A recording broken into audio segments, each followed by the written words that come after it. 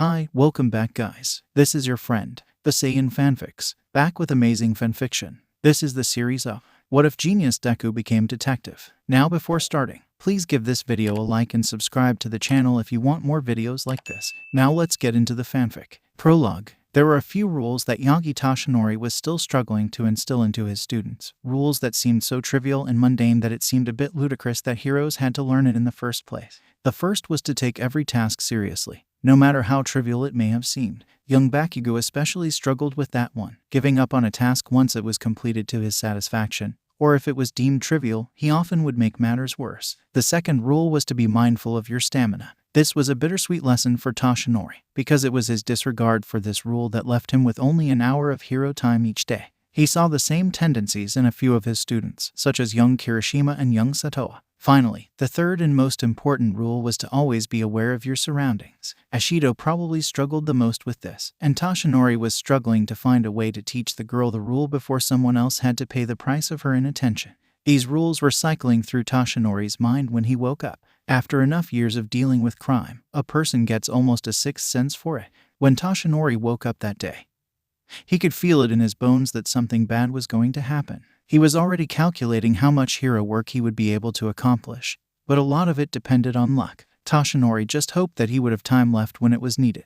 Distracted by his worrying, Toshinori didn't notice the dip in the sidewalk. He barely managed to catch himself from falling, but the papers in his hands were not nearly as lucky. Cursing under his breath, Toshinori moved to gather the papers, but a pair of freckled hands were already collecting them for him. Toshinori looked up to see a pair of bright green eyes that looked vaguely familiar. Eyes that held far too much recognition for Toshinori's comfort. Wordlessly, the boy shoved the papers into the hero's hands and scrambled away, giving Toshinori a better view of the retreating figure. He was short and clearly still a teenager, wearing a dirty hoodie over ripped jeans. Everything about him screamed that he was a hoodlum. The boy's appearance combined with Toshinori's uneasiness put the man on even higher alert. Something told him that that boy would have a hand in whatever was going to unfold.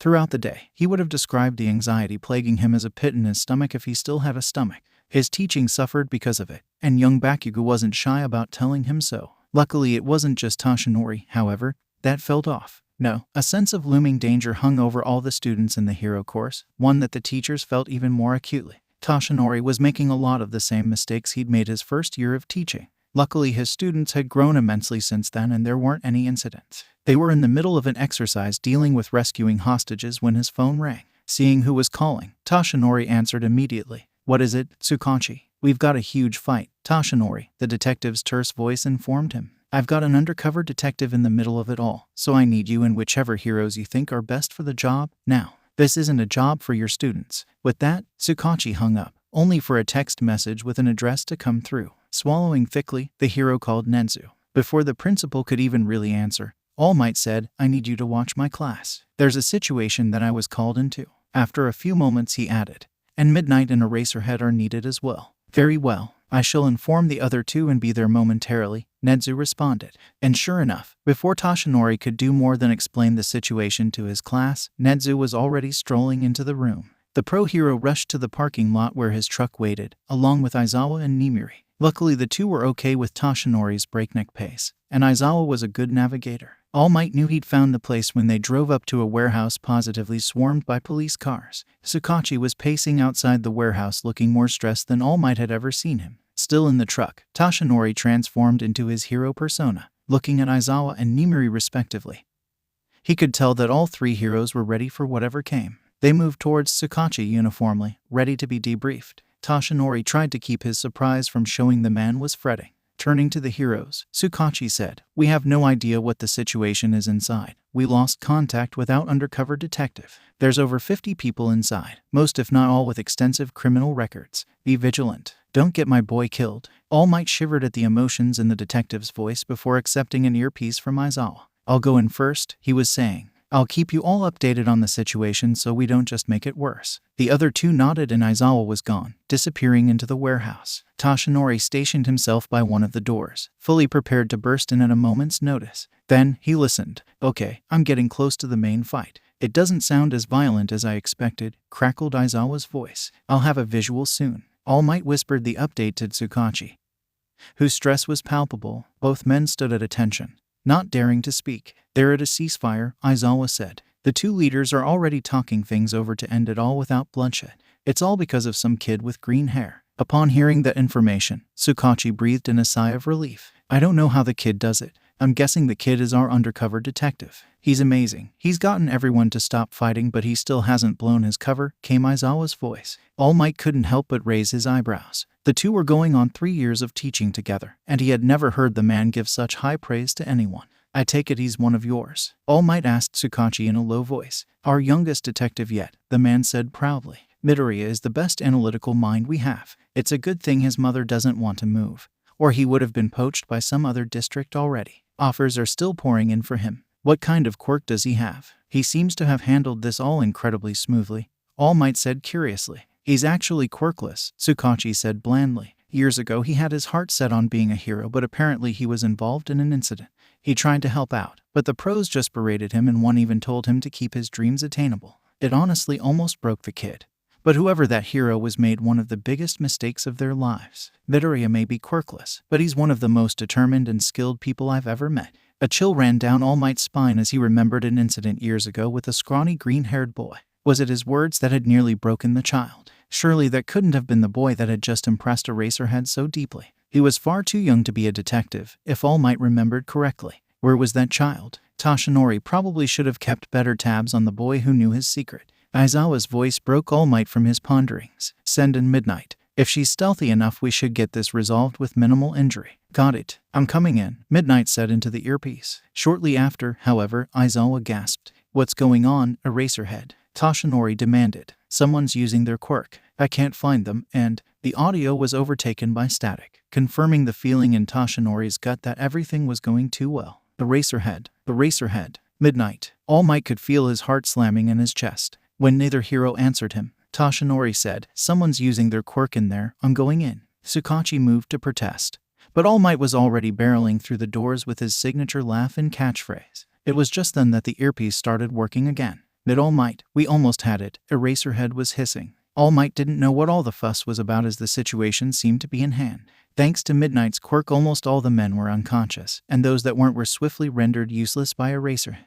A job well done, fellow heroes, All Might said with a booming laugh, a laugh loud enough to cover the sound of a gun being cocked. Move, a young voice called before something collided into Toshinori, jolting the man before a gunshot rang across the warehouse. Static seemed to fill Toshinori's ears as he felt time slow down. The thing, or person, rather, who had collided with Toshinori collapsed onto the hero, something warm and wet seeping onto him. Looking down, Toshinori found a head of green hair that contrasted with the blood that was beginning to cover both him and the boy who had just taken a bullet for the #1 hero.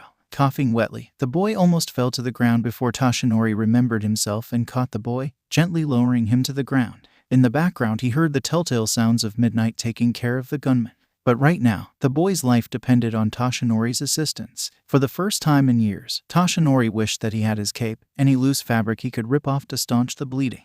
As it was, he had no option but to use his massive hands to press down on the boy's abdomen, praying to some higher power that he was helping. But the boy's breath was still coming out as violent gasps of air, his green eyes darting around, unseeing. All Might's stomach sank as he recognized those same green eyes and freckles he'd been wary of that same morning. What was that gunshot? Tsukachi demanded, rushing in after Toshinori. Seeing the boy on the ground, the man froze before growling. I want restraints on every person in here that isn't one of us. We need an ambulance now. All Might flinched at the ferocity in his old friend's voice. Police officers poured in, complying with the man's every order, though many hardened upon seeing the boy in Toshinori's arms. Orders given, Tsukachi collapsed beside the boy, ripping off his jacket to try and staunch the bleeding, which was infinitely more helpful than Toshinori's hands. Midoriya, stay with me, the detective begged. Just keep breathing. Finally, those green eyes found something to focus on as the boy looked up, latching onto the form of the older detective. When he did speak, the wheezes were barely recognizable as words. Trying to, sir, the boy said, pausing to cough. To their horror, drops of blood sprayed out with each cough.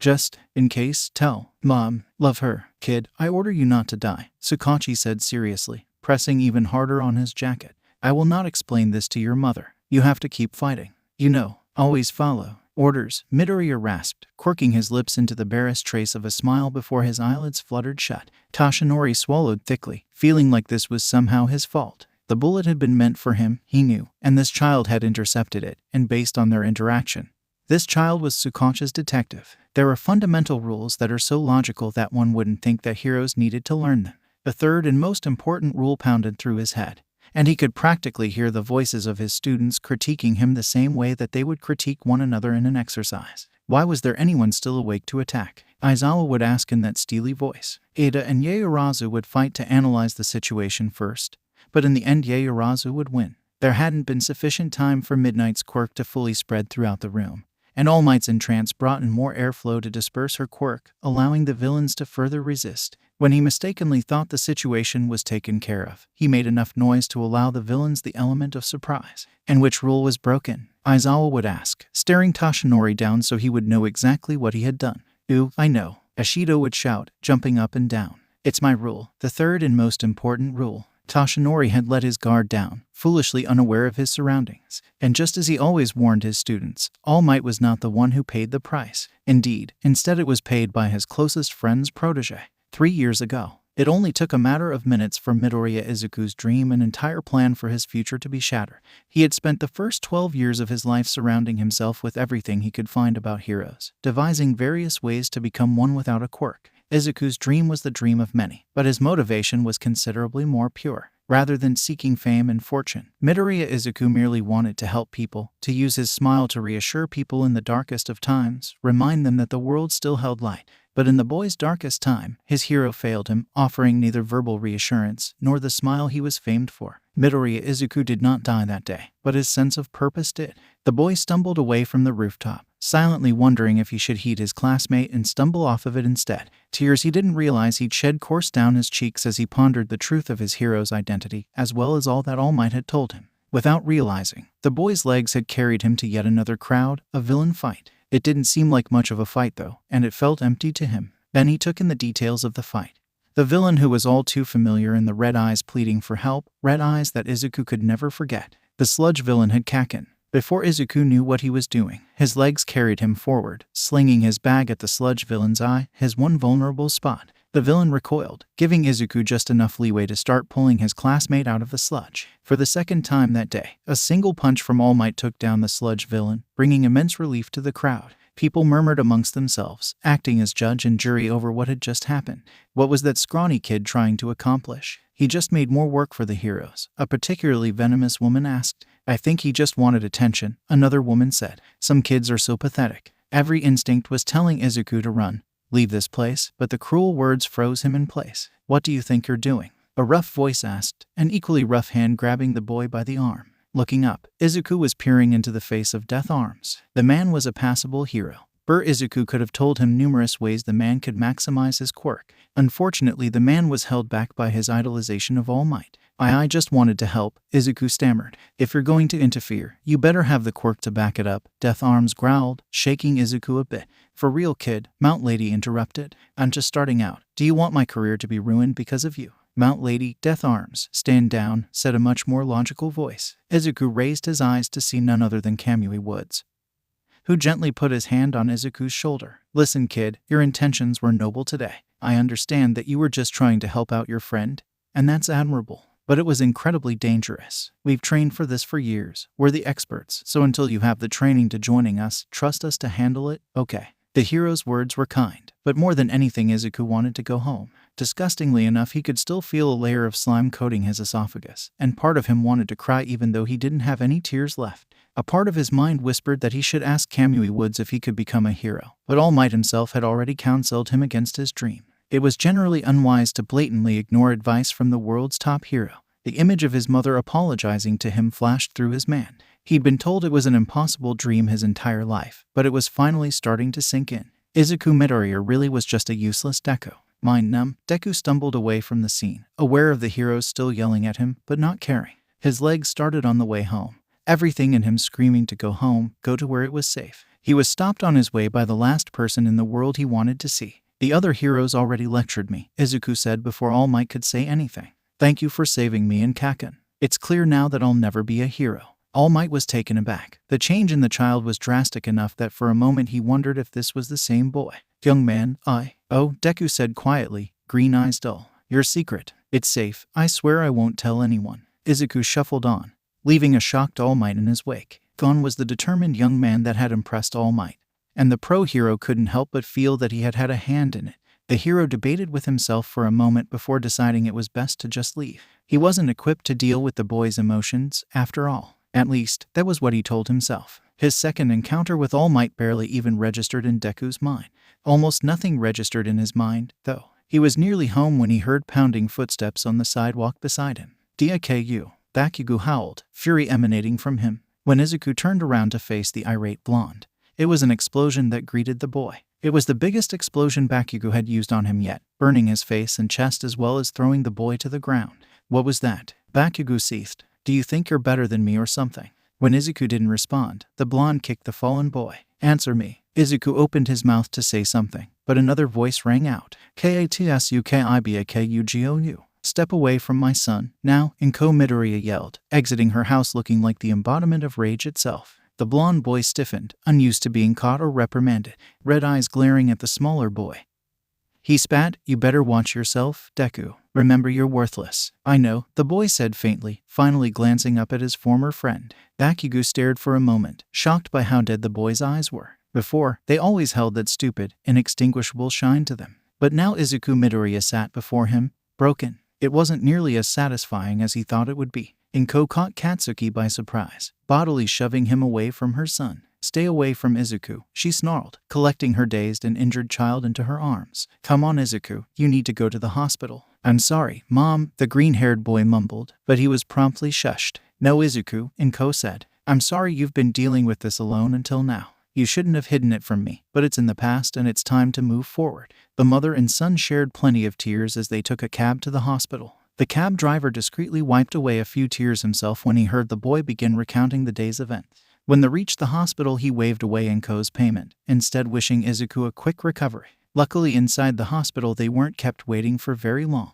A kind female doctor came into the waiting room only minutes after they had signed in, calling Izuku Midoriya. Izuku pushed himself to standing, feeling close to fainting from the pain. Following the doctor, a host of worries plagued his mind, the foremost being the explanation he would have to give to yet another person. He was exhausted in all aspects of the word, wanting nothing more than to collapse into his bed and sleep for days. Thankfully, the doctor was kind, listening attentively and only asking the questions she absolutely had to before beginning her examination. Other than an unpleasant throat swab, the procedures were quick and painless. The kind woman gave Inko very detailed instructions on what to do, which was good because Izuku retained none of it.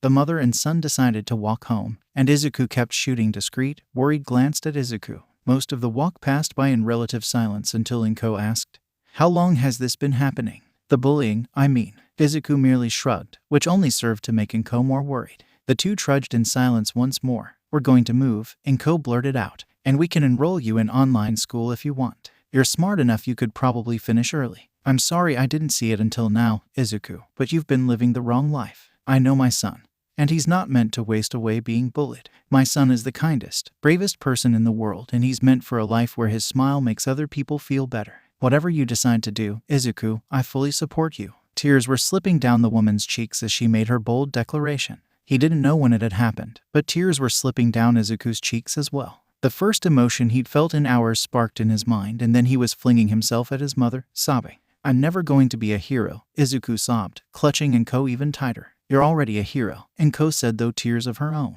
"You're my hero and so much more. One day you'll see what I see." True to Inko's word, the family of two soon moved to a modest house on the other side of town. It was closer to where Inko worked, a quieter neighborhood, and most importantly it was free of one Bakugo Katsuki. Once Izuku had recovered mentally and physically, he began online school and found that he enjoyed it immensely. Izuku had always loved learning, but it was indescribably better when it was unhindered by classmates who didn't feel he belonged. It was also an online school that allowed the students to set their own pace, and as such Izuku blew through it in record time. Now he could fixate on any given subject he wished and learn absolutely everything that the school's database had to offer, all without being called a freak. For once, life was peaceful. Any issues with Kaken had been buried, definitely unresolved, but stamped down until they couldn't bother Izuku. Inko had wanted to take the Bakugo family to court, but Izuku had talked her out of it. He had never told his mother the full extent of the bullying, so he was able to downplay a lot of it. Strangely enough, he had forgiven the boy for everything, and he just couldn't shake the feeling that Kaken had the potential to be a great hero one day. Even if that wasn't Izuku's future, he didn't want to take the chance away from his former friend. As much as Izuku knew that Kaken could be good, he didn't trust it to just happen. Izuku would be watching his hero career closely. If Kaken didn't improve himself, he would have Izuku to answer to, one way or another. Izuku enjoyed his new life, at least for now. He knew the charm of it would likely fade sooner rather than later, and that such a solitary lifestyle would only hurt him in the long run. He had accepted that heroism wasn't a possibility for him, but nothing had diminished the desire to help people. He still felt the overwhelming need to prove the world to be a safe place. It had been a tough pill to swallow, but now Izuku saw that everything that All Might had said was for the boy's safety in the long run. A part of Izuku's mind whispered that he could have been a hero regardless, but maybe finding a different path wouldn't be the worst thing in the world. He would just have to do some exploration before he decided what that path would be. As he settled into his new life, Izuku quickly found that if he didn't force himself into some sort of schedule, he forgot to eat and sleep. He also figured that blowing through an entire semester of schoolwork in 3 weeks might not be the healthiest option. With this in mind, Izuku began working towards being healthier. He had never been very athletically inclined, but he realized that if he were stronger, faster, it would be easier for him to help people in the future. It began with the boy going on runs. At the beginning, Izuku felt like he was going to die, but each day he ran a bit farther than the last, and a bit quicker as well. On one of these runs, he came across a dojo that advertised several different fighting styles. Remembering all the times Izuku had felt completely defenseless in his life, the idea of the dojo stuck in his mind. He hesitantly brought it up to his mother, who agreed more readily than Izuku had expected. A few days later, the two Midoriyas walked into the dojo to find the owner cleaning up after the latest lesson. He was an older man who wore his scars and his wrinkles with equal amounts of pride, a lifetime of fighting evident in his every movement. Izuku gasped before immediately throwing himself into a bow. "You're the former pro hero Valiant. It's an honor to meet you, sir." The man chuckled, a bit surprised. "It's rare that I meet anyone your age that has even heard of me, let alone recognizes me not in costume. What can I do for you, boy?" At Inko's nudge, Izuku eased out of his bow, admiration still clear on his face. "I'm Midoriya Izuku, Valiant, sir. I would like to be trained at your dojo, if you're okay with that is. If not, I'm sure I could find somewhere eventually, but this really is my first." The torrent of words calmed when Valiant placed a hand on the boy's shoulder. "Well, young Midoriya, I'd like to get to know you a bit and then we can decide if my dojo would be a good fit for you." Gesturing for the two to follow him, Valiant led the way to a small office, where the former pro hero listened to Izuku stammer about himself, offering complete, if somewhat rambling answers. Overall, though, Valiant couldn't help but be impressed with this boy's character and determination, as well as his mind. "I would love to take you on as one of my students, young Midoriya. For training purposes, though, I need to know what your quirk is," Valiant said, absent-mindedly beginning paperwork for the boy. At the man's words, though, both Midoriyas froze in place, afraid of the reaction their answer would provoke. In a small, quivering voice, Izuku nearly whispered, "I'm quirkless." Valiant's years of training as a pro had taught the man how to disguise his emotions, so there was no surprise on his face when Izuku spoke up. He had fully expected a mental quirk of some kind with how perceptive the child was. But if anything, he was more intrigued after learning that Izuku was quirkless. Clearing his throat, he said, "That makes my job easier. It can be difficult to find a fighting style to suit a certain quirk, but this means that you have an entire world of possibilities before you." It warmed Valiant's heart to see his newest student straighten up, beaming brighter than the sun itself. But the image of Izuku's tragic resignation to his fate made the retired pro feel like his heart was in a vice grip, squeezing tighter than he thought possible. When a knock sounded at the door, Valiant abruptly realized what time it was. His interview with Midoriya had taken longer than necessary,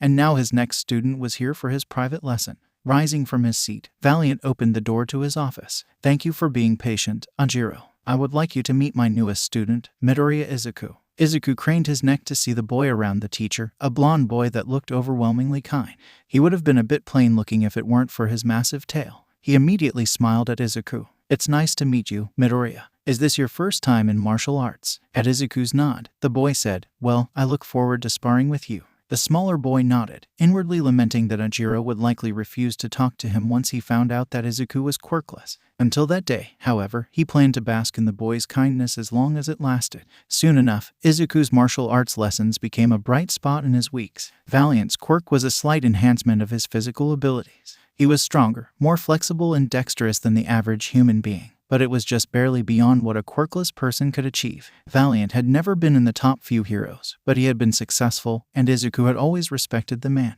Just as Izuku respected his teacher, the man grew to respect the boy in return. He had instantly been drawn in by how bright and genuine Midoriya was. However, Valiant was consistently impressed by how the boy managed to excel at everything he was shown. Not through some innate ability, but because the boy tirelessly practiced everything he was shown. Midoriya had a whole host of others who he impressed as well. In order to give his students variety, Valiant often brought in other instructors to introduce different fighting styles. Many of these were pro heroes who Valiant had helped train years ago, and almost every instructor asked about Midoriya. Gunhead was especially impressed by the boy. That was not to mention the other students, who were inspired by the boy's determination and drawn in by his kindness. And so it was in Valiant's dojo that Izuku slowly found a place to be comfortable, a place to belong. The day that Izuku had dreaded came and passed without incident.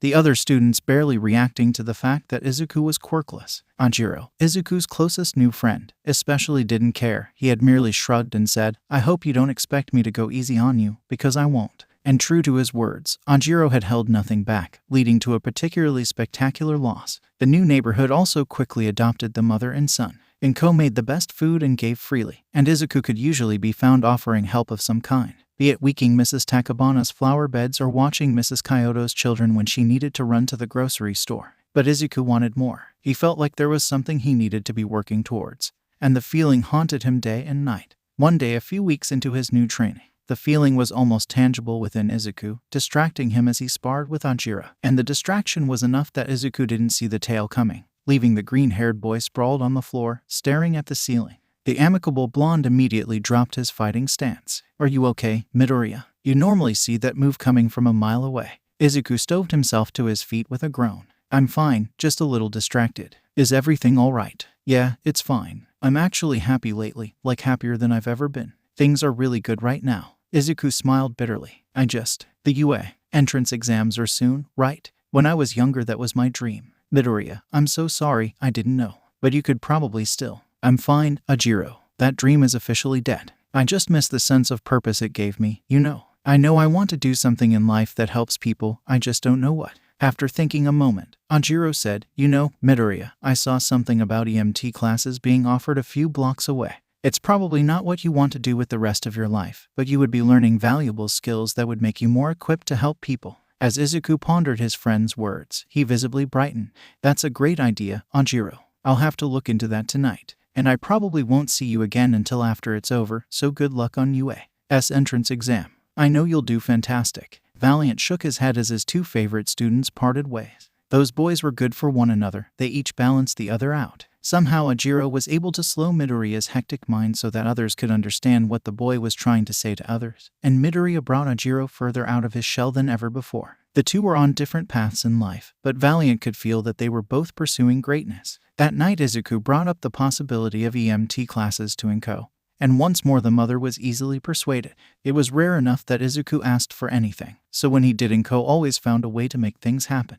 Besides, medical knowledge was always a good thing to have. The two decided that they would go to get the necessary paperwork and such tomorrow afternoon, once Inko was off of work. The next morning, as Izuku was on his run, he contemplated how much life could change in 10 months. He had slowed down his studies to a more casual pace, and as such he was almost finished with the schoolwork for his first year of high school. Once Izuku had a little more direction on what he wanted to do as a career, he calculated that he could have at least one college degree finished by the time that most kids his age were graduating high school. His prospects were infinitely better than they had during his time in middle school, and Izuku was starting to believe that he might be able to make something of himself after all, with or without a quirk. The biggest change, however, was that he was happy. Every step that he took was a step closer to helping people. He had friends now, and teachers that legitimately cared about him. Izuku's happy train of thought was not to last, however. He was first alerted by a tiny cry of distress that he almost didn't notice. Cautiously halting, Izuku monitored the area around him.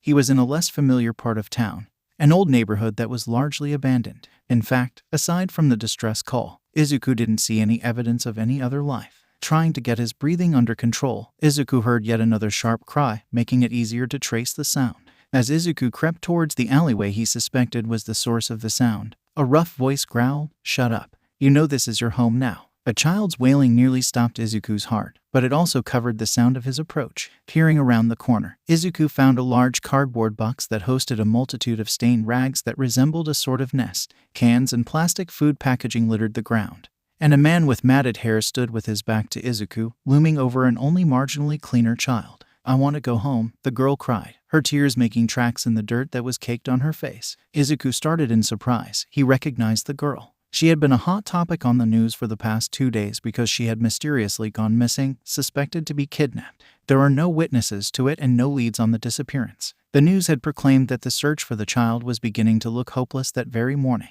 But here she was, living in an alleyway in an abandoned part of town. His mind was running 1,000,000 miles per minute. Izuku knew he should call the police, but he couldn't be overheard, and he refused to take his eyes off of the child. She had suffered enough already. All of Izuku's hastily thought-up plans were for naught, however, as the captor, enraged with the girl's crying, moved to slap the girl. Unable to stop himself, almost unaware he had even moved, Izuku jolted forward, catching the man's hand before it was able to make contact. In a practiced gesture, Izuku twisted the man's hand behind his back with as much force as the boy could muster. Initially, the man yelped in pain, but it didn't take him long to recover. While Izuku had been training conscientiously, form lost out to sheer strength when the man brutally slammed Izuku into the brick wall of the alley. Stars dotted his vision as he let go of the man's arm solely from pain, and Izuku barely registered the meaty fingers that wrapped around his throat. "Listen here, kid," the man growled. "You're going to leave and forget that you ever saw us if you want to live." "Got it." Izuku's eyes focused on the little girl, who was sobbing now, pleading, "Please, I promise I'll be good. I just want to see Mama again." He was aware that his breathing was becoming more and more shallow as those fingers pressed harder and harder on his throat. Feeling faint, Izuku realized that he may have had technique on his side, but the man undeniably had size, experience, and strength on his side. "So, are you going to walk away?" the man demanded, his fingers seemingly prepared to crush Izuku's esophagus. Out of desperation, Izuku nodded frantically, his fingers clawing at the man's hands. When they did loosen, Izuku gasped, drawing in all the air he could take in. Falling limply to the ground, the small boy coughed, every movement causing more pain. "Consider yourself lucky," the man said, roughly grasping the girl by her forearm. "And don't bother looking for me. With my quirk I can easily crush your skinny neck, and I won't hesitate. Besides, by now disappearing is my specialty. No one can find me unless I want them to." Part of Izuku wanted to doubt the man, but he had been able to abduct a child without a single eyewitness. He was shaking, and he knew he couldn't take the man in a real fight. Izuku practiced diligently, but 9 months of training could only lend him so much help. If he fought and lost, it would only end up worse for the girl, and possibly with him dead. He only hoped the man wasn't very fast. Struggling to his feet, Izuku was grateful when the man didn't look back. Taking a deep breath, Izuku geared himself up before pushing himself to run at full speed, ducking down lower to the ground to catch the little girl by her torso, relatively easily ripping her from the man's grasp. The man shouted in indignant surprise, but Izuku was already sprinting with the girl cradled close to his chest, adrenaline pushing his exhausted legs faster than he'd ever run before. He felt like he couldn't breathe deeply enough and he was feeling a bit lightheaded. But still, Izuku murmured comforting phrases to the child as he held her even closer, fully aware that the man was gaining on them every second. 3 more blocks. That was all Izuku had to make it. 3 more blocks and they would be safe. Ironically, this was the most deserted Izuku had ever seen this part of the city. He had quickly left the abandoned neighborhood behind. Now he was only half a block away from his destination, and there was no one to hear the man's enraged yells or Izuku's cries of help. It was then, when he had momentarily slowed down to turn a corner, that he felt a grasping hand barely brush the collar of his shirt. Yelping at the closeness of the man, Izuku threw himself forward, grateful that the enraged man was too intent on Izuku to realize where they were going. His arms ached from the weight of the child when Izuku crashed through the doors of the local police station. Once in their safe haven, Izuku immediately set the child on the ground for fear of dropping her. It was for the best, as milliseconds later he was tackled to the ground by her captor. Those same crushing hands wrapped around Izuku's neck, and the boy's last fuzzy thoughts were an apology to his mother. His vision swam in and out of focus as a veritable legion of police officers were surrounding him, taking the man away in handcuffs. Somewhere the girl was crying and the man was yelling and his throat hurt and all the officers were trying to talk to him. Quiet, an authoritative voice rang out, reaching even Izuku. Then someone was helping him into a chair, and the little girl who he had carried was clinging to him, more tears trailing down her cheeks. Then someone else was talking to Izuku, and then the pain lessened. It was still there, but Izuku no longer felt like he was going to pass out, and his mind resumed a fraction of its normal function. A man in a trench coat was looking at Izuku, concerned. "I'm Detective Tsukachi. I apologize about the chaos, but would you like to tell us what's going on?" Izuku blinked a few times, his vision still slightly fuzzy. "I'm Midoriya Izuku. I was on a run when I heard a child in an abandoned part of town. I saw this girl with that man that was attacking me, and she seemed really scared. Then I recognized her as the girl on the news, the one who went missing a few days ago. Detective Tsukachi looked up sharply from his notes, and Izuku idly observed that the man would likely have been described as plain-looking, just like Izuku himself. But then the man was talking, and Izuku had to remind himself to listen. "You mean the girl that disappeared without a trace, Tanaka Kimiko?" "That's my name," a quivering voice piped up, and every eye turned to the child in Izuku's arms. "I couldn't remember her name," Izuku said, "but her captor noticed me and attacked, telling me to forget I saw anything. I knew I couldn't fight him, so I grabbed her and ran here." He smiled down at the child that was holding on to him with a death grip. "I know I'm probably in trouble, and it was kind of a stupid move, but I regret nothing." The detective shut his notebook with a snap. "On the contrary, Midoriya, I want to commend you. You were a hero today, and you should be proud. You exercised your best judgment, and because of that I get to call a distraught mother and tell her that Kimiko is okay. And it's all due to a teenage boy." When the man's words sank in, Izuku's eyes filled with tears. "Really? Absolutely. I need to give your mother a call as well. But before I forget, did you use your quirk at all?" "I'd hate to have to write you up for illegal quirk use," Tsukachi said with regret. "No," Izuku said slowly, "and quirkless." As the words left his mouth, Izuku found himself looking down. He couldn't stomach the thought of seeing the detective's look of pride turn to disappointment as he realized that Izuku was defective, a waste of space. "That makes things easier, then. Chin up, kid. That just makes what you've done even more amazing. If you ever had the inclination, I think you would make an amazing detective." The last part was added just before Tsukachi swept out of the room, unaware that he left behind a wide-eyed boy with a growing sense of hope and a new dream blossoming in his hazy mind.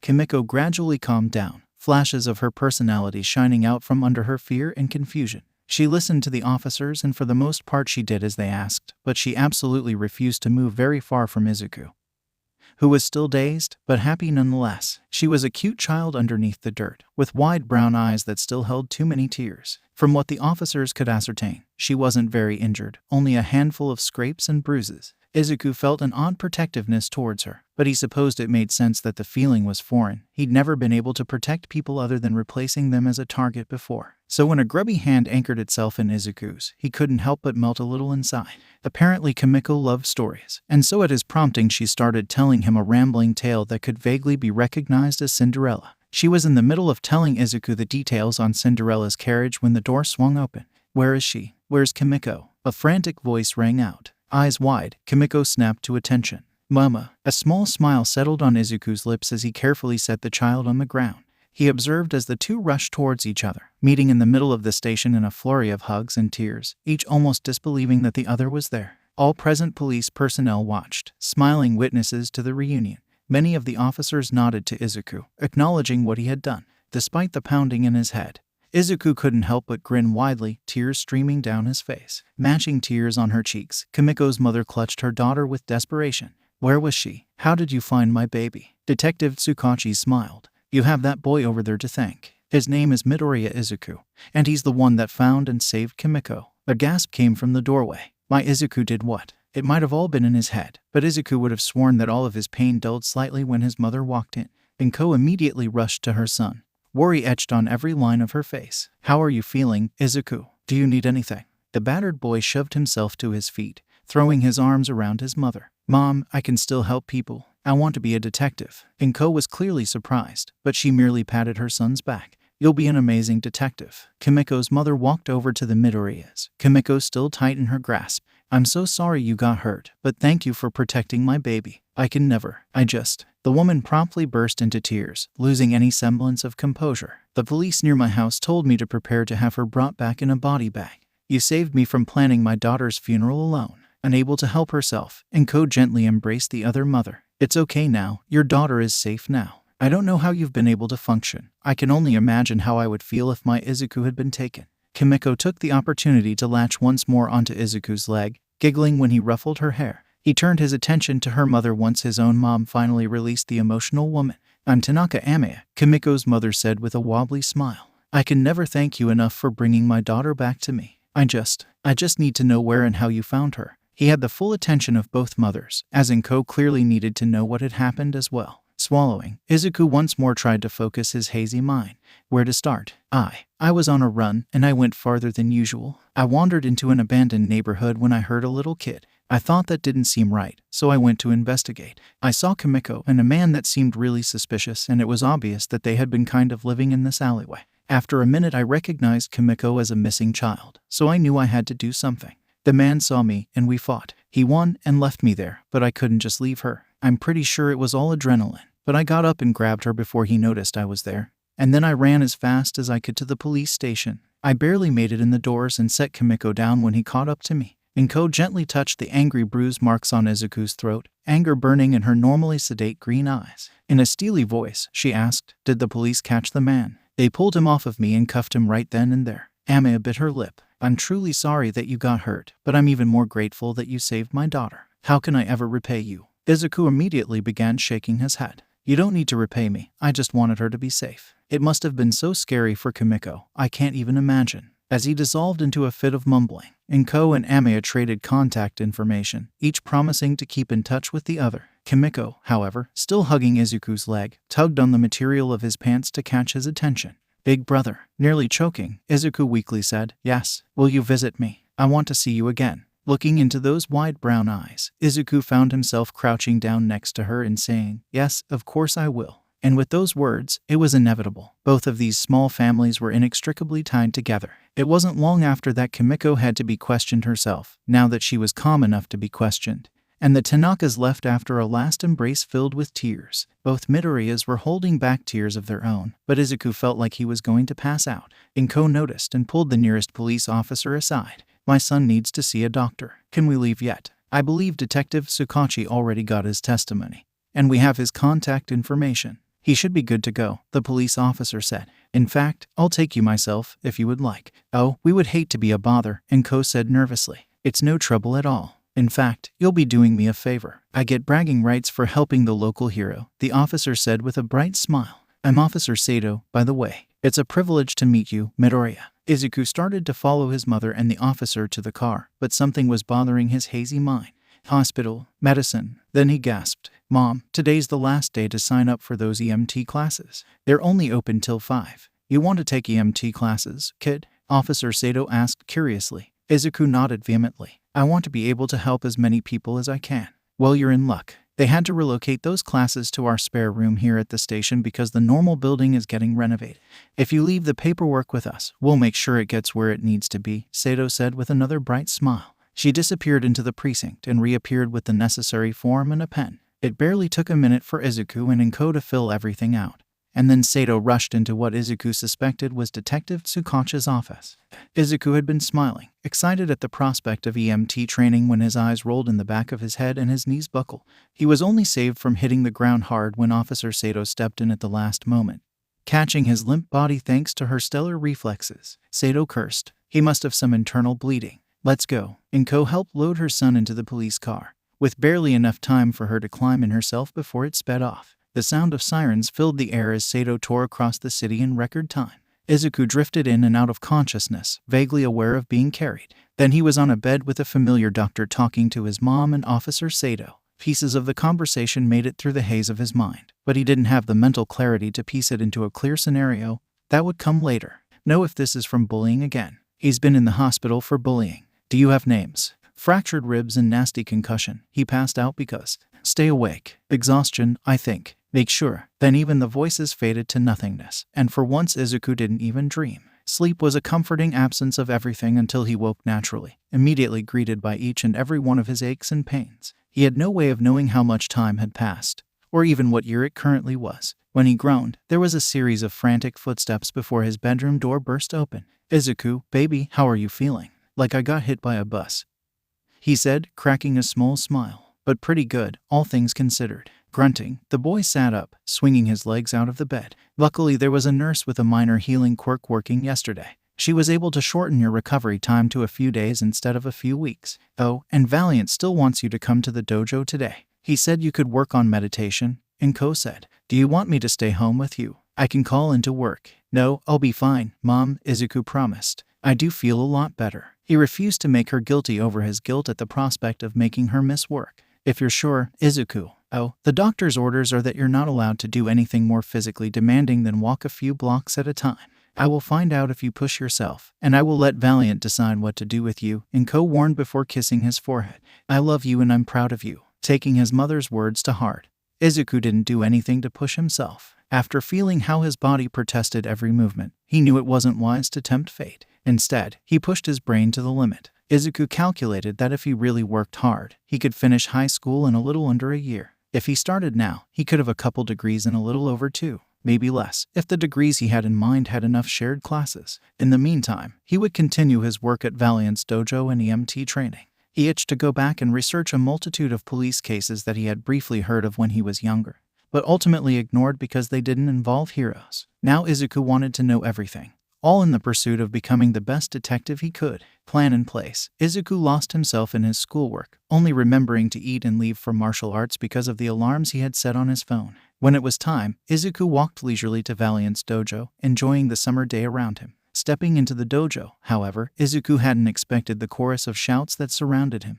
"Little Midoriya, it's our hero. Hey kid, can I have your autograph?" Izuku felt his face blush bright red as he was surrounded by his friends. Hey everyone, give Midoriya space," a gruff voice said. The crowd of boys parted to show Valiant smiling down at this student. "Welcome back, my boy. As the others warm up, I would like to speak with you." Almost magically, the other boys fell into their spots, running through the actions that were second nature to them by now. Izuku followed Valiant to his office, sitting down at the man's insistence. The former pro hero smiled at him fondly. "Young Midoriya, do you know why I accepted you as my student?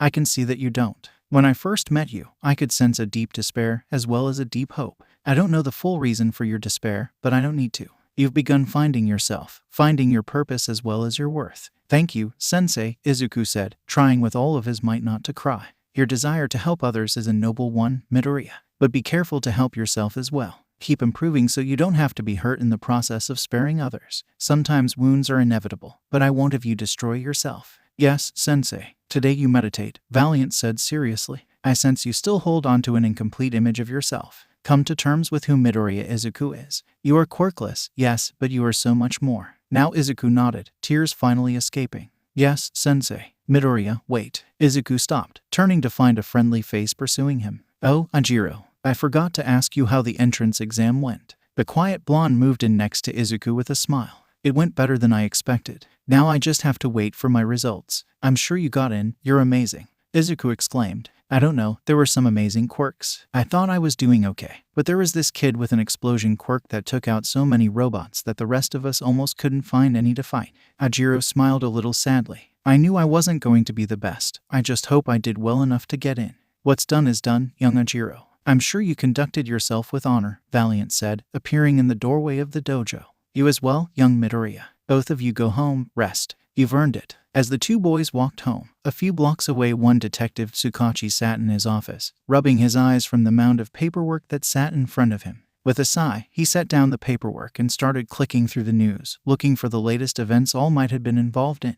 The announcement that the #1 hero was going to be a teacher at UA had overshadowed all other news, including the recent kidnapping and recovery of Tanaka Kimiko. Toshinori's face filled the screen again and again, similar stories of the blonde's bravery and heroism filtering through. It was paranoia that led Naomasa to periodically check the news to see that his good friend's secret was secure. He wanted to protect Toshinori, yes, but it was also a matter of national security. He didn't know what made him do it, but something possessed Naomasa to click on a video from months ago. It was a video of Toshinori saving a boy from a sludge villain. Tsukachi had been particularly busy with a case at that time, so he hadn't watched the video very closely. The video opened with the image of a blonde kid struggling in the grasp of the sludge villain while a number of pro-heroes hung back, looking helpless. Somewhere behind the camera there was a scuffle and then a flash of green darted towards the villain, a scrawny boy flinging an oversized backpack directly into the villain's face. Naomasa paused the video with shaking hands, staring at the screen. Slowly standing, he slipped out of his office. "Sato, Nakamura, I need an opinion on something."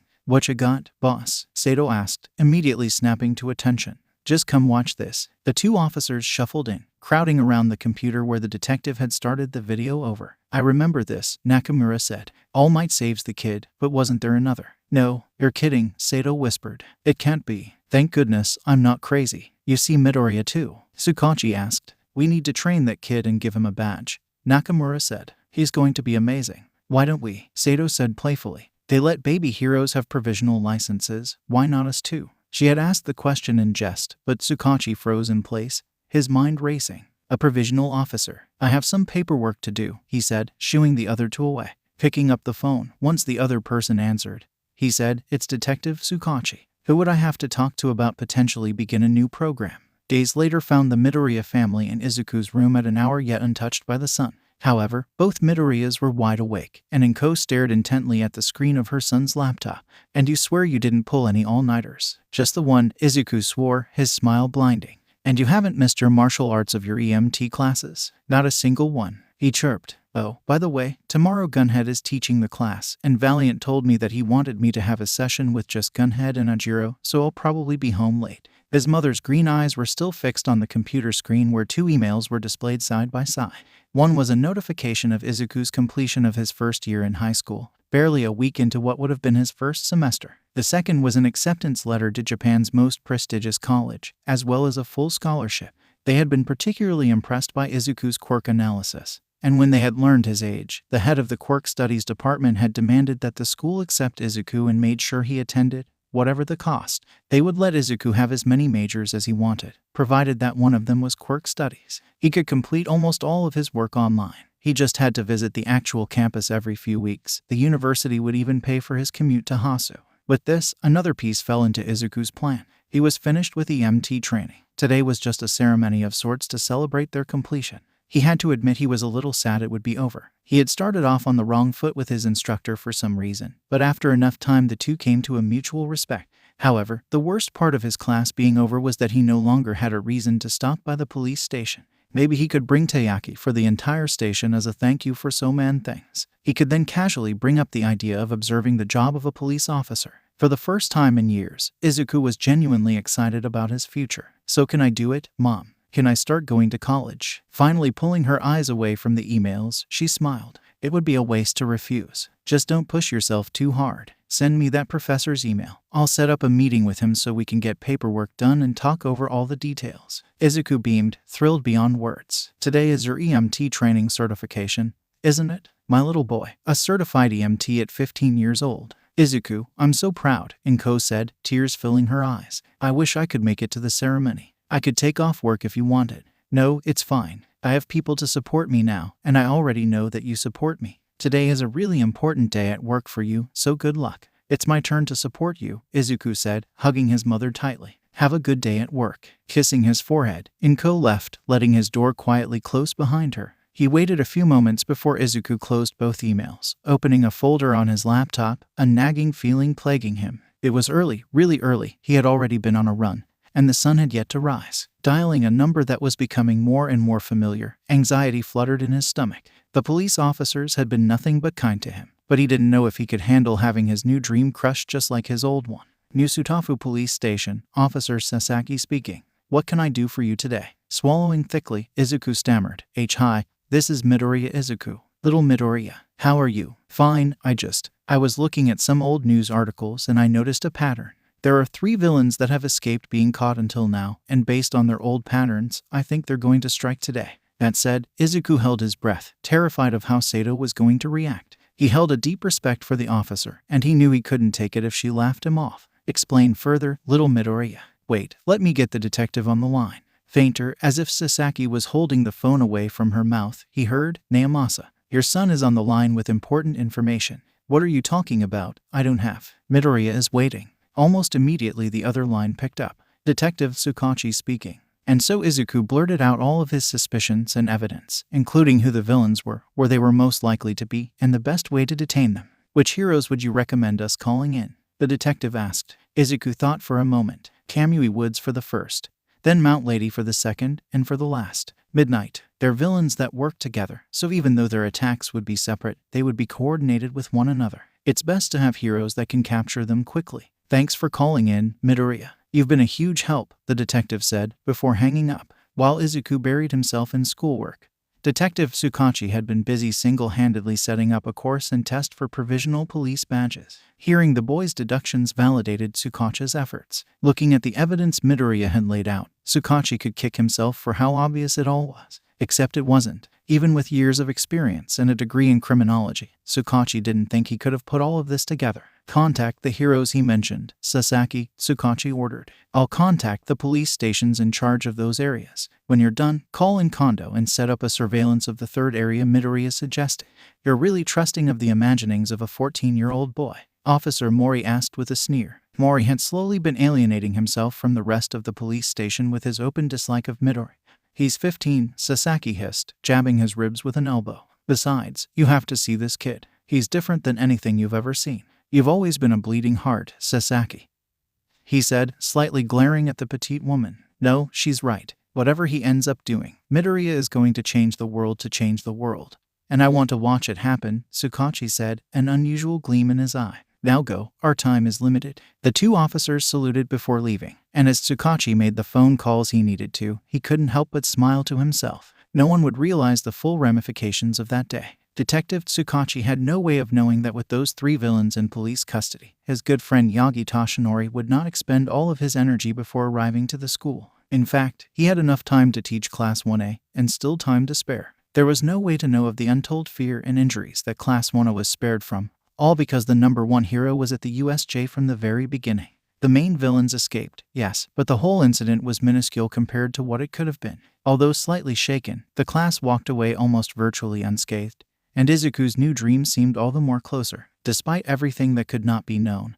There were two irrefutable things. The first was that on that day, Midoriya Izuku began to truly accept himself for who and what he was. The second was that this day was the first time Midoriya Izuku met Uraraka Ochako. Ochako took another shuddering breath. It was over. Why was she still trembling? Class 1A was spread out in front of the USJ while police officers and medical personnel milled around, assessing wounds and taking statements. A sense of chaos still reigned among the students despite Ada's efforts to get them into some semblance of organization.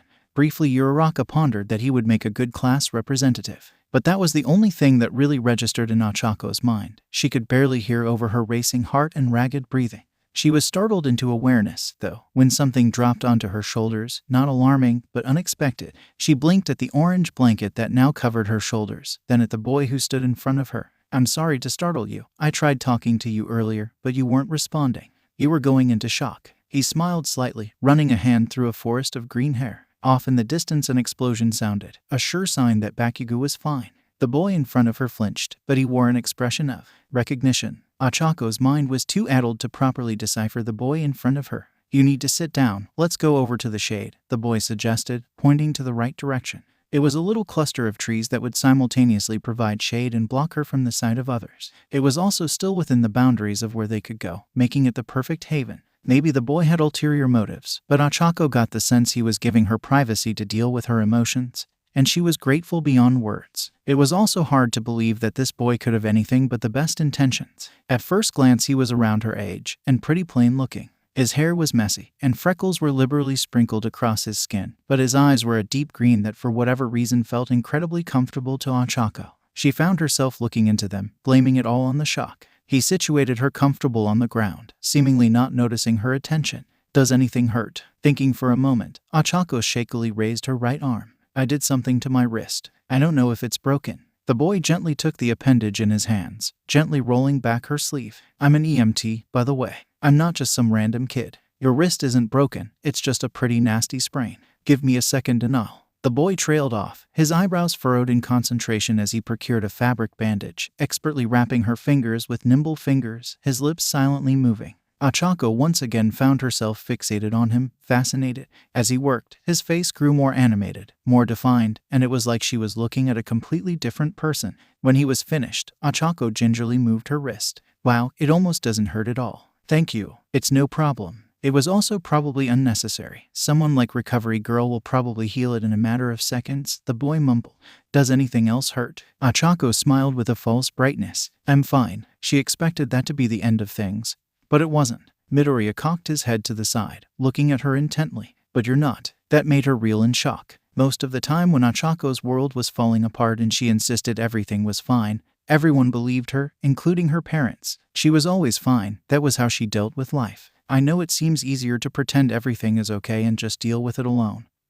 But it's not. That's actually something I just learned recently. You just went through something traumatic. You can admit that you're not okay. I don't think any less of you, he said, that kind smile laced with untold emotion. Against her will, Ochako's eyes filled with tears. Before her mind could stop her, she threw herself at the boy, needing to be near someone that was alive. They all wanted to kill us, she sobbed, wiping her tears with the orange blanket. It was only slightly scratchy against her skin. There were so many of them, and they were all ready to kill us. You're safe now, the boy murmured. They're gone now and your whole class is safe. The two stayed like that for a while longer, Ochako sobbing to a total stranger. Finally she pulled away, once again wiping away her tears. He smiled at her, a kind smile that he clearly had no idea of how beautiful it was. Little Midoriya, stop flirting back there, an energetic voice called before a police officer appeared between the trees. She was tall with long dark hair pulled into a ponytail and piercing orange eyes. The boy immediately shoved himself backwards, his face instantly burning bright red. Sato, I wasn't flirting, he stammered. GSB sprained her wrist. Sato's lips quirked up in amusement. She had observed little Midoriya for a while before she announced her presence. The whole time he had been totally concentrated, probably not even noticing that the person he'd been helping was a girl. He had handled her emotions like a pro, better than some seasoned cops Sato knew. But now that the poor boy was done, it had registered that a cute girl was sitting in front of him, and little Midoriya was about to mentally shut down. Taking pity on him, Sato said, Go on, little Midoriya. I need to get her statement, so you can go and… No, the girl nearly shouted, grabbing the boy's arm unconsciously. I mean, can he stay? He's comforting. Izuku obediently sat down next to the girl, face still warm. He studiously didn't look at her. He didn't think he could meet her eyes ever again, especially not after Sato's comment. Remember, this is all confidential, Midoriya, Sato said seriously. Okay, let's start with you telling me your name. And then you can tell me what happened today. My name is Uraraka Ochako, she said, swallowing thickly. It was a surprise. We came to the USJ for rescue training with Mr. Aizawa, 13, and All Might. Sato noticed how Midoriya winced at the mention of the number one hero, and filed the information away for further investigation in the future. Before the teachers could tell us what to do, there was this weird black mist. And then villains came out of nowhere. There were so many of them. All Might and Mr. Aizawa held off most of them while 13 tried to get us out. But the Warp Gate villain got us and sent us to all different parts of the USJ. I got sent to the earthquake simulation, and there were so many villains. I was there with Takoyami and Ajiro. Together we stared alive until All Might took care of the big black thing and we were all safe. The hand guy and the mist guy got away though, she said with a frown. I wasn't very close to the action, so I don't have anything very helpful to say. Everything is helpful, Officer Sato said with a kind smile. I think I'll go find this Ajiro and Takoyami so I can have all of your statements together. Come along and assess their injuries, little Midoriya. If they're who I think they are, then they haven't been seen to yet. When he checked her over one more time, Ochako assured the boy that she was mostly fine now, and she was. But for whatever reason when he left, she found her eyes following the boy instinctively, feeling the slightest bit bereft. Something about the boy fascinated her, and she didn't even know his name. He chattered about Ajiro to the police officer. Apparently the strange EMT knew one of her classmates. Ochako herself didn't know Ajiro very well. He was one of the more quiet members of the class. He was kind and respectful, but quiet. Sure enough, the strange boy spoke with Ajiro comfortably as he disinfected a few scrapes, even drawing a laugh out of the other boy. Ochako hadn't known Ajiro very long, but she didn't think she'd ever seen him laugh. What had the police officer called him? Little Midori. It fit, with eyes and hair, but Ochako doubted it would be helpful in finding the boy again. After seeing to Ajiro and Takoyami, from what she could gather, the boy left to report back to Mr. Aizawa. Ochako would never have been able to pick him out if she hadn't been following Midori's destination. He was only briefly slowed when All Might laughed, flinching at the sudden sound. He ducked out of sight, to Ochako's sadness. Do you want me to take a look at that arm, dear? Recovery girl asked, startling Ochako out of her observations. The girl unconsciously clutched the wrist to her chest, taking comfort in the bandage wrapped around it. The EMT cleared me. If it bothers me tomorrow, I'll come see you. Right now I'm sure that others need you more. Recovery girl nodded, glancing at the bandage wrapped around her wrist. He's a capable one, it seems, efficient too. I'm of half a mind to give him some medical field training. A highly unusual boy. Ajiro smiled at his friend. Thanks, Midoriya. You're a lifesaver. Just remember what Sensei said about using your tail like that, Izuku said firmly. It's flexible, but you have to be careful not to overextend it. I know, the blonde groaned. I just got caught up in the moment. Do you have any injuries? Izuku asked the bird-headed boy. Not affects my immortal soul, he intoned. A bird-like shadow burst from the boy. He's too embarrassed to tell you that he tripped on some rubble and scraped his hands and knees really badly. Dark shadow. The boy hissed in betrayal, but Izuku was already pulling out bandages and disinfectant. Don't worry, I promise I've done things 100 times more embarrassing. Just ask Ajiro. It's true. Takoyami allowed Izuku to begin treating his scrapes, glancing between Ajiro and Izuku. You said your name is Midoriya. Yep, you're quite the interesting character. It's rare to find certified medical personnel at such a young age. Yet on top of that, you seem to have already fostered a relationship with the police officers present. I feel that you have quite the tale to tell, Midoriya. Oh, it's nothing too interesting. Nothing compared to your quirk, Izuku said, watching Dark Shadow with bright eyes. I've never seen anything like it. Does, little Midoriya? One of the officers interrupted, looking incredibly weary. The detective wants to see you once you're finished here. He nodded at the officer, an older gentleman with a twinkle in his eye despite how tired he seemed. I'll go find him, thanks Officer Soma. Placing the last bandage on Takoyami's knee, the boy smiled ruefully. I need to remember I'm here for a job. It was a pleasure meeting you, Takoyami. If we ever meet when I'm not on duty, I would love to ask you about your quirk. Ajiro, see you tomorrow. Bye. Ajiro and Takoyami watched silently as Midoriya left to seek out the detective, pausing only to hunt down a blanket so Hagakure had something to wear other than her gloves and shoes. He was making a beeline for the detective when he spotted Todoroki attempting to dress his own wounds. What an interesting specimen of light, the bird-headed boy said, red eyes fixed on the green-haired one. Yeah, you could say that, Ajiro said, his lips upturned as he watched his friend. What do you think you're doing? Izuku nearly screeched at Todoroki. I'm applying bandages, the boy said with no emotion whatsoever. By yourself. You just went through a traumatic experience and you're surrounded by trained medical personnel, Izuku lectured, taking the bandages out of the boy's hand. He carefully unraveled what had already been wrapped. Wrapping something like this properly is almost impossible to do on your own. I'll be fine either way. I'm going to see Recovery Girl any minute now. You can't always rely on healing quirks. Recovery Girl won't always be there, you need to. Izuku trailed off, examining the boy's arms. You're covered in burns and bruises, but there's no way these happen today unless you have some sort of self-healing quirk. I never said I got wounded today. The smaller boy looked into the different colored eyes, a deep sadness shining in his green ones. He unconsciously patted Todoroki's arm as some sort of gesture of comfort before hardening his mouth in a line.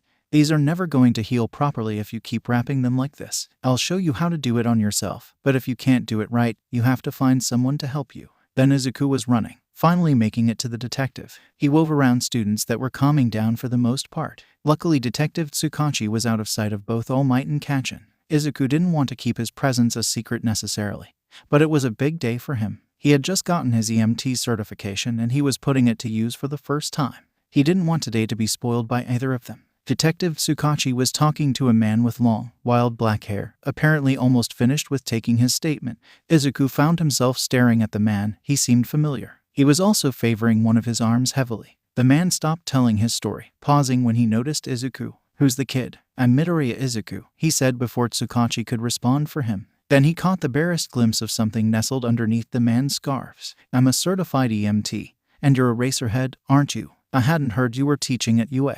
I'm a huge fan. If I weren't on duty, I would have probably fainted at this point. Midoriya is trustworthy, Aizawa, Tsukachi promised. He's the kid who found the Tanaka girl. If you insist he's trustworthy, I'll believe you. But that's the extent of my story, the tired teacher said. If you'll excuse me. Wait, Izuku said. You need someone to see to your arm. I understand if you don't want me to, but it needs attention. Eraserhead stared Izuku down. My arm. Yeah, it looks like some sort of disintegration quirk. You look dead on your feet, so Recovery Girl can't heal it all right now. But if you don't have something to compress the damaged portion, your nerves may never fully recover. The pro hero blinked at the deluge of information before offering his arm. Go for it, kid. Izuku procured a small roll of gauze, nimble fingers wrapping the man's wounded elbow with just the right amount of tension. While the teen worked, Eraserhead was contemplative. How did you know it was a disintegration quirk? What? Oh, the damage pattern of your sleeve. Fabric doesn't just do that. I couldn't see your elbow because of the shadow your sleeve cast. But you gestured awkwardly, so. He trailed off, physically forcing himself not to mutter in front of Eraserhead. All finished, but see Recovery Girl after getting some rest. Eraserhead was staring at him intently. Have you ever thought about becoming a hero? The boy smiled bittersweetly. It was all I dreamed about when I was younger, but I'm quirkless, and I was told by a certain pro that it was impossible. His smile quivered, the hurt obviously still fresh. I'm aiming to become a detective instead. I've found that they help people even more than heroes sometimes, and they don't deal with all of the attention, which is really appealing. Aizawa looked Izuku up and down, mentally evaluating him. Kid, you could have done it. If you ever change your mind, let me know. You've got a good head on your shoulders and dedication. Izuku sniffed, swiping at some stray tears. That means a lot, Eraserhead. But for now I'm more than happy with the path I'm on. Maybe we'll even work together in the future. Also, one of your students, the short boy with purple hair, I noticed he was stuck to Officer Sasaki. If you want your student alive, you'll want to take care of the situation. Tsukachi paled. Sasaki has a reputation for breaking limbs for unwanted advances. Eraserhead sighed, a deep, bone-weary sigh. I'll be back. Wide green eyes turned to Tsukachi. What did you need, detective? You know you can just call me Tsukachi Midoriya, he said, pausing briefly. You still want to be a detective, don't you? Izuku was practically bouncing. Absolutely. I've got an opportunity for you, the detective said carefully. We're beginning a new program, a provisional police officer system. It's a bit like the provisional hero licenses. You would go through the police academy and afterward you would have the same authority as a rookie police officer. Really? I hadn't heard of this. It was just barely approved, Tsukachi said, suddenly nervous for some reason. And if you're willing, we'd like you to be our first provisional police officer. The boy's mouth fell open and stayed that way until more voices broke into the conversation. You already told him. Dang it, Tsukachi. We agreed you would wait until we were all here. No, you agreed to that, Sato. You knew there was a good chance that Midoriya would leave before we gathered everyone together. I think you broke our boy, detective. Izuku finally closed his mouth, looking around at all of the police officers surrounding him. Tears were already streaming down his face. I can really be one of you. Sato ruffled his hair. You were already one of us, little Midoriya. We were all panicking a bit. We didn't know when we would be able to see you once your EMT class finished. Just to be clear, they worried. I wanted you gone, Mori said sourly. That's true. I apologize for briefly forgetting that you're the worst, Mori, Sato said with a smile. But you still have one more statement to get, right? You were in charge of getting it from that kid with the electric quirk. What? He's mentally gone? There's no way. You two should get along famously then, Sato said, bodily shoving the man away. Izuku, still crying, smiled at the officers surrounding him. Thank you all. Sasaki coalesced on the group, muttering, stupid grape kid, next time I'll. Wait, little Midoriya is crying. You told him without me. I thought we were going to wait. What Inko had feared would be a lonely, isolated life for her son turned out to be more full than she could have ever imagined. Izuku seemed to make friends daily, coming home with excited exhaustion and stories upon stories to tell. Unsurprisingly, Izuku currently sat at the top of his class in the police academy. He was still working through high school at an absurd pace, actually ahead of schedule, leaving him more time to work on his college classes. He still always made time for martial arts. The dojo was essentially another family to Izuku, just like the police station. Inko couldn't be more glad that they had chosen this rather unconventional lifestyle. Her baby was happy again, and he was surrounded by people who saw more than his quirklessness, and more were coming every day. It seemed that Izuku was always asking permission to help someone with something, or someone wanted to give him additional training of some sort. She'd already gotten phone calls from Recovery Girl and Eraserhead separately asking her permission for training. It seemed Recovery Girl had her heart set on training Izuku to be a field medic, while Eraserhead had only met Izuku briefly, but had been vastly impressed. He wanted to supplement Izuku's martial arts training, apparently horrified at the thought of his potential being wasted. She was grateful to the two beyond words, especially as they had each promised to train Izuku's self-sacrificing streak out of him, whatever Tsukachi didn't manage to. She hadn't told him about the offers yet. She wanted it to be a surprise for her boy. He deserved all of the happiness life could afford him. Everyone wanted a hand in helping Izuku, and it blindsided the little Midoriya family. Mom, Izuku called from another room. It sounded like he was on the phone. Gunhead wonders if I can help him train the hero students with him on Monday. Aren't you leaving for Hasu on Monday? This would be Monday morning. I could catch the train to Hasu right afterwards, Izuku explained. Oh, and Detective Tsukachi wanted me to ask you if it would be okay if I spend some of my spare time with the Hasu police. Apparently that's where the police chief that approved the provisional program is based. Is it okay with Dr. Meiji? He said as long as he gets me in the mornings, that's fine. He teaches in the afternoon, so that's when I would be with the police. And Ko considered it for a moment. It's fine with me as long as you promise not to burn yourself out. I promise. Make sure to go to bed early tonight. Inko warned. Your week is going to be extra busy. Of course. He mumbled something into the phone, probably telling Gunhead that he could help out.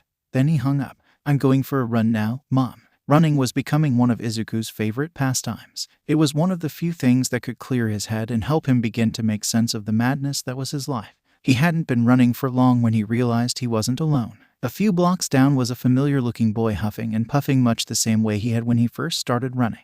Despite the sweat running down the boy's face, however, his purple hair still managed to stand almost straight up. Izuku slowed, trying to place the boy. Then it clicked. You're one of the finalists from the UA Sports Festival. Your matches were fascinating. The boy stopped, breathing heavily. However, he still managed to look supremely unimpressed. Nice joke. No, it's not a joke, Izuku said frantically. I know some people might find your quirk unsettling, but the police station, and I think it's perfect for heroism. It's discreet, swift, and it will prevent so much damage." The boy raised an eyebrow.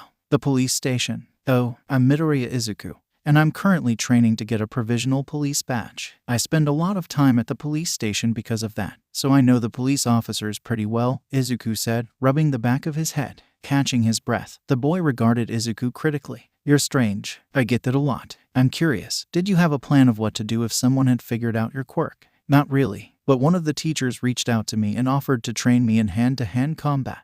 "Awesome. If you ever want to spar, I go to Valiant's dojo a few blocks that way. I've already learned a lot from him." The boy considered for a moment before breaking back into a light jog. Izuku took this as an invitation to join the boy and began to jog beside him. He couldn't tell if he was being annoying or not until the boy stopped. "This is my house," he said abruptly enough that Izuku could feel the dismissal. The boy was emotionless as he turned away, but at the door of his house, he paused. "You can call me Shinsu," he said before disappearing through the door. A grin spread across Izuku's face, and there was a spring in his step during the rest of his run. Apparently this was evident when he walked into the police station. Tamakawa was at the front desk that day, and the serious officer inclined his head to Izuku. "You're looking more excited than usual, Midoriya. I just met one of the finalists from the UA Sports Festival," he said excitedly. "His name is Shinsu and he seems really nice. You might want to wait to get to know him before you show him your analysis of his quirk," the cat-headed officer counseled. "In fact, that's a good rule of thumb for most people." Izuku rubbed the back of his head sheepishly. "I guess I do get ahead of myself sometimes." "Don't worry, little Midoriya. We find it endearing," Officer Sato said, materializing to ruffle his hair. "And amazing. Your analysis of my quirk was fascinating to read. I can see why that college professor of yours wants to steal you away from us." Nakamura smiled. "You're going to be fascinated when Detective Kimura comes back from maternity leave. Her quirk is fascinating." Sato chuckled darkly. "I've got my welcome back for Kimura all planned. She'll never see it coming. She just had a baby." "You're not doing anything to Kimura," Nakamura told his partner sternly. "Besides, if you start another prank war in the station, I'm requesting to be transferred." "But you saw what she did to me before she left," Sato protested indignantly. "My desk hasn't been the same since." "There's another detective at this station?" Izuku asked. "Oh, no one has told you about Kimura. She's the best homicide detective in the city, possibly in all of Japan," Sato said. "Combined with Detective Tsukachi, our precinct is the best in Musutafu. We were all stationed here because it's one of the safest places in the city. That way it's not so bad when Kimura and Tsukachi get called to outside cases." The longer Sato spoke, the brighter grew the stars in Izuku's eyes. "Really? That's amazing. Hey, don't underestimate us, little Midoriya," Officer Soma warned as he passed, gray eyes playful. The detectives handpicked the officers, except Mori. The police chief forced him on us to straighten him out. Mori glared at his partner, pouting. "I was top of my class in the police academy, old man. So were the rest of us," Nakamura warned. "And we didn't have such poor scores on cooperation," Sato taunted. "We have jobs to do," Mori huffed. "We shouldn't be wasting time on some quirkless kid. He's probably not going to make it through the program anyway." Izuku froze along with everyone else, no longer used to his quirklessness being held against him. The other officers reacted more violently, though it was all halted by a sudden burst of cold wind whipping through the room. Officer Soma was using his quirk, Icy Gale, to get everyone's attention. "Mori, you're off duty today. Instead you'll be the meter maid." Mori squawked in indignation. "I'm above jobs like—" "No, you aren't," Soma interrupted, his voice as cold as his quirk. "You are a servant of the public, and that means you respect them. Midoriya didn't choose to be quirkless, but he's accomplished amazing things. You were born with some advantages, and all you've accomplished today is unsuccessfully bullying a teenager. Think about that while you write tickets." All present officers glared at Mori as he slunk away, some shame on his face. Sato was the first to speak. "Don't listen to anything he says, little Midoriya. You're going to be the best of us all." A small smile worked its way onto Izuku's face. "You know, I'm actually okay. It didn't really bother me." And it was true. Izuku knew his mom had informed a few of the officers about why they had moved, at least as much information as she had. He had no doubt that if any of them knew the full scope of Kachin's bullying, a headhunt would ensue. It was heartwarming. In fact, Izuku's eyes were watering. No, now he was officially crying. Chaos erupted in the station. "It's okay, little Midoriya. Don't cry. I'll go punch Mori out for you. Will that make you feel better?" "Wait, are these happy tears? What's going on, little Midoriya?" "I'm fine, I promise," Izuku sniffed, swiping at his tears. Thank you all for helping and caring. I've never had that before." Silence fell over the officers as the full implications of his statement sank in. Tsukachi's office door swung open. "What is going on out here? Why is Midoriya crying?" the detective demanded. He claims these are happy tears. But the chaos was because Mori was being his usual charming self. The detective scowled. If he was insulting Midoriya, give him meter-maid duties for the week. No cases. Soma, Tamakawa will be your partner for now instead. Understood. Finally exhaling, Tsukachi relaxed, smiling at Midoriya. Come on, kid. Tsurumagi wanted me to give you a more detailed idea of what to expect in Hasu. So I heard whispers about a provisional police officer. Gunhead said as casually as one could in the middle of an intensive sparring session. Izuku huffed a laugh, barely audible over his panting. You're not going to distract me. Lightning quick, he blocked the killer strike that would have felled most men. But I'm not an officer yet. I'm just going through the police academy. Taking a step back, the two fighters circled one another, something predatory in their stances. I noticed Ajiro wasn't on your list of interns. In the blink of an eye, Izuku lunged for Gunhead, hoping to throw the man off guard. He should have known it would never work. The pro hero saw it coming a mile away, catching Izuku's arm and using it to fling him onto the mat, his back making an impressively loud slapping noise. A squeak sounded from the doorway, making both fighters look. A group of kids that Izuku recognized as some of Gunhead's dojo students stood with a few hero students. It was hard to tell since Izuku was looking at them upside down. He narrowed his eyes. The girl in front looked familiar. It was the girl Sato and Sasaki had teasingly been calling his girlfriend since the USJ incident. He had made the mistake of watching the sports festival with the police station, and whenever she did anything, the two extolled the virtues of strong women to a degree that made Izuku want to die. Surprisingly, in those moments the most bearable officer was Mori, as he just shushed everyone else. Izuku wondered whether or not he would be able to convince Gunhead to keep quiet about all of this. If Izuku didn't interfere, Gunhead would tell Valiant, who would tell Officer Soma, as the two had a history of working together in the prime of their careers. Soma would gush about it to the rest of the officers, which would be an absolute nightmare. Sasaki and Sato were already practically engraving wedding invitations for Izuku and the girl, based on their short interaction after the USJ incident. Once Detective Tsukachi heard, he would take it upon himself to have an awkward conversation with Izuku about girls and the proper way to approach such situations, which Izuku was definitely not ready for. Then somehow in the midst of it all his mom would find out, which would lead to a lot of tears and an even more awkward conversation. Gunhead had to be stopped at all costs. Not that Izuku didn't like her based off of their short interaction. She was actually a really cute girl. Was it offensive to call an aspiring hero cute? The point was that the girl had likely been in shock when they had met, and he had been nervous over his first EMT call, and Midoriya. Gunhead interrupted in a murmur, low enough that only Izuku could hear, holding out a hand to help the boy up. Are you okay? You're muttering, you haven't done that in a while. As he clambered to his feet, all of his blood rushed to Izuku's face, which was turning a bright red color that tomatoes would be jealous of. Oh my gosh, you didn't actually hear what I said, did you? Did they? Oh no, you can't tell anyone at the station about this. Please, Gunhead. After a moment, the pro hero realized just what was going on, somehow blushing through his mask. Is it the hero intern? Do you think she's pretty? Izuku squeaked, burying his face in his hands while the students filed in, taking their places. Achako hadn't caught any of what was being said, but it took everything in her not to react to how Gunhead and the boy he'd been sparring with were standing. Their poses were just too cute. The boy looked familiar for some reason, though it was hard to pinpoint where Achako might have known him from when his face was so red. Gunhead stopped whispering to the boy, straightening up. As you all know, you're here to become better fighters, to be more prepared to help people in any situation. Those of you that are training to become heroes, pay attention. Too many heroes are overly dependent on their quirks, but as pros we should have other means of resolving situations at our disposal. Some quirks, like my own, are too risky to use in many situations, so learn well, it will literally save lives. A weighty silence fell over the room, each participant contemplating the gravity of the situation. Gunhead continued, but we can still enjoy our time together. In fact, I expected. Today we have a special guest to help you learn. This is Midoriya Izuku. Achako's head snapped up at the name Midoriya.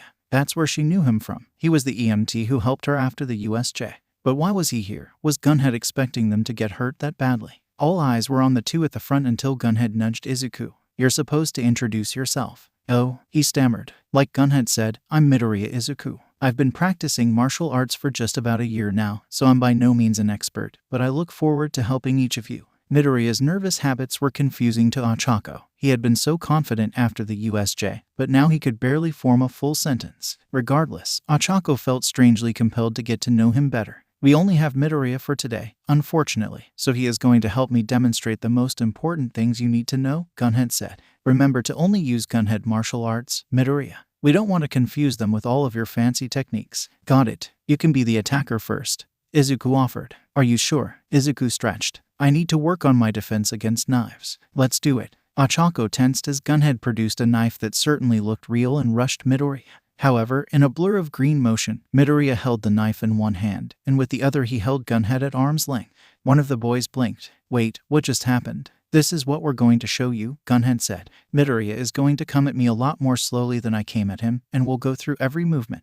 They continued like that for some time, demonstrating the most vital moves. When he thought it was sufficient, Gunhead said, Okay, pair up and let's practice. Immediately all of the attention in the room snapped to Midoriya with the same desperation of people who wanted, nay, needed, the smart kid in their group for a school project. However, for whatever reason, Gunhead pushed the boy forward. You're going to work with Uraraka. Izuku flushed. Nodding, he shuffled over to the girl, not daring to meet her eyes. That didn't stop Ochako, though. You're that boy that helped me after the USJ. I thought you were an EMT. What are you doing here? The whole EMT thing is just a hobby, kind of like martial arts, Izuku said, awkwardly rubbing the back of his neck. Internally, though, he was celebrating. He was successfully talking to a girl. Awkwardly, he offered her the knife. You try attacking first, so you can get a feel for the motions. As the two practiced the motions again and again, Ochako couldn't help but wonder about this boy. Before he took the knife from her, she was awed at his easy, fluid movements. After, she was fascinated by his control. Every movement was deliberate, and his eyes held mass amounts of intelligence. It was when they were taking a quick breather that Ochako finally worked up the courage to ask him the question that had been haunting her. Why? What do you want to do if being an EMT is just a hobby? Well, I originally wanted to be a hero, he said, slowly hunching in on himself. I wanted to be one for as long as I can remember, but that's just not possible for me. What? You're really talented, Midoriya. Why would you think you couldn't be a hero? Ochako asked. I'm quirkless, he said, smiling bitterly. I had plans, ways to become a hero without one, but a certain pro told me it just wasn't possible. But I wanted to be a hero to help people, to save them. Heroism isn't the only way to do that, so I'm learning all of the things I can that might help someone one day. My goal now is actually to be a detective. Ochako couldn't help but smile at how bright the boy in front of her was. She was sad to hear his story, true, but she could already tell he was going to be a great detective. However, she felt conflicted. Before today, if someone had asked if a quirkless person could be a hero, Ochako would have probably said no. But something told her Midoriya could have done it.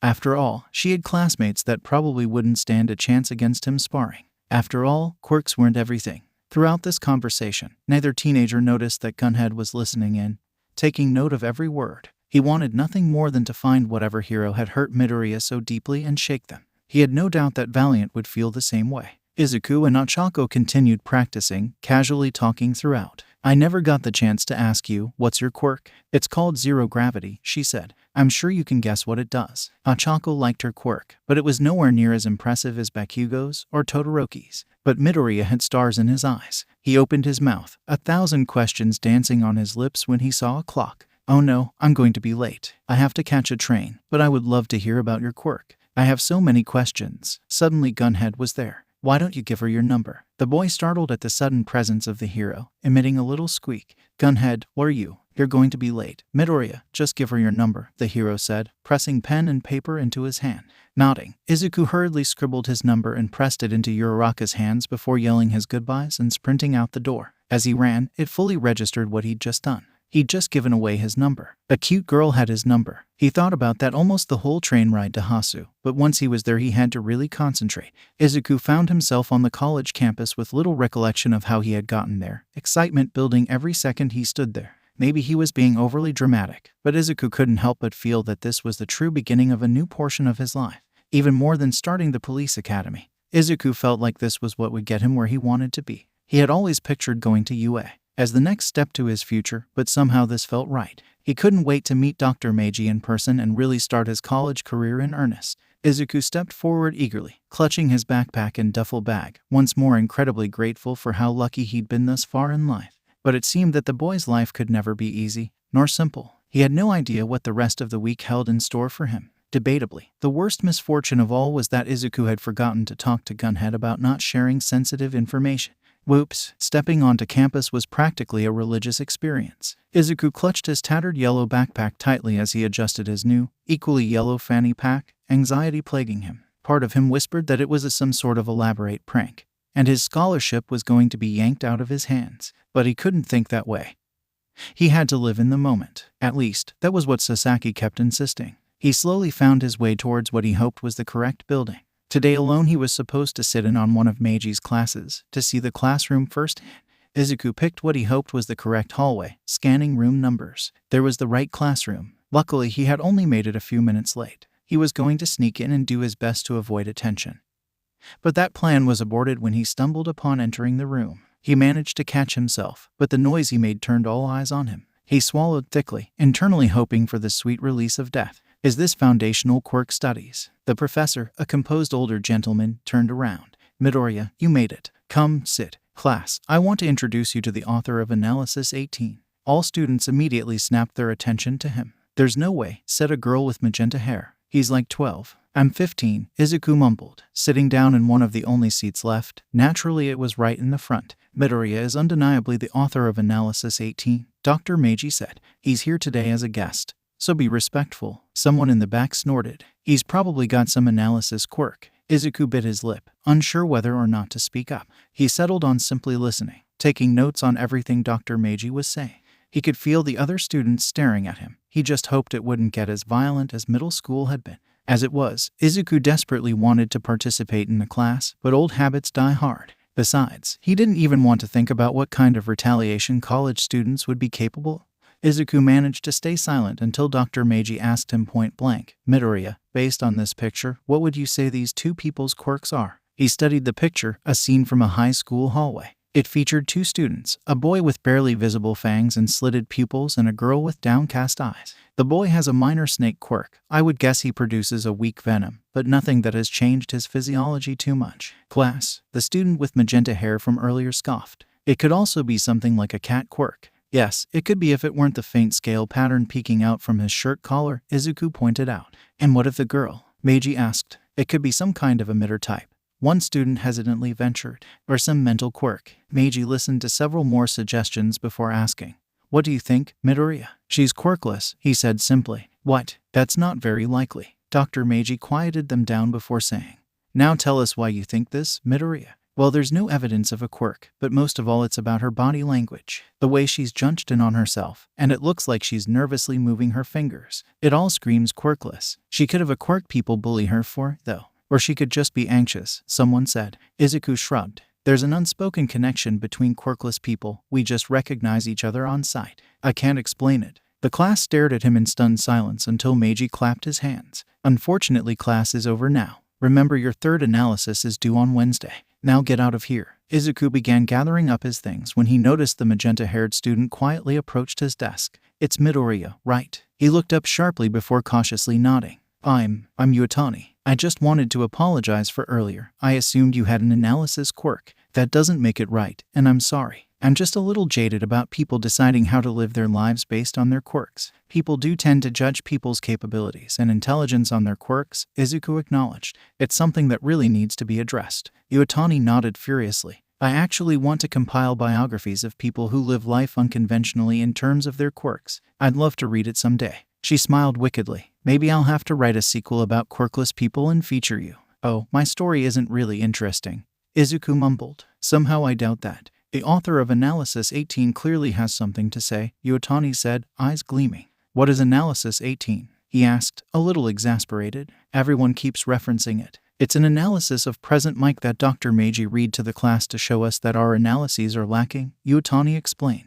He kind of held it over our heads, telling us that the author had the same amount of formal training as we did. You did what? Izuku yelped, looking at the professor with utter betrayal. I wrote that when I was 13. It's basically 5 pages of me being a fanboy. It's brilliant, Dr. Meiji argued. Truly, a work of art. Izuku groaned before standing to join the professor, waving Yuatani goodbye. When he turned to continue his complaint, he found Meiji staring at him with a brow raised. You didn't strike me as a fanny pack type man, Midoriya. In truth, Izuku liked the fanny pack. It was a bright yellow that almost matched his backpack. He was just a little embarrassed about the context of the fanny pack. When he had last been at the station, Tsukachi did give him more information about what to expect in Hasu. However, he wouldn't let Izuku leave. Instead, he called Officer Kondo in, who walked in, fanny pack in hand. Kondo sat directly opposite Izuku, placing the thing on the desk between them. as you are going to a larger, unfamiliar city and you get into more trouble than should be statistically possible. The station all pitched in to get you this. Sato and Sasaki have dubbed it the Don't Rape Me kit. It currently consists of a whistle, pepper spray, a knife with a sheath that can be worn in multiple discreet places, and a flashlight taser. All of these items are legal to use in self-defense when the need arises. Izuku had choked, cheeks burning with embarrassment. It's called what? The Don't Rape Me kit. Officer Nakamura proposed we call it the Save My Fanny pack. But Sasaki and Sato vetoed it. The rest of us didn't care what we called it, as long as it keeps you alive. He had stared at Kondo for a long while, silently willing her to claim it was all a joke, but no such claim came. It was very real, and apparently he was not allowed to go to Hasu without it. Snapping back to the present, Izuku stammered, it was a gift. The professor looked a little more closely at Izuku's shirt. It was his favorite t-shirt. Actually, the more that I think on it, the fanny pack seems to me exactly something you would wear. Thanks. They wound through campus to a set of dorms. Meiji handed Izuku a key card. If you go through these doors, your room is the first on the left. You're welcome to stay here anytime, but especially when you come to visit me. Izuku bit his lip. I didn't know I needed to bring things to furnish the room. Would he even have a blanket to use tonight? Oh, don't worry about that. Go see, the professor urged. When Izuku swiped the key card, the door opened easily. It was easily recognizable as a college dorm room, but softer, toned down. It was inviting. The bed covered in a fluffy blue comforter and overstuffed pillows. A desk was already stocked with notebooks, paper, and writing utensils. A mini fridge hummed in the corner, and a shiny TV hung on the wall. Izuku flushed. This is too much. You really didn't have to do this. Just a bed would have been fine.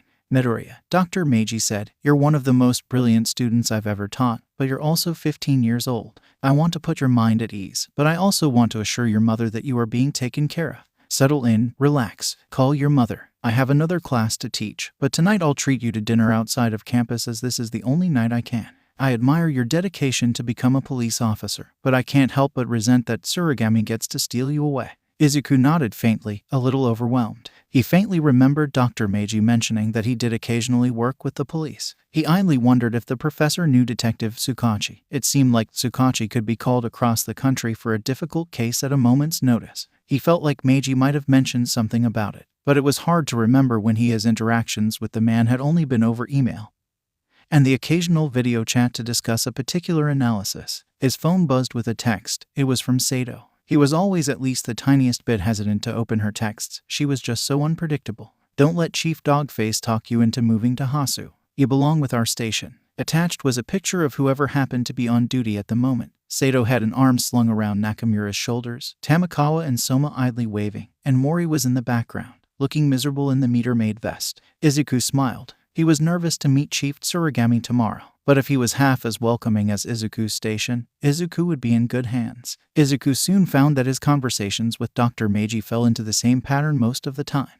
It was nice communicating with him in person rather than solely over email. But no matter the topic, the two would talk so animatedly and extensively that their analysis was so complex and involved that they barely understood it, let alone anyone else. During one of their sessions, a grad student had walked into Meiji's office with a question. He had only listened for a few seconds, eyes wide until he scuttled away, claiming that he would be back later. Dr. Meiji noticed this as well. He was deep in thought one morning when he said, Midoriya, I have a new challenge for you. I want you to start doing a brief analysis on the people close to you. Your strength lies in the way that you can discern so much about a person from idle observation, but that's not always practical. If you're helping a hero or the police force, they won't always have time to read a 20-page analysis. Your challenge is to make these no longer than a single page, but with all of the most important information. Izuku thought it over a minute before nodding. That makes sense. The professor smiled, ruffling the boy's hair. I have a class soon, and you've got patrol this evening with the police, don't you? You don't want to be late. They parted ways, and Izuku only paused at his room long enough to grab his EMT pack before running out to the waiting police car. It wasn't really necessary for patrol, but Izuku liked to carry it. It gave him peace of mind knowing that he was better prepared to help someone should the need arise. Between the EMT pack and the Don't Rape Me kit, Izuku felt prepared for whatever may come. He had no idea how wrong he was. The officers waiting for him were ones he'd met before. Mao was in his mid-20s with a quirk that made his teeth razor sharp, and his partner Ashia was cool-headed with a stamina enhancement quirk. Ashia reminded Izuku a little bit of Kondo, but his glare didn't have nearly the same impact as hers did. The two greeted Izuku as he climbed into the car, genuinely happy to see him. Ashia said, You get to pick where we're patrolling tonight. We're extraneous, so we can patrol anywhere within our zone. Izuku thought of the news he'd been analyzing that very morning. He was sure the hero killer, Stain, was still in Hasu. The man likely didn't fight well against groups of people, so it would probably be safe enough to go. Can we patrol this area of town? Izuku asked, pointing to a specific area on the paper map Mao held. It's a pretty quiet area, but whatever you want, Midoriya, Mao said. For whatever reason, Izuku felt a deep sense of foreboding. But it also came with the sense that someone needed his help. To distract himself, Izuku instead thought about his EMT pack. It would be too cumbersome to carry when he became a fully fledged police officer, but if he could compress it to, say, a fanny pack. Mao broke him from his ponderings. We know how much you like heroes, so if you wanted to see him, we could probably catch Native on his patrol. This is his part of town. I would love to meet him. I have some questions about his quirk. Smiling fondly at the boy's excitement, Mao told Ashia to pull over. The three piled out of the car. They had been together for patrols the past few days, and the officers were growing ever fonder of the kid. Both found themselves shaking their heads at Izuku's insistence to bring his EMT pack. Mao raised an eyebrow. I appreciate how prepared you're trying to be, Midoriya, but it seems just as excessive tonight as it has the other nights. Well, I can't do much to help with police work until I finish at the academy, so I'll help this way, Izuku said brightly. Making sure his equipment was in place, Ashia said, I was doubtful when I heard Tsukachi's plan to make a teenager an officer, but now I see his reasoning.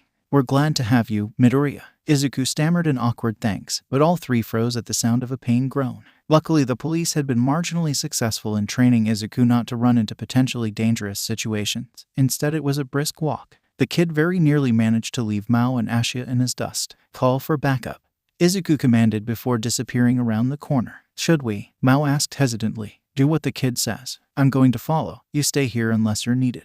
If it gets bad, pull Midoriya out. I don't want to explain to Tsukachi how we let his son get murdered. Izuku had immediately made his way to Native as quietly as possible. The whole scene was a mess, just as he had thought. Here was the hero killer Stain, but someone had distracted him from his prey. While Native slowly bled out in the alleyway, Stain was busy injuring someone in silver armor. Izuku was fairly sure he had seen that same armor on one of the Class 1 students after the USJ incident, and the boy's resemblance to Ingenium was undeniable. So this was a revenge mission. But now was not the time to analyze motives and quirks. Izuku had to see to Native's injuries. The hero was conscious, but paralyzed from Stain's quirk. Native hissed for him to leave, get pros.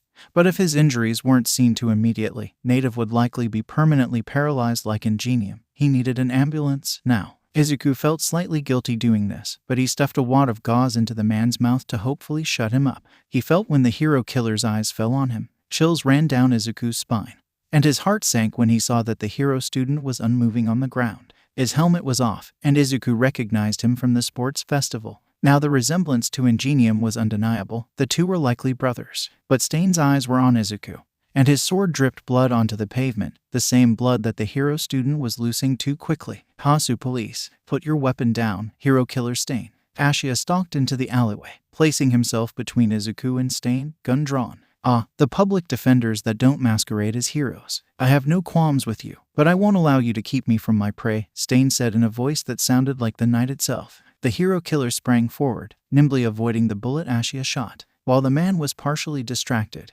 Izuku finished bandaging Native as quickly as possible before scuttling over to the hero student, ripping open high EMT pack. What are you doing? Get out of here. This isn't your fight, the boy wheezed. It shouldn't be yours either, Izuku hissed, pressing gauze down onto the wound. He almost immediately felt blood soak through. You're training to be a hero, aren't you? I thought heroes were agents of protection, not revenge. Midoriya, get out of here, came a strangled cry. Ashia was collapsed on the ground, blood slowly staining his shirt. Izuku frantically searched the alleyway. Stain was. He managed to raise his EMT pack in front of him like a shield, a few daggers sinking into it. Stain was advancing, his sword glinting in the moonlight. Once his quirk wears off, press on that gauze, Izuku instructed the hero student before putting the "Don't Rape Me" whistle between his lips, blowing with the full capacity of his lungs. You test my patience, child, Stain growled, lunging forward. Izuku knew he couldn't even begin to match the man in martial arts. His technique really was a thing of beauty. He also knew that everyone who cared about him was going to hate this plan. But Stain's quirk required him to ingest his victim's blood, which meant that he had to get close to said victim for even a moment, which was when Izuku would strike. The sword sliced through the EMT pack like it was nothing. But Izuku managed to avoid the blade. He was still kneeling near the hero student, and he threw the remnants of the pack at the hero killer. You behave like a true hero, child, but don't hold back. I'm curious to see what manner of quirk you have. Stain chuckled darkly before bringing his sword down in a wicked arc. Izuku cried out as it was buried in his thigh, but now was his time. One hand lashed out, desperately grabbing the blade and pulling, causing the hero killer to stumble closer. Spitting out the whistle, Izuku said, "I don't have one," before using his other hand to whip out the taser, pressing it to the soft skin of the hero killer's neck. The sheer power of the thing jolted Izuku a bit, but he held it there probably longer than necessary until it was clear that the man wasn't getting up. In the distance he heard sirens. Good. That was good. Where had his whistle landed? No matter. Taking a deep breath, Izuku howled, "Mao." The man came running, freezing for only a moment upon seeing all of the blood in the alleyway. He was clearly terrified that someone was dead, which Izuku understood, but he was also acutely aware of every second as it ticked by. "Mao, get cuffs on this man now. Use everything you can to restrain him. I don't know when he's going to wake up." "Is that the hero killer Stain?" The younger officer choked. "Get cuffs on him now," Ashia growled from the ground. "Right, and backup is coming, but there's some kind of chaos in another part of the city. We don't know how long it will take," Mao said, firmly handcuffing Stain. "Midoriya, you still have a sword in your thigh." "It's the only thing keeping me from passing out from blood loss," Izuku said calmly. "Thank goodness for adrenaline because I can't feel a thing." The hero student slowly sat up, putting pressure on his wound like Izuku had instructed. Stain's quirk had released when the man passed out, but he was the only one fit enough to move. Mao was tending to Ashia's wounds now that Stain had a pair of handcuffs around his wrists and another around his ankles. But no one was going to die this night. Izuku was fairly confident in that. "You're quirkless," the boy asked, pale from blood loss. "Why would you run in like that?" "I'm morally opposed to letting people die," Izuku said. "I'm Midoriya Izuku, by the way. Ida Tenya. I must give my sincerest apologies, Midoriya. You were correct in your estimation of me. I was acting out of revenge. It was you, not I, that showed true heroism tonight. I think that's a bit much, but I appreciate the sentiment." "Oh, the ambulances are almost here. Perfect." From the ground, Ashia groaned. "Mao, you're the one who has to explain this situation to Tsukachi." "What? Why me?" Mao yelped. "You're the only one who didn't get stabbed," Ashia accused. "You can tell Tsurigami first if you want, but you're calling Tsukachi." It was only moments later that a whole host of police officers and EMTs appeared. The first officer to get to Izuku looked down and swore. "Is that the hero killer Stain?" "Please take him," Izuku said. Before he could observe or say anything more, a gaggle of medical personnel were transferring him to a stretcher. The inside of the ambulance was sterile, and it felt familiar to him after his training, but his adrenaline was beginning to wear off, and the pain was what he would describe as all-consuming. He was pretty sure he asked someone to call his mom, and then he was at the hospital and people kept saying something about surgery. Then, mercifully, the world drifted away and the pain was gone. But it seemed no sooner than he had comfortably fallen asleep when someone was urging him awake, insistently shoving a spoon in his mouth. "You need to wake up and eat," someone was saying, shoving the thick, butterscotch pudding into his mouth. Izuku's eyes fluttered open to see he was in a hospital room, his mom standing along with so many people. His head was fuzzy and thinking was just so hard. "You just got out of surgery for your leg. How do you feel?" the person force-feeding him pudding asked. Izuku attempted to force his mind to cooperate, but it was a struggle. He intended to answer the question, but when he opened his mouth, what came out was, "Do I get to keep the sword?" "It's evidence for now," Tsurigami said with his usual gravity. "But we'll see. I should tell Stain thank you," Izuku mumbled, eyes unfocused. "He gave me a sword and called me a hero. I always wanted to be a hero. Why don't you become a hero?" Ada asked from the bed next to Izuku's. He hadn't noticed the hero student was there. "He told me I couldn't. Too dangerous for quirkless. He would know. He's a hero." Made me even sadder than what Kaken said. "But I'm happy now," Izuku mumbled, yawning. "The station is nice." "Oh, wait," Chief Tsurama. "Chief, is Ida going to be in trouble?" "They have graciously extended mercy so long as we never tell anyone of my involvement," the student in question said. "I'm glad you're not in trouble," Izuku said excitedly. "Mom, I missed you. Why are you crying?" Unable to hold herself back anymore, Inko flung herself at her son. "Izuku, you're okay. You nearly gave me a heart attack." Izuku merely hummed, grateful for his mother's presence. Tsurumagi left, claiming he would be back later to get his statement. "Mom." "Yes, sweetie. What time is it?" Inko checked her watch. "Around 2 in the morning. You should be sleeping." "Oh, I'm fine, Izuku." But Izuku could see how exhausted Inko was, and he was tired himself. "Go to my dorm room, you can sleep there. That way you can grab my stuff in the morning before we leave. Besides, Dr. Meiji will want to see me, so he can come here with you." It took a lot more convincing, but finally Inko agreed to take a cab to the university, leaving Izuku alone with it.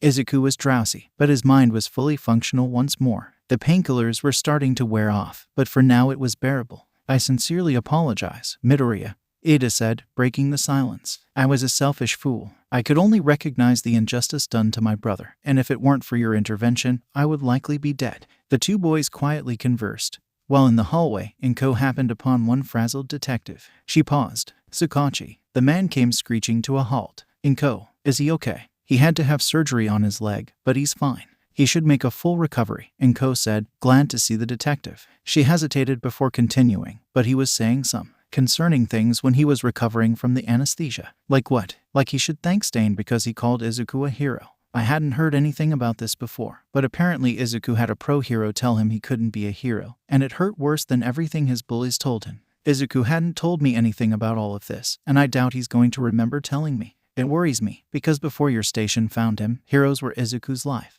Everything was about finding a way to become one. Tsukachi's eyes were steel. Do you know what hero told him this? Inko thought briefly back to when they moved and Izuku had donated the entirety of his All Might collection.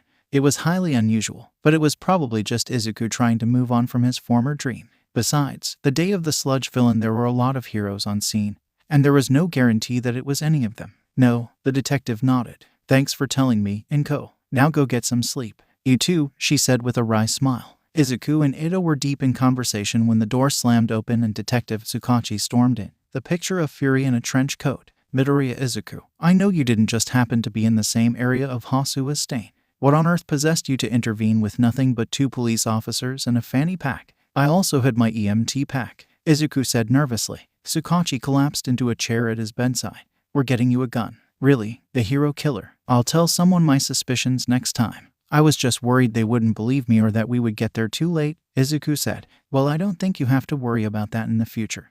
There's already a whole host of police officers that want to steal you from me, Tsukachi said. Once Mao told me. Somehow the entirety of Japan's police force found out that you were the one who took down Stain. Izuku found himself blushing. It's too much. You're well on your way to becoming Japan's favorite police officer. And you're not even officially one yet. But you need to trust in us, kid. We're here to help you. And if you don't start trusting us, you're going to keep getting hurt like this. I'm sorry, Izuku said sincerely, ducking his head. Good. I better not be seeing you in the hospital anytime soon, Tsukachi said seriously. Now I am commandeering this armchair for a few hours, and in the morning, I'm going to pay Mao and Ashia a visit. Izuku yawned. Please don't kill them. I make no promises. Now go to sleep, little Midoriya. I'm sorry, Mrs. Midoriya, but we can't release your son just yet. What? He's okay, isn't he? Inko asked, eyes wide. Yes, he's healing wonderfully, the doctor assured her. But this injury was no small wound. We're lucky that there wasn't more damage done to him. As it stands, I just want to keep an eye on him to make sure that there are no complications. Inko wrung her hands. I understand that, but I can't afford to take any more time off from my job. I can't just leave Izuku alone. And I don't know if I can afford the hospital bills. Izuku bit his lip, trying not to cry as he listened to his mother fret like this. He hated that he was such a burden. He had been the reason that they moved, and she wouldn't tell him how much his online schooling and Valiant's dojo cost. But it couldn't be cheap. Until he became part of the police force, Izuku couldn't contribute. He was merely a drain on his mother. Now here he was, costing more money that they didn't have, and the guilt was eating him alive. Izuku swallowed, wondering if he could work in a part-time job, at least until... Don't worry about that, Mrs. Midoriya, Detective Tsukachi cut in, placing a hand on her shoulder. The police take care of their own. Our insurance policy will cover the costs completely. You can return home if you need to. I know that almost everyone in the station was planning on dropping by here at one point or another, so we can arrange shifts so that your son is never alone. Besides, I am being retained as well, Ida said from his own hospital bed, chopping at the air with his good arm. I shall keep him company as best I can. I'll be checking up on your son as well, Dr. Meiji interrupted quickly. Izuku blinked, completely stunned. They were helping, just like that. Was this what having more than a 2-person family felt like? Or were they helping because they felt guilty? That's not necessary. You shouldn't feel like you have to. Tsukachi put a hand on his head. Reckless teenagers don't get any say in the matter. Izuku squawked in protest. But in actuality, his chest was warmer than he could ever recall it being before. Soon after that, the adults fell into a conversation that wasn't so much exclusive as it was boring. So Izuku took advantage of their distraction and stretched as far as his body would allow, finally able to snag his shan that had been tantalizingly out of reach. Tsukachi had stolen it last night, claiming that he needed rest, not a distraction. He was marginally impressed that his phone had any battery left at all, and that it hadn't just malfunctioned from all of the notifications. There were roughly 200 text messages from Officer Sato alone, ranging from berating him for his stupidity to pleading for him to be okay. There were also texts from everyone else on the force, a handful from various people he knew from the dojo, a dozen emails from various teachers, and a few voicemails. One was from Ajiro, one was from Valiant, and there were 2 from the same unknown number. Curious, Izuku picked the first one from the unknown number. Holding the phone up to his ear, a vaguely familiar voice began speaking. "Hi, I was just calling to say thank you for my first day of training.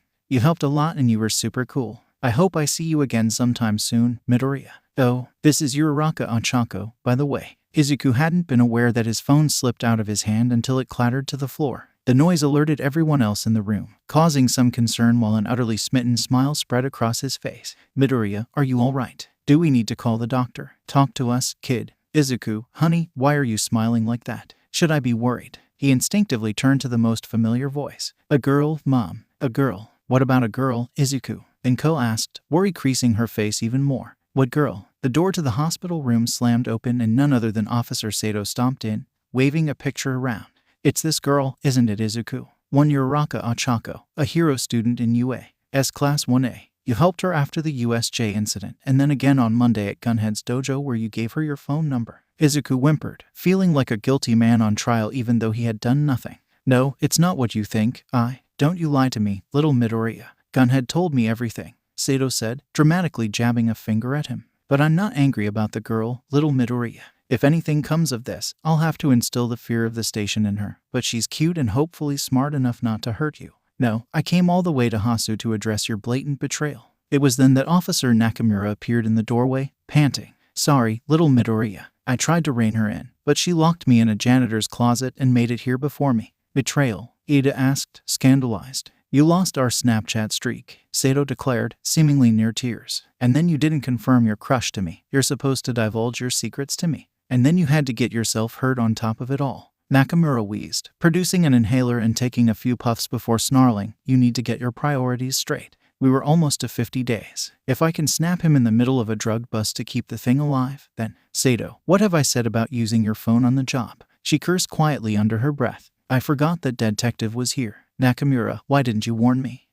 Doug, you're grave," Nakamura wheezed, starting to get his breathing under control. The doctor cleared his throat. "I was letting this slide before, but with this many people we should really only have family in the room. I really should get going anyway. Office hours are starting soon," Dr. Meiji said regretfully. "Heal quickly, Midoriya. I look forward to your next visit." Once Meiji had departed, the doctor looked expectantly at the others in the room, though mainly Sato. Looking him dead in the eyes with a completely straight face, she said, "He's my brother, can't you see the resemblance?" "How are you, Mom?" she asked, giving Inko a wooden hug. Inko patted the woman who was obviously too old to be her daughter on the back. Normally she would have protested the lie, but it was true in all but blood. The police station were more like family to Izuku than anyone but Inko herself. "And him?" the doctor asked, pointedly looking at Nakamura. "He's our great-uncle," she said without missing a beat. The doctor sighed in resignation. "Just don't get too rowdy." It was then that Ida chose to lean over and whisper, "Are you truly smitten with Uraraka?" Unfortunately, Ida was terrible at whispering, and the entire room heard him. Izuku paled as every eye present came to rest on him. It was his mother of all people that asked, "Izuku, who is this Uraraka Ochako?" Izuku flailed, unsure of how to answer and praying for deliverance. It seemed just then that he had apparently done something right in his life, because it actually came. A nurse stepped in to collect Ida and Izuku to get them out of their room and visit some other patients. At that point, Izuku was ready to fling himself off the bed, but he settled for nodding vigorously while Ida agreed as well. The two were transferred into wheelchairs while Izuku insisted that he and Ida went alone with the nurses until finally they were pushed away from prying eyes. Once out of earshot, Ida said, "I must beg your forgiveness, Midoriya. I was not nearly discreet enough. Don't worry about it, Ida. And yeah, I think I do well like Uraraka. She's one of the first girls I've ever met that didn't care I was quirkless. She is indeed a person of the highest caliber, as are you," Ida said almost proudly, like a mother hen talking about her chicks. "We're at the first room," one of the nurses announced before pushing the door open. The room was nearly identical to theirs, but only one of the beds was taken, and this room was littered with candy wrappers and the like. From his armchair next to the occupied bed, still chewing on a candy bar, Officer Mal languidly poked Officer Ashia awake while Izuku excitedly said, "It's great to see you both. I'm glad you're healing well, Officer Ashia." It took a minute for Ashia's eyes to focus enough to see the boys before a smile spread across his face. "Hey, Midoriya, you haven't tried to take down any homicidal maniacs since I last saw you, have you?" "Not yet, but it's not quite lunchtime," Izuku said with a smile. That was amazing, kid, but a little warning next time. Mel asked, I know you probably have experience being doubted because you're a quirkless teenager, but that's not going to be the case anymore. You're the golden child of the police department. What? Both officers stared at him. Haven't you seen the news? I made the news. Oh, geez, Mao said, picking up the remote and flipping through a few channels. Izuku only caught snippets from each, but it was enough. Hero killer stain stopped by a quirkless 15-year-old. Some questioned the legitimacy of the story and whether or not it was all a ploy to raise the public opinion of quirkless individuals. Midoriya Izuku, a quirkless 15-year-old, reportedly accomplished what an abundance of pro-heroes have been unable to.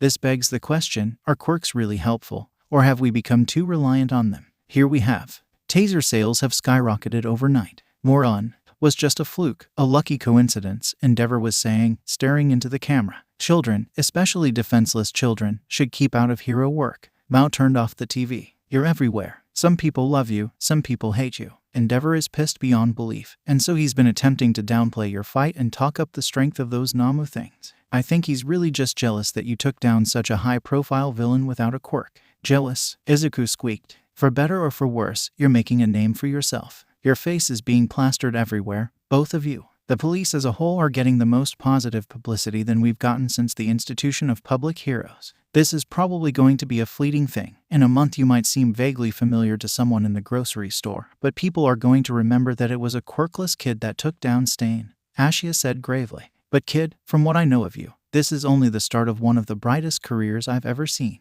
I look forward to what you do next. As long as you warn your partners, Mao said immediately and sternly. Now get out of here. If Ashia doesn't get more rest, his wife will kill both of us. Izuku and Ada bid the two farewell as their nurses pushed them out of the room and further down the hallway. Neither boy asked any questions when they were pushed into a room a few doors down where Native was being visited by Manuel. Both heroes were happy to see the boys, but wasted no time telling them that they were reckless and stupid that night.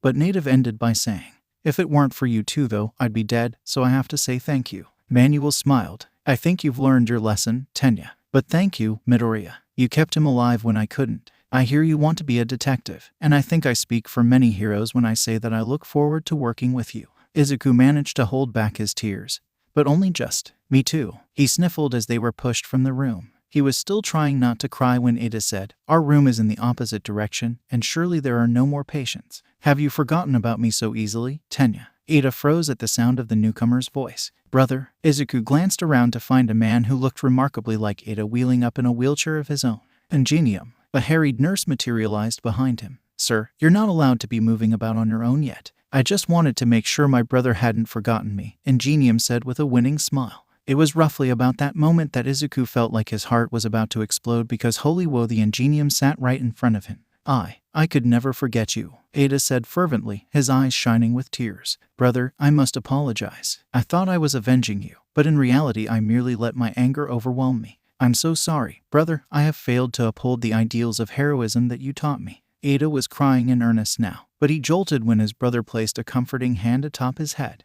You acted rashly, Tenya, that's true. But I know you, and you will learn from this and become a better hero than I ever was. You will make Ingenium a hero to look up to. Thank you, brother. I won't let you down again, Ada said, wiping at his tears. I know you won't, Ingenium said warmly before his eyes came to rest on Izuku. And I'm assuming you're the person I have to thank for keeping my brother alive. Oh, I didn't do much, really. But it's an honor to meet you, Ingenium, sir. I've looked up to you for. Izuku was pulled from what could potentially the most embarrassing mutter storm of his life when an irritated voice called, Tensei, I won't bring you to your checkups with your surgeon if you're never where you're supposed to be. Ingenium wheeled around enough to look at the speaker. Oh, but Shota, I was popping in on my darling little brother and his new friend. Izuku swallowed as none other than Aizawa strolled into view, displeasure clear on his face. I didn't think I'd get the opportunity to lecture you two so soon. You were both reckless and stupid. Ada, I expect you to learn from this, and learn well. You're only alive because Midoriya is a trained EMT, and a good one at that. I trust that you'll rein in your emotions in the future. Of course, Mr. Aizawa.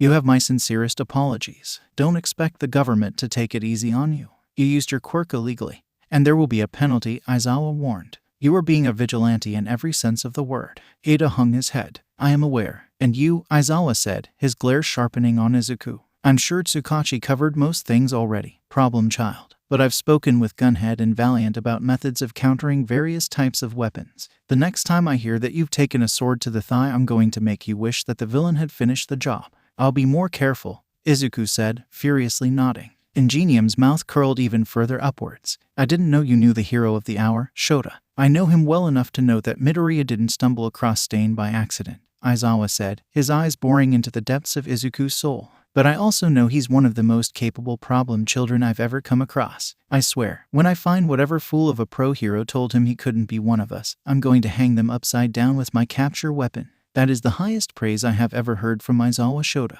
Take heart, Midoriya. That means that you're doing something incredibly right. Thank you for saving my little brother. I may no longer be able to be a hero, but I can rest easy knowing that I'm leaving the world in the hands of you two, Tensei said with a bittersweet smile. Now we need to get going. If Shota isn't back by a certain time, his cats will riot and I will be hearing about it for months. Izuku wasn't sure what to feel as he watched Ingenium and Aizawa leave. He was still not completely present, thanks to his pain medication and the poor sleep afforded by hospital beds. He thought about nothing and everything at the same time as he was wheeled back to his hospital room, where he would sit aside Ida for days, making a lifelong friend and ally. In those few days, Izuku was able to pretend he was just a teenager with Ida, as if neither of their pictures were broadcasted across every news channel while millions of strangers formulated opinions of each of them. Each boy was blissfully unaware that the happenings of that fateful night was already changing their nation as it stood, potentially even the world. The specifics and their faces would be widely forgotten, but the emotions behind it all never would. However, the details were not forgotten by all. Many eyes now rested on Midoriya Izuku, for better or for worse. I can see you've been keeping up with your therapy even though Recovery Girl healed you, Aizawa said as he and Izuku circled one another, each waiting for the other to strike first. That's good, you're probably stronger than you were before. Izuku did his best to regulate his breathing, ignoring the sweat sticking his shirt to his body. I have a lot of people who care about my well-being for once. I would hate to let them down. If you recognize that much, you'll do us all a favor and stop taking swords to the thigh. But it's true that you've got an army of people making sure that you reach your full potential, Aizawa said, one of his unsettling smiles spreading across his face. Speaking of that, I showed Nezu your analysis of me, and he's intrigued. You did what? In that millisecond of Izuku's surprise, Aizawa struck. After a flurry of motion, Izuku ended up with his face pressed into the practice mat. I think you know what I'm going to say, problem child. Never let my guard down, Izuku groaned, the words muffled. Aizawa led off, even offering a hand to help him up. But I was serious about Nezu.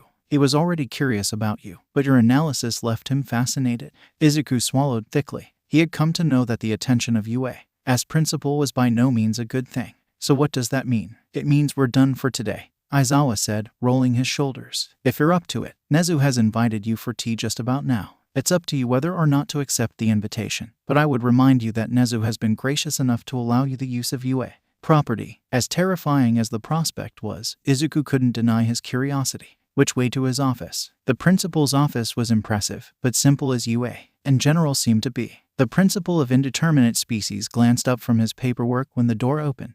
Ah, Mr. Midoriya, I was wondering whether or not you would accept my offer. At the very least, I should thank you for allowing me to train on school property with school staff even though I am not one of your students, Izuku said, trying not to sound as flustered as he felt. I've been curious about you ever since I was approached about training you by not only Recovery Girl, but Eraserhead as well, Nezu said, motioning for Izuku to sit down. Naturally, I had also been informed about the new provisional police badge program that currently has exactly one participant.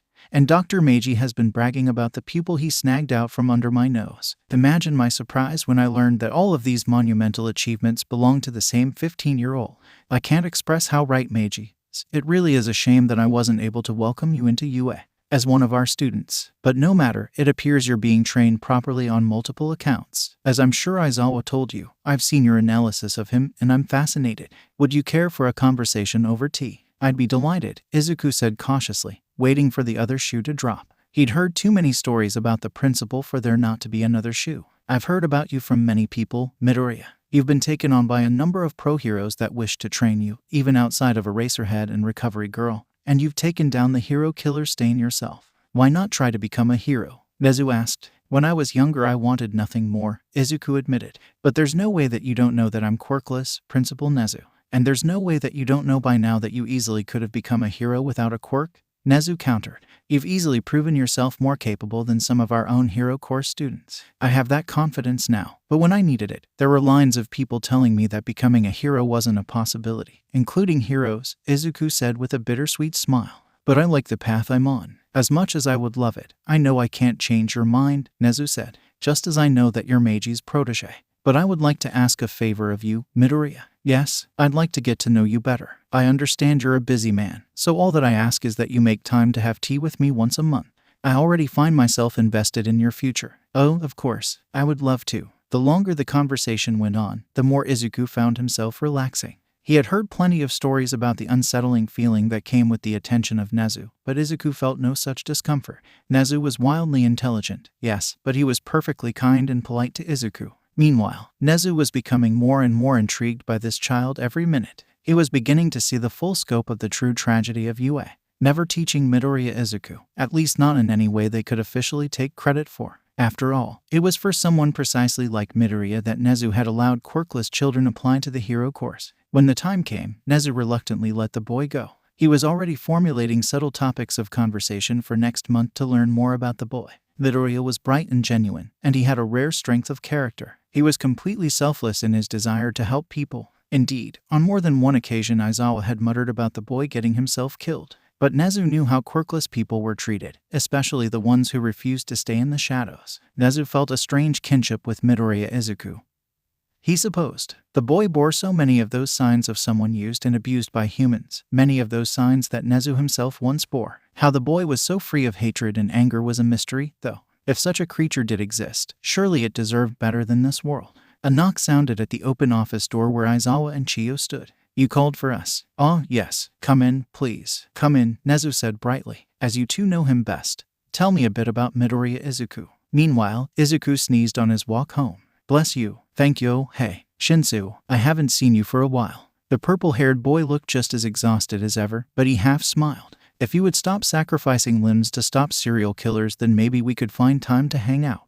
It was only one time, and I had limited options, Izuku said defensively. You people act like I have a secret quirk that causes me injuries. I'm just screwing with you, Midoriya. Really though, I haven't seen you for a while with your gimpy leg and whatnot. Izuku scratched the back of his head. Recovery girl took pity on me and healed me, but she also made me promise to go through physical therapy before I was allowed to spar again. Today was my first day back with Aizawa, and I'm going back to the dojo on Monday. I would say it sounds like you've had some spare time lately, but I know you've just overachieved as usual. I wouldn't call it overachieving. What? Shinsu asked, amusement clear in his eyes. You only added another 30 pages to your analysis of Eraserhead. And then you finished high school just because. I still have a term and a half left of high school, Izuku muttered. And I analyzed a lot of people, not just Eraserhead. So you took it easy, Shinsu said, completely deadpan. Midoriya, it pains me to say this, but you need to get out more, have some fun. I have fun, Izuku protested. Just last week we had a birthday party for Officer Kondo at the station. I mean fun that doesn't involve people a decade older than us. But Mori is only. No, Midoriya. First of all, he hates you. Besides, if anything, Mori is anti-fun. Izuku thought before grumbling. Okay then, what do you suggest I do for fun? Shinso had the audacity to shrug without looking up from his phone. Don't ask me. I haven't had fun in years. Well then it sounds like you need to go and have fun just as much as I do. What do your friends do for fun? Bold of you to assume I have friends. Well, I know Ajiro trains, and Ida also trains, Izuku said slowly. I'm assuming that training isn't counting as fun. Nope. Isn't the mall supposed to be fun? People seem to go there a lot. Shinsu wrinkled his nose. The mall, where hundreds of troglodytes that think themselves superior to you and me flock. Surely this is not the mall that you speak of? You're being dramatic. Tomorrow if you're free, we can go to the mall for a while, and when we get bored, we can go play video games at your house. The two stared one another down before Izuku added, if the mall is awful, I'll pay for lunch. A slow smile spread across Shinsu's face. I believe we have a deal, Midoriya. No super expensive sushi. The two parted with plans to meet the next morning. Izuku was absurdly excited. He had no idea what to do at the mall. He had only been a handful of times with his mom, and that usually consisted of her shoving various clearance clothes at him in a desperate attempt to get him to wear something other than his t-shirt shirts. He doubted this would be like that, but he was going to the mall with a friend. This was even more exciting than the time he'd gone to the arcade with Ajiro. When he got there, Izuku barreled right into his house, and upon finding Inko asked, Can I get off the mall with Shinsao tomorrow? Inko blinked. Say that one more time, slower. Can I go to the mall with Shinsu tomorrow? She began blinking again, but this time it was blinking tears from her eyes. Of course you can, my baby, going to the mall with a friend. There were quite a few tears shared between the mother and son, and later that night Izuku could hardly sleep for excitement. For a day he was going to be a normal teenager at the mall with a friend. That said, Izuku woke up absurdly early Saturday morning. He knew Shinsu would never stand for being woken up at this time. And the mall wasn't even open yet, so Izuku found himself running to the police station. He could say hi to whoever happened to be on duty. Smiling at the thought, Izuku slowed to a jog, and then a walk when he got to the front entrance into the station. He would need to shower once he got home, and then he could. Ugh, it's the golden child. Of course you just get up and go for a run at the crack of dawn. Because Midoriya actually has his life together. Well, you listen here, you little twerp. People only like you because they feel bad for you. Stain probably. Mori was cut off when Soma slapped a hand over his mouth. Don't pay attention to him, Midoriya. He's a little bitter about having the graveyard shift. And sleep deprivation brings out a different side of him. It makes him honest. At least he's finally off meter maid duty, Izuku said, moving to the water cooler for a drink. Sato's got a betting pool on how long that lasts. Tamakawa said, emerging from the staff room. I'm giving him a week. Mori wrenched Soma's hand from his mouth. Why are you even here, kid? I swear you're here more often than I am, and I'm paid to be here. It's pathetic. Don't you have friends? Soma tensed, ready to send Mori to the corner, but Izuku just laughed. I'm actually going to hang out with a friend later today. I just woke up early and had time to kill. Besides, I love being here, don't you? The more Izuku spoke, the more Mori looked like he was about to explode. I need either more sleep or more caffeine to deal with this brat. While Mori sat in his corner, Izuku enjoyed tea and donuts with the other officers. Sato brought donuts to the station at least weekly to keep up their image. Izuku stayed like that even after Soma and Mori finished their shift.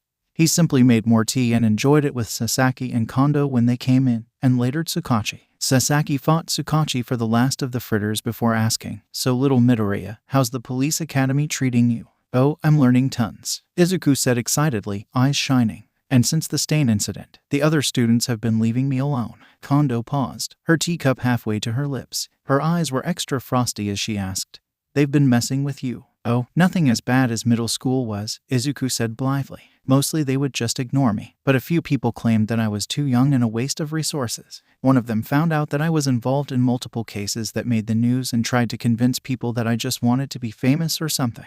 "Why didn't you tell anyone about this before?" Sasaki demanded, her wings fluttering anxiously. "It's no big deal," Izuku said quickly. "Really, it's nothing. I was used to dealing with worse in middle school. Their teasing means nothing if it gets me to my goal. Besides, now I've got all of you guys standing behind me, along with real friends. I couldn't possibly complain about any of that." Izuku stayed and chatted until it was almost time to meet Shinsu. He waved goodbye before racing out the door. If he hurried, he would have just enough time to shower. Once Midoriya was definitely out of earshot, Kondo made eye contact with each of her coworkers. "We're going to drop in on some of those police academy trainings, aren't we? Right after we shut down his middle school for neglect," Tsukachi said, already scribbling notes. "Midoriya is too stubborn to name names, but I'm sure I can find something." While those people at the police station began plotting, Izuku was practically skipping home. It had already started off as a wonderful day, and now he was going to the mall with a friend. What could go wrong? Somehow Shinsu looked even more exhausted than usual when he opened the front door. Violet eyes landed on the excited face of Izuku briefly before the door almost immediately closed on his face. Izuku blinked, but before he could really question what had just happened, Shinsu reappeared with sunglasses in place. "Now I can handle your smile. Let's go, sunshine child." "I can't wait," Izuku said, practically bouncing along the pavement.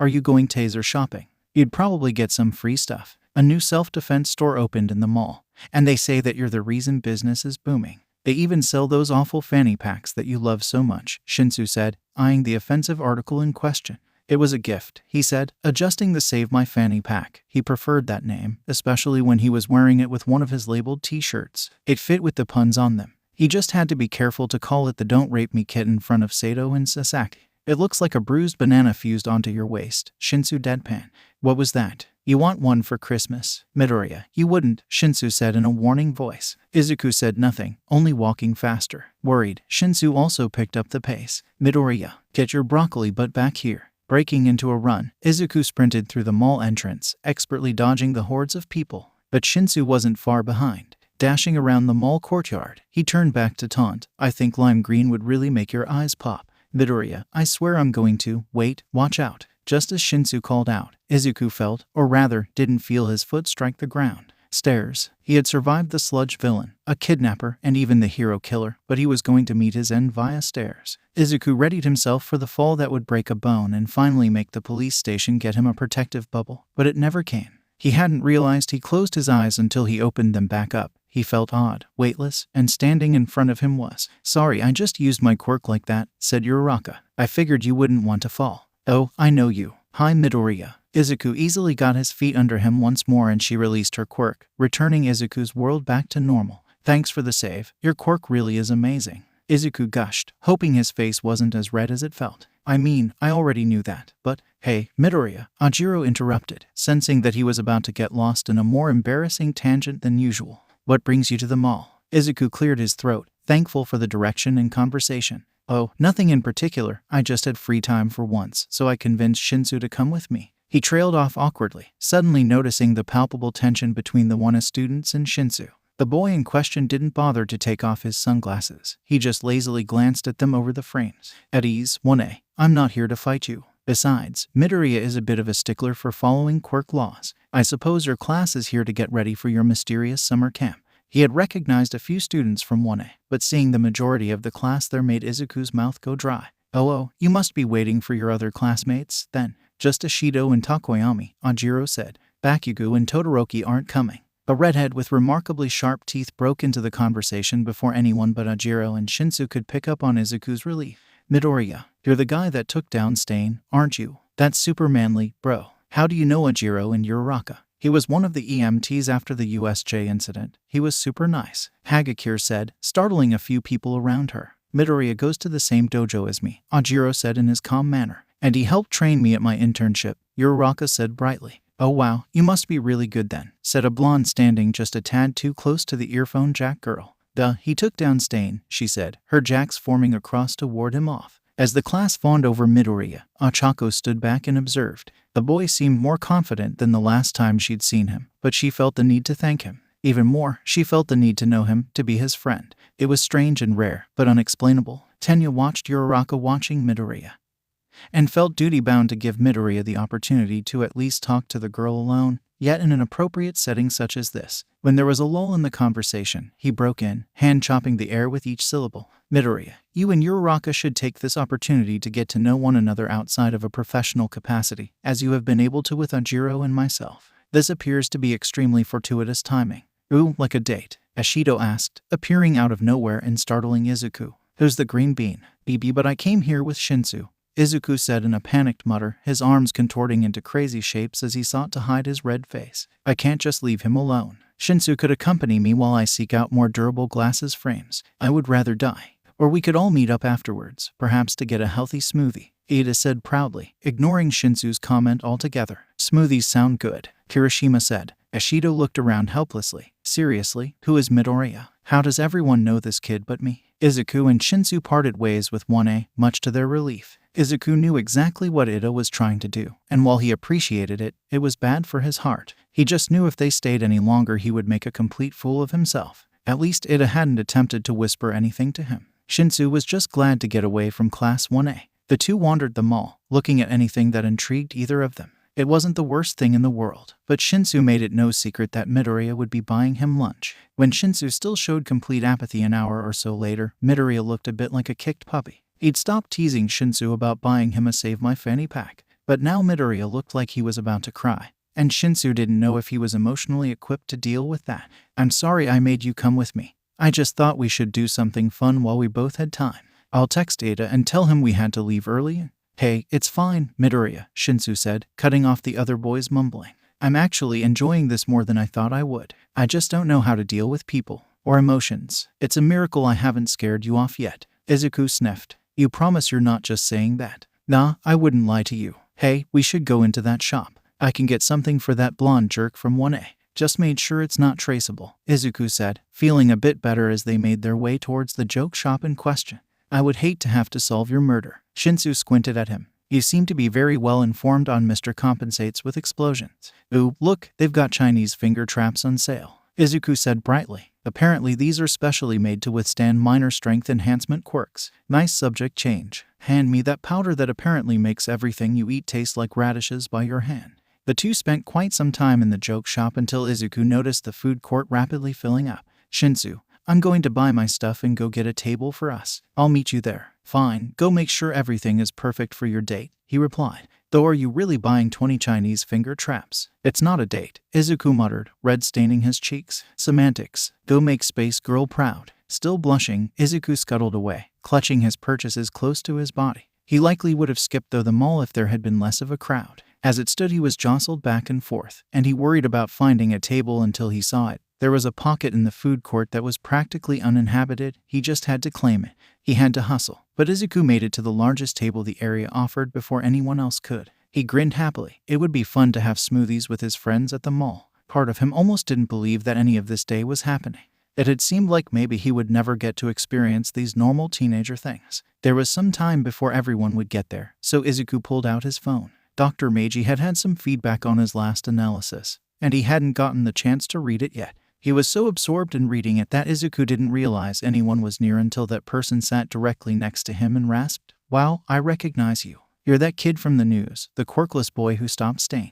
Izuku's head jerked up, his eyes meeting the man's red ones framed by pale blue hair. He couldn't help but notice how dry and cracked the man's lips were, which was somehow his most distinguishing characteristic. An uneasy feeling settled into Izuku's gut, but he took care to breathe steadily and deeply even as the man slung an arm over his shoulders. That was quite the accomplishment, taking down Stain with nothing but your little pack. It was all the media could talk about for weeks. It must be so frustrating for you. They still talk about him, but you've been forgotten or mocked by the public, along with the other things that happened in Hasu that night. Drawing as far away from the man as he could, Izuku slowly asked, "You mean those Namu things that attacked the city that night?" The man had some nervous tics, and one of them seemed to be playing with the neck of his hoodie, fingers curled like he wanted to scratch at his neck. The neck of his hoodie was frayed, and, no, the edge of the fabric wasn't frayed. The fabric was flaking away in a pattern that he had only seen once before. Images of Aizawa's destroyed elbow flashed through his mind. This was not good. "Oh, you remember at least. Tell me, quirkless boy, you've been pretty mistreated, haven't you? Even after you were the one to take down Stain. He gets all of the attention and praise. Doesn't it just piss you off?" Reaching for his fanny pack was too noticeable, too obvious, and as 4 fingers came to rest on his throat, Izuku swallowed heavily. He couldn't make or cause any abrupt movements, not without losing his esophagus. Aizawa had been happy to explain this particular quirk to him. "It definitely pisses me off," the man continued, despite Izuku's failure to respond.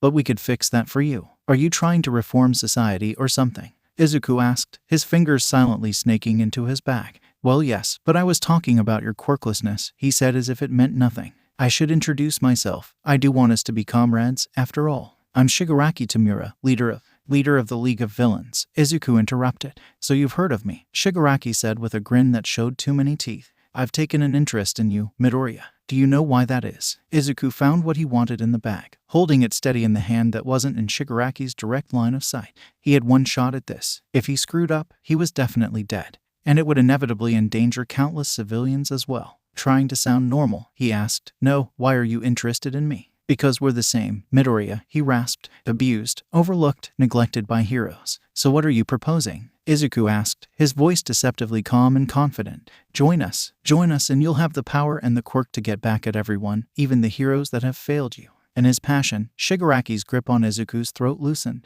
Time seemed to slow down, each of Izuku's heartbeats pounding through his body. He struggled to keep his mind calm, taking a few deep breaths before he struck, moving as quickly as his body allowed. One hand wrenched back the finger that wasn't resting on Izuku's neck while the other hand jammed a Chinese finger trap onto that finger. While the man yelled in surprise, Izuku's hand darted out and snatched the first finger he could on Shigaraki's other hand, brutally shoving it into the other end of the trap. "What do you think you're doing, brat? I can." Before Shigaraki could even really threaten Izuku, he shoved a second Chinese finger trap onto the man, cementing Izuku's temporary safety. Fury lit Shigaraki's eyes, a feral fury that made Izuku shake in his seat. "I'll kill you, Midoriya. I'll find everything and everyone." "Yo, who are you? Some crusty creep that likes to prey on young boys." A new voice broke in. "How dare you, Al-Ilkai. Step away from Midoriya and shut up," Shinsu commanded in a flat voice. When Shigaraki did as commanded with a vacant stare, Izuku put as much distance between the two as possible, breathing deeply, trying to keep his tears from falling. "What did he do, Midoriya?" He was trying to recruit me," Izuku said. "I need to call Tsukachi." Is that the leader of the League of Villains?" Ada hissed in a whisper, which meant that only people within a 10-foot radius heard. The members of one that had just gotten to the table gasped and began asking questions all at once as Midoriya began babbling into the phone. Their noise only grew, and Shinsu felt his eye twitch a few times. "All of you, shut up. Ajiro, you know Midoriya best. Comfort him, class president. Go get mall security, Shinsu commanded before prying the phone out of Izuku's hand. Detective, this is Shinsu Hitoshi. Shinsu, what's going on? A frantic Tsukachi demanded over the phone. I couldn't make out what Midoriya was trying to tell me. Hey, Pikachu, don't you dare touch the crusty dude, Shinsu hissed at Kaminari, who was curiously sidling a little too close to Shigaraki. Detective, you should probably get to the mall as quickly as possibly. It appears that Midoriya has caught the leader of the League of Villains in a Chinese finger trap. By the time Shinsu had explained all he could and hung up, Ajiro had Izuku calmed down and Ida was coming back with 2 mall cops in tow. A handful of the Wana students had actually made themselves useful and begun herding people away from the area. Midoriya, should I release my quirk to avoid legal ramifications, or command him to come along peacefully? Technically, any unauthorized public quirk use is illegal. I would let it go and we'll all just conveniently forget that it ever happened, Izuku said, meeting eyes with the various members of 1A. Ajiro watched, fascinated as Shigaraki immediately transformed into a screaming, flailing child. As the mall cops descended, Ajiro said, I have to apologize, Shinsu. I see now that I judged you and your quirk on my own ideas of being a hero. You're just doing the best you can, just like the rest of us. I'm glad Midoriya could see past that when I couldn't. Please don't start crying, Shinsu said, but I judged you a little too harshly too. Thanks for helping Midoriya. Izuku glanced between the two with shining eyes until Shinsu deadpanned. We're not going to hug it, that's what you were waiting for. I don't know if we should be more concerned for little Midoriya when he gets here or the detective, Sato said as she filed papers. Tamikawa looked up from polishing his bill collar. Why should we be worried about the detective? Sato glanced around, lowering her voice to a whisper. Nakamura told me she found a receipt for like 12 bottles of antacids. You didn't hear this from me, but Tsukachi might be on his way to another ulcer. But he hasn't had one since. But the cat-headed officer was interrupted by the door opening to reveal the smiling face of Midoriya Izuku. Good morning, Sato, Tamikawa. How are you two today? Little Midoriya, we're Chinese finger traps, Tsukachi roared, emerging from his office. You nearly died at the hand of the leader of the League of Villains. And you bet your life on Chinese finger traps. Yes, Izuku squeaked. Let's calm down, Detective, Tamikawa said gently. It was actually brilliant on Midoriya's part. Brilliance doesn't do anything if it pisses off someone enough to kill you, Tsukachi said, shaking Izuku by the shoulders. It wouldn't matter if we had kept him in custody. But he never even made it to police custody. He disappeared before anyone could arrive on the scene. A woman Izuku had never met before appeared from Tsukachi's office, smacking the man. That wasn't the kid's fault. He did more than his part. Just tell the kid he did a good job. I have every right to worry. I don't know what I'd do if... Naomasa, shut up, the woman said, menacingly adjusting her incredibly thick lensed glasses. I know exactly how you feel. It's called being a parent. But you're turning into a helicopter parent, which is not healthy. Now tell the kid he did well. Izuku frantically waved his arms. Oh, that's not necessary. Detective Tsukachi is right. I can be reckless and... Midoriya, it was well done. I just can't help but worry about you, Tsukachi interrupted, gently placing a hand on his shoulder once more. The boy stared at the detective a few moments before promptly bursting into tears. Sato told me the kid was a crier, but I didn't expect it to be this bad, the woman said. Anyway, it's nice to meet you. Midoriya, I'm Detective Kimura. I specialize in investigating homicides.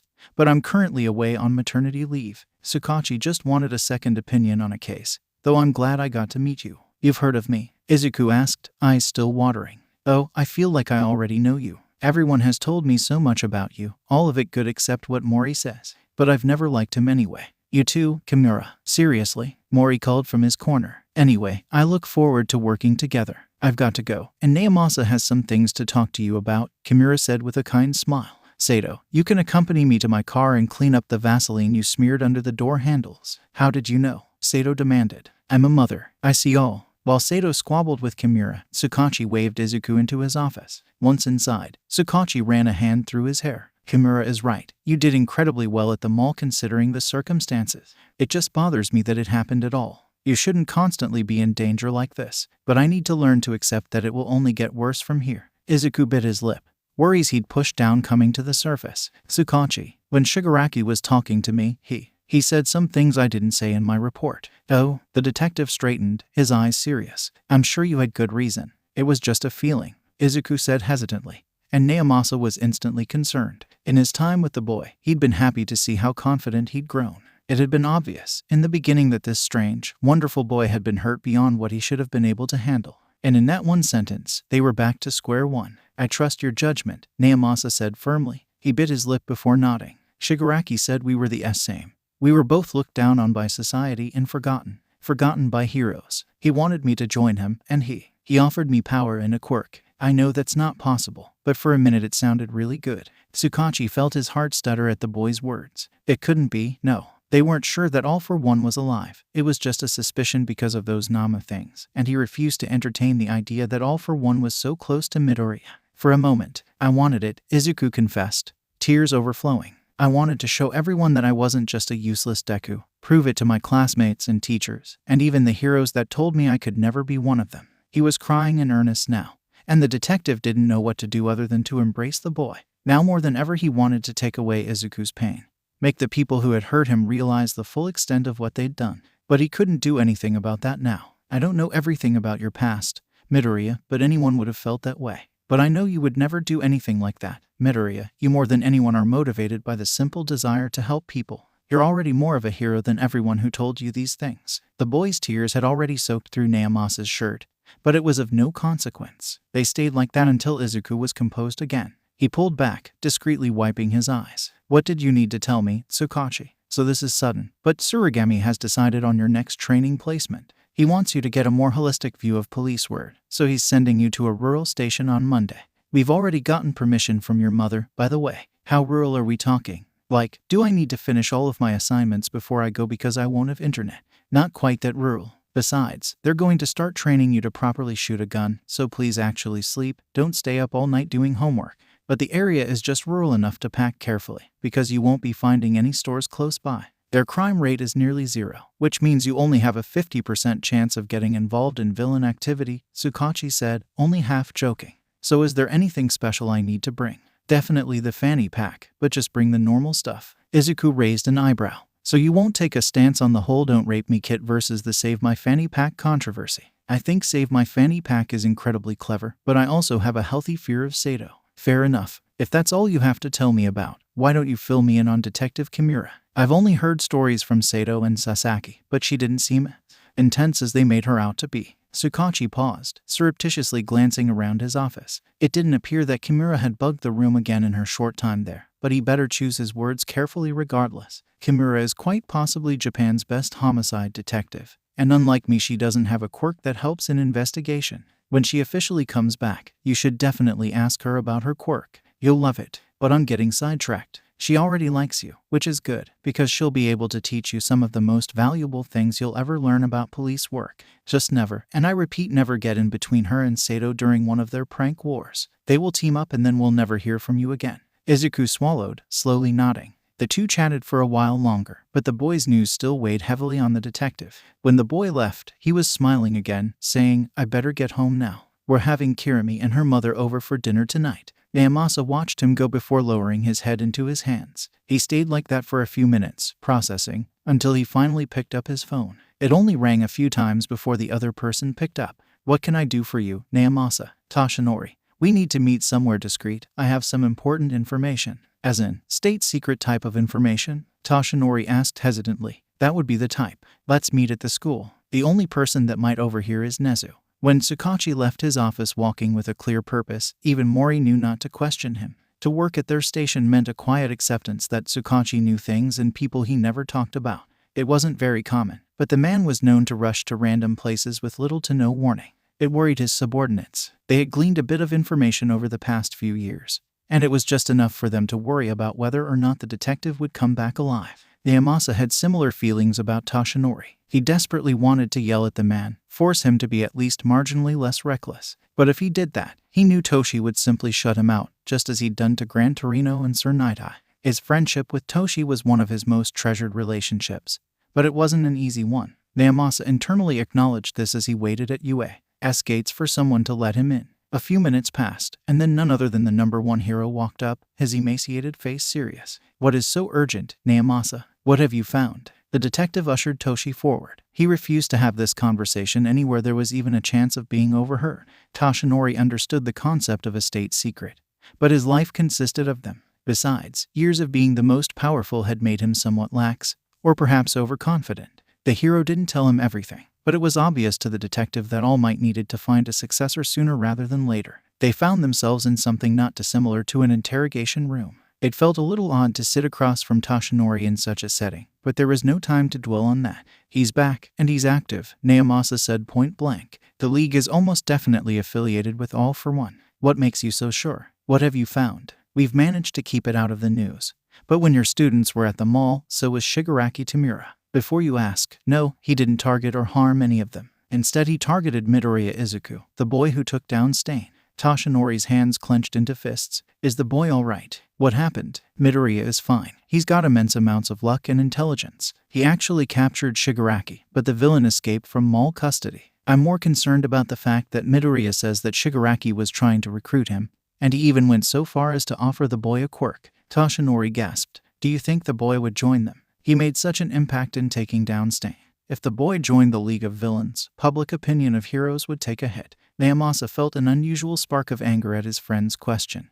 His mind flashed to an injured Midoriya babbling about people telling him he could never be a hero. I am more likely to join the League of Villains than Midoriya ever would be. But you need to get serious, Toshinori. Your time as the symbol of peace may not be gone, but it's winding down. You need to find a successor soon enough that you can train them before it's too late.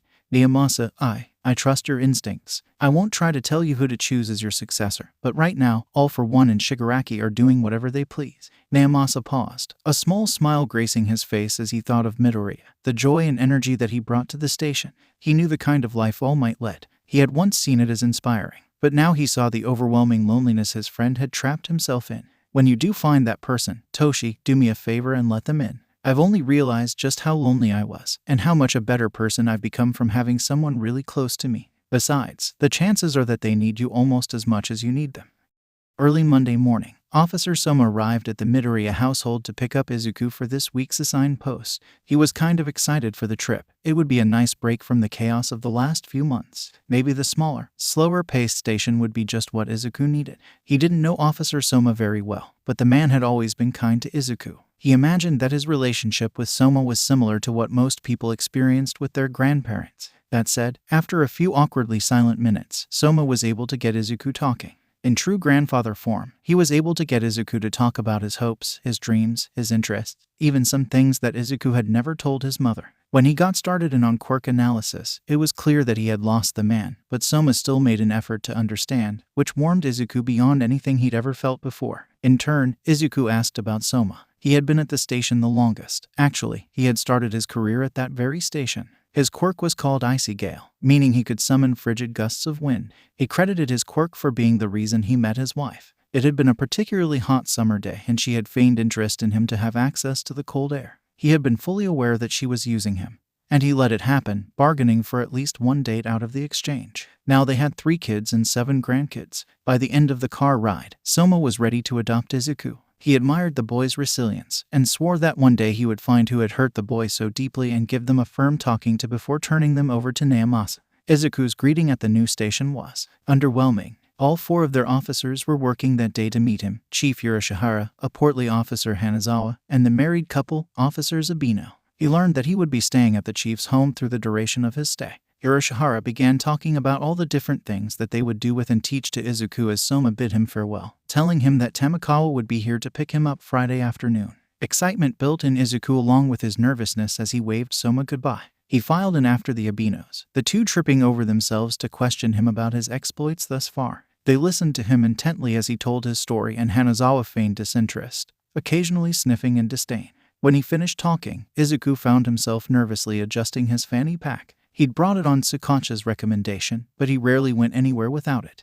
For some reason he'd found himself bringing his replacement medical pack, but it gave him some comfort having it near. So what are we doing today? Urashihara settled himself into a chair that was perfectly molded to him. It was hard to distinguish where Urashihara began and the chair ended. You've already had plenty of excitement today, so we're going to take it easy. Come on, Midoriya, put your feet up. My wife will be here shortly with lunch. Izuku glanced around, surveying the goings-on. One of the Abinos was yelling at Hanazawa to finish his paperwork from 2 months ago while the other organized a file cabinet.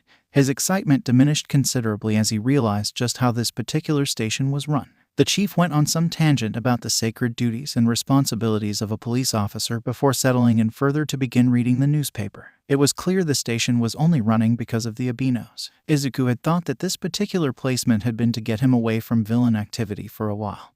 But Surigami might have had some ulterior motives in addition to that. This station was a disaster. At one point, the Abinos asked if they could take Izuku to the shooting range to get him started on training. But Yurishihara just waved a hand.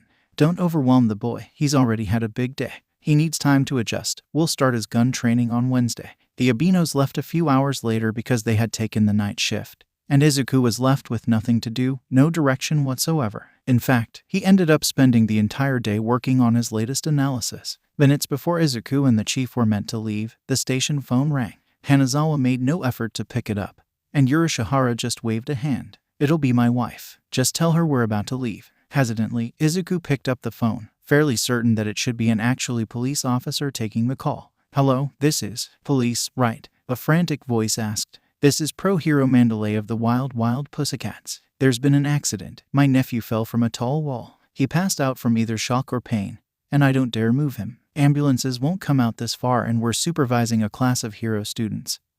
So we can't just leave. Izuku could clearly hear the panic in her voice, so he interrupted. I understand. We'll be out shortly. We have a licensed field medic on hand. Just give me your location. Yurishihara and Hanazawa stared at him as he got what information he could and hung up. Kid, I know you're used to those big fancy city stations, but we don't have any field medics here. Now call them back and tell them to call a first responder or something. Oh, they don't have any at Tsukachi's station either, but I just passed the test. I was trained by Recovery Girl herself. Now let's go. The chief was the one who ended up driving Izuku. He seemed irritated, of all things, as well as pretty hesitant. Izuku was fairly sure he heard the chief mutter a few times about cleaning up heroes' messes. Luckily, the training camp was only a few miles away. Izuku was quickly finding himself more and more irritated at the chief's attitude. After all of this, he would definitely talk to Tsurigami about this particular station. The training camp was deep in the forest, and the road was winding and steep. Izuku's excitement at meeting the wild pussycats was tempered by possible injuries the child could have sustained. The phone call was not long enough to give Izuku many details about the kids' well-being. Pixie Bob waited for them, ushering them forward so aggressively that Izuku almost didn't have time to grab his replacement med pack. They were led inside where a little boy was splayed out on a couch. He was unconscious while Mandalay hovered around, unsure of what to do. We have a place to bathe here, and there was a wall separating the boys from the girls. We heard that one of the boys could be inappropriate, so we stationed Kauta at the top of the wall to stop any mischief, Mandalay explained frantically. We only know he fell. The few students that have come to explain what happened all told slightly different stories. Izuku took his time examining the boy, checking vitals, observing everything he could while everyone in the room watched with bated breath. Pixie Bob was doing her best to console Mandalay while they waited for the verdict. Your nephew is very lucky, Izuku finally said. It seems that he's only unconscious due to shock, probably the shock of falling. It looks like someone caught him just before he hit the ground. You can see the bruise from their hand here, and it looks like the force of it all dislocated his shoulder. Aside from that, he may have whiplash or a minor concussion, but I'd need to observe him a little longer to be sure. Oh, can you? We have a spare room for you if you would stay here, Mandalay said. Yeah, and we're hosting 19 hero students right now, Pixie Bob added. One of them is bound to get injured during this training. Chief Yurishihara looked annoyed. Aren't you 4 rescue heroes? Shouldn't you know basic first aid? Izuku, meanwhile, was already on the phone with Tsurigami. Hi Chief, it's me. Yeah, there's a training camp out here for hero students and they need a medic. Though, not a thing. I doubt that's even going to happen. Okay, I'll look forward to that too. Thanks. Once more all eyes were trained on him as he hung up the phone, slipping it once more in his pocket. Chief Tsurigami says I can stay, so I'll need my bags out of your car, Chief Yurishihara. Send my regrets to your wife. It annoyed Yurishihara that in those 2 sentences Midoriya had been able to casually muster more authority than he had in the entirety of his life. The brat didn't even deign to look at him again as he firmly grasped Kauta's upper arm, guiding the bone back into the correct place. Izuku felt bad about causing the boy even more pain, but it didn't wake the boy up, so he told himself it was better this way. Mandalay couldn't stop thanking him, explaining, we should have stationed one of us up there instead. When no one could agree on what happened, I panicked, especially when he didn't wake up. He hasn't even really been able to enjoy his life yet, find his place in this world. I take it his life hasn't been the easiest, Izuku said, gazing sadly at the small boy. He's already lost everything once, Mandalay said softly. His parents were heroes, and they died on the same job. Kauta was too young to understand, and since then he's hated heroes. He tolerates us, but he doesn't really have anyone to be close to. A question was at the tip of Izuku's lips when the door opened to Aizawa dragging the kid with the weird purple hair. Minta is here to explain exactly what went on. The student looked like he had seen the face of death, and Izuku was finding it hard to feel any sympathy for him. When Aizawa shoved the boy towards Mandalay, his eyes landed on him. He sighed, a bone-weary sound. Just what are you doing here, problem child? I'm your school nurse for the time being.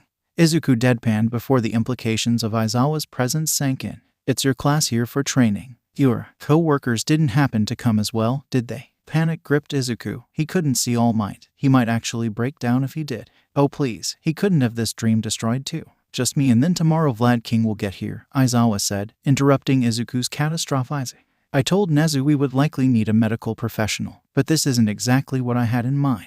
Oh, Nezu didn't send me, Izuku said, doing his best to disguise how shaky his voice was. I'm actually temporarily assigned to the nearest police station. I was the one that answered Mandalay's call. Of course you were. And why are you here without an officer? He kind of left me here. Really, Chief Urashihara isn't the most attentive. I'm going to have words with Tsurigami. That station is. Save it for later, Aizawa said. While you're here, just don't do anything that could potentially kill you. I'm here as medical help. How am I supposed to do my job if I need medical help? Izuku huffed. My point exactly. Remember that, problem child, Aizawa said, beginning to stride away. Wait, are you going to introduce me to your class? Izuku asked, thinking of one particular student.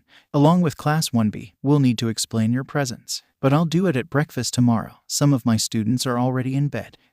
I've been meaning to ask you about this for a while. Can you tell them I'm just some field medic? And everyone else, I know you're an underground hero. And since the Holstein thing, I've been getting some notoriety. It's not common, but some people recognize me on the street, and I wouldn't want you to get a reputation as the guy who helped train the quirkless kid. Don't think I'm not grateful, I am. I just don't want your Midoriya, breathe, if it's what you want. As far as anyone knows, this is the second time we've met, Aizawa said. Now Shu, go find someone to play with while the pussycats get a room ready for you. Izuku nodded, slipping out of the door unaware of the teacher's fond expression as he left. Outside of the house were areas that were clearly training grounds and an outdoor kitchen. Only a handful of students milled around, too exhausted to do much other than sit and talk. I wonder how that kid is doing, said the boy Izuku remembered as Kirishima. It was a pretty long way to fall. We're lucky that Shoji was manly enough to catch him. There was a police car here earlier, someone else said, so something must have been done. Maybe Minta got arrested. Someone snorted. The police wouldn't do anything that useful. Honestly, at this point we should just do away with the police. They're just a waste of public funds. Izuku decided he didn't like whoever that was, but his heart warmed when Ajiro said, the police force does more than you know. They deserve our respect just as much as heroes do. Staring at the group of students, he found himself biting his lip, hesitating to join the group of students. Doubts and fears breathed down his neck until a voice exclaimed, Midoriya, how are you here? Hagakure, you must be practicing stealth. I didn't sense you at all, Izuku said, placing a hand over his racing heart. I'm here for medical support. Awesome. Hey look everyone, it's Midoriya, she gushed, hauling him forward. What? Uraraka screeched, lurching to her feet. Hey man, what are you doing here? Majiro asked. I'm essentially the camp nurse, Izuku said with a weak laugh. Oh man, I wish Bakugo hadn't already gone to bed. He hasn't met you yet, Kirishima said brightly. It's so manly how you help everyone mid. Are you nerds talking about me? A voice growled as a figure emerged from the shadows. I told you all before, don't. Bakugo broke off, face contorting in wordless fury when his red eyes came to rest on Izuku. He, on the other hand, felt his blood freeze in his veins, every fiber of his being screaming for him to leave. Instead, in direct opposition to Aizawa's request to stay away from things that might kill him, Izuku raised a hand. Hi Kaken, Deku. Izuku felt his life flash before his eyes as Bakugo Katsuki rushed him. Murder in those familiar crimson eyes as every expletive known to man poured from his mouth. This was it. This was how Izuku was going to die. His entire life had trained Izuku to fear this moment, to submit in hopes of coming out of this encounter alive.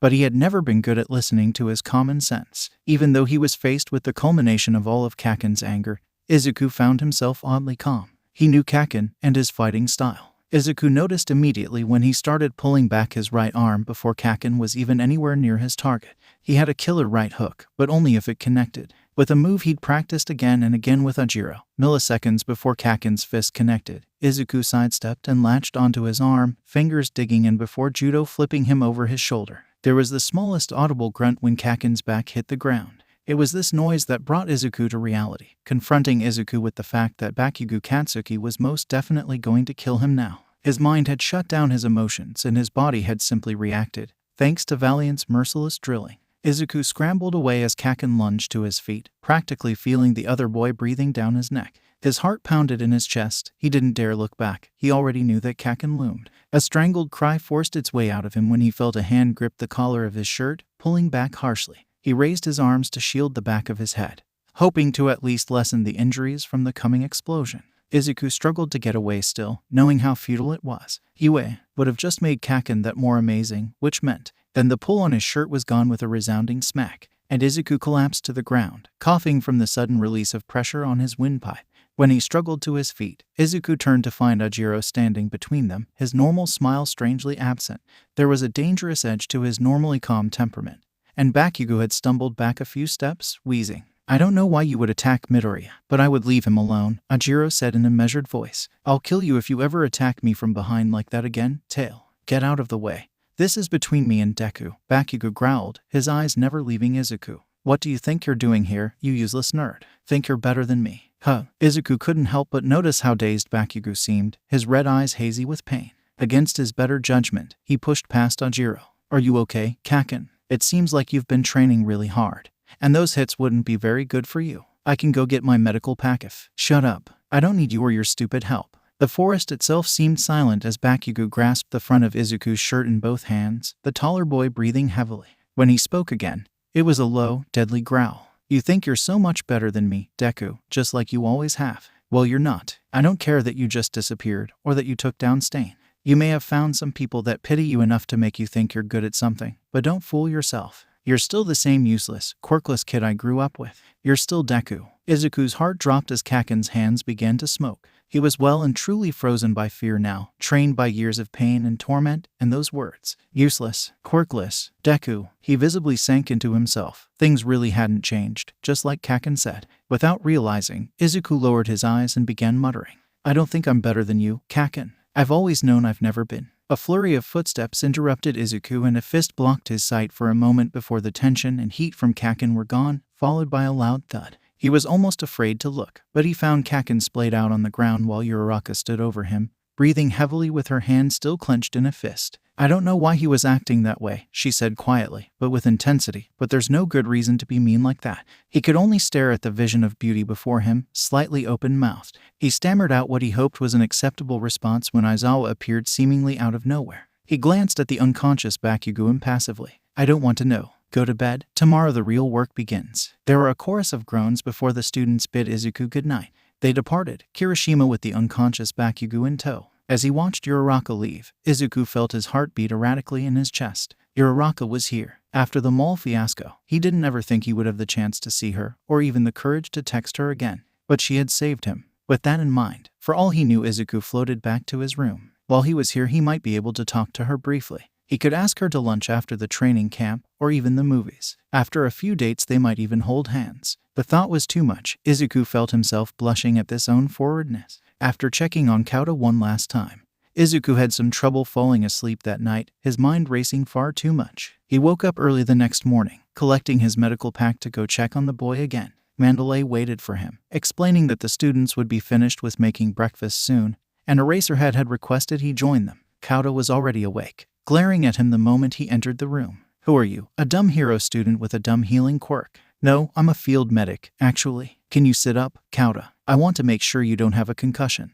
Thankfully, Kauta complied with Izuku's requests, begrudgingly following directions. Mandalay was relieved to hear that the boy was fine, and she accompanied him to the dining area. There was already a clamor, the students busily eating and chatting. He suspected now would be the only part of the day that they would have the energy to do so. Unfortunately, Bakugo was the first person to spot him. His shout of "Deku" broke across the group. Everyone fell silent, a few people visibly tensing, readying themselves for whatever may come. "Good, you know each other. This is Midoriya Izuku, a field medic on loan to us from the nearest police station. Treat him well. He's your only source of pain reliever," Aizawa said flatly. "That little kitten is going to come sit by me," Pixie Bob asserted, grabbing Izuku by the arm. Kauta trailed behind, all but pushing Tiger out of the way when he almost sat on Izuku's other side. "So tell me, kitten, what's your story? How did you come to be so accomplished at such a young age?" Pixie Bob gushed, sliding just a bit closer to him. "Yeah, why not become a hero with all your talent?" Ragdoll asked. "I wanted to when I was younger," Izuku explained,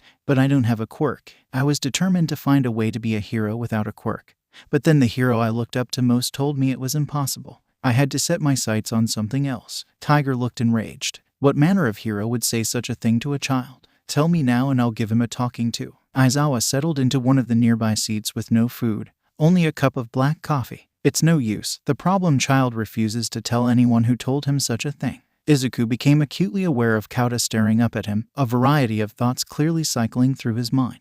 They finished the remainder of breakfast with some idle chatter, and afterwards Izuku and Kauta went back into the building, both for Izuku to keep observing Kauta and for them to keep one another company. Silence prevailed in the hero's absence until Kauta huffed. I don't need a babysitter. Well, it's a good thing that I'm not a babysitter, then. I'm Midoriya Izuku, by the way. I don't know if we got introduced earlier. It's nice to meet you, Kauta. Kauta was still slightly glaring at Izuku. You're kind of young to be a field medic, aren't you? Are you some kind of suck-up? Oh no, I just want to be able to help people, so I took some medical classes. I'm also the first person to participate in the Provisional Police Academy program, Izuku said with a hint of pride. The boy snorted, a sharpness coming into his gaze. It figures. You couldn't be a hero, so you decided the next best thing was to be a cop. No, not really, Izuku said, determined not to be offended by the boy's brash personality. He had a theory of who his parents were, which would explain a lot. I mean, maybe at first. But heroes are too deeply tied with the entertainment industry. Yeah, they save people, but they also go to press conferences and compete with hero rankings. Police officers are kind of looked down on, but they are authorized to deal with villains just like heroes are. Plus, they do all kinds of important little stuff. Imagine if there was no one enforcing the speed limit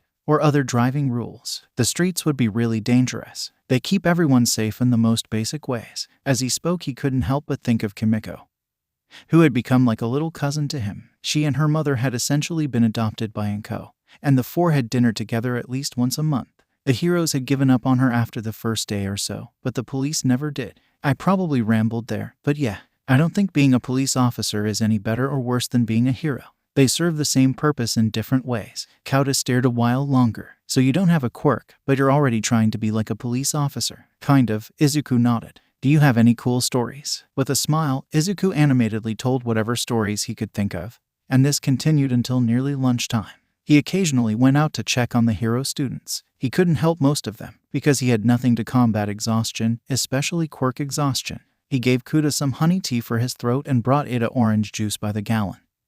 But that appeared to be the extent of his current usefulness. Just before lunch, however, the Dupli Arms boy brought Izuku a shivering Todoroki. His skin was completely covered by a thin layer of frost, his lips a concerning shade of blue. Thanks, I'll take care of him, Izuku said, already bustling. Just lay him down there. Hey, that's my spot, Kauta protested. You were just punching that dummy. You're fine, Izuku said. Hand me that blanket. Todoroki was well on his way to frostbite at the very least, and hypothermia was only a few snowflakes away. But as with most of the world, quirks changed the treatment. When either of these things were caused by a quirk, particularly by the patient's own quirk, there was a slightly different process to follow. It was a good thing Recovery Girl had drilled it into him. I'm fine, Todoroki said, barely managing to keep his jaw from chattering. You can just leave me alone. When you can walk out of here at a normal speed, I'll believe you, Izuku said. Now just sit still. It was clear that Todoroki had some natural resistance to the cold, but it should have helped him more than this. One side of his body was distinctly warmer than the other,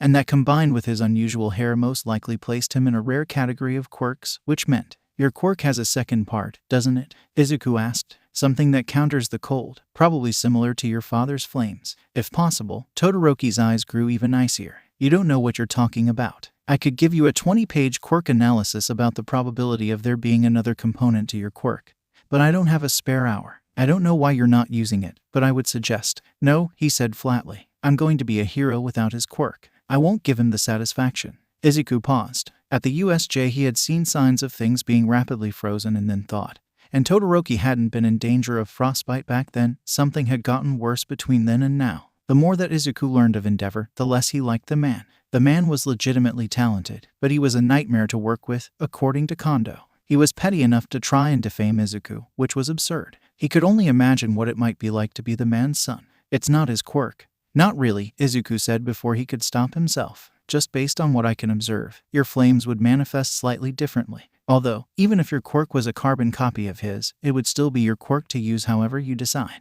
You just can't decide to turn into a popsicle whenever a fight drags on for too long.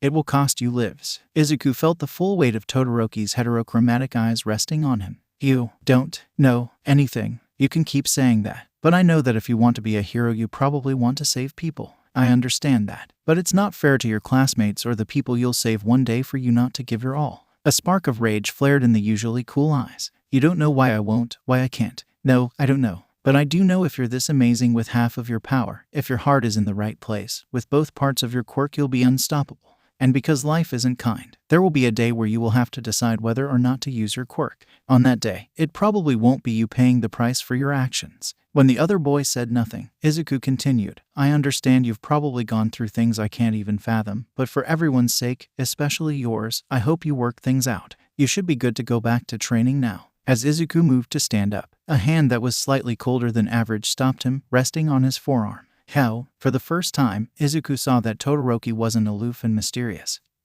He was an unsure teenager. How do you work things out? Doing his best to bring out his inner Inko, Izuku said, it just depends on what you think you need. For a lot of people, the first step is talking to someone about what's going on. Todoroki sighed. Midoriya, have you ever heard of quirk marriages? Excerpts from Izuku's analysis. Name, Tsukachi Naomasa. Age, 36. Height, 180 centimeters. Occupation, police detective. Physical description, a very average, nondescript man. He is an average height with black hair and black eyes, usually wearing a nondescript suit with a tan overcoat and a tan hat. He claims that his plainness only aids him in his work, as he is not particularly remarkable in a crowd. Personality, seen as earnest, hardworking, and trustworthy by all that are close to him. He can also be overprotective to those who are closest to him. Quirk, human lie detector. This quirk is always active. Tsukachi simply knows instinctively whether someone is lying.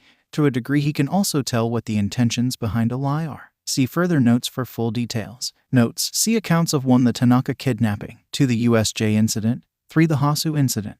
Todoroki. I'm so sorry, Izuku breathed. The boy's face was nearly emotionless, merely the slightest bit quizzical. I feel strange. Sharing my story doesn't fix anything, but somehow I feel lighter. We'll see if something can be fixed, Izuku thought to himself, ideas already rampaging through his mind.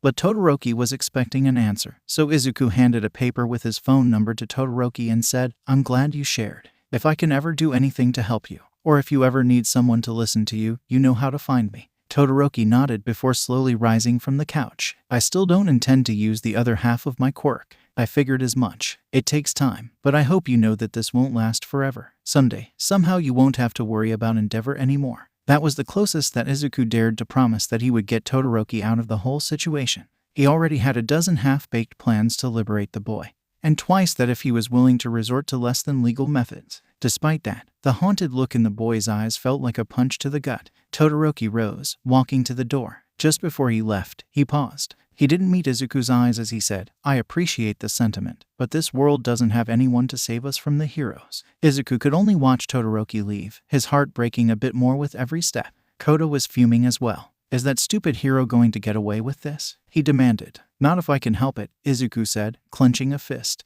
I knew heroes were dumb, Koda sneered. But he still wants to be one like an idiot. Besides, he was here forever. It was just 20 minutes, Izuku scoffed, flicking the bill of the boy's hat. Besides, he needed to let his quirk rest. The boy scoffed, but it didn't have quite the same venom that it had that morning. Koda and Izuku spent the rest of the day like that, playing however Koda felt. At first it had been hard to believe that Koda was only 5 years old, even younger than Kimiko. But it started showing the longer Izuku was there, like when he pouted a bit whenever another student was sent to Izuku. After Monoma from 1B was sent to him for the 3rd time with heat stroke from his costume, Koda threw a bucket of ice on the teenager. Overall, throughout the training portion of the day there weren't any disasters. Everyone made it out alive, they just looked dead. Izuku felt a little bad seeing how much they struggled making dinner. He spent a few minutes before the meal doling out painkillers like they were candy on Halloween. Kaken didn't ask for any, though, and Izuku didn't offer. Hiraraka brightened from where she saw him. Midoriya, do you want to sit with? Pixie Bob seemingly materialized, slinging an arm around Izuku's shoulders. It's my favorite kitten.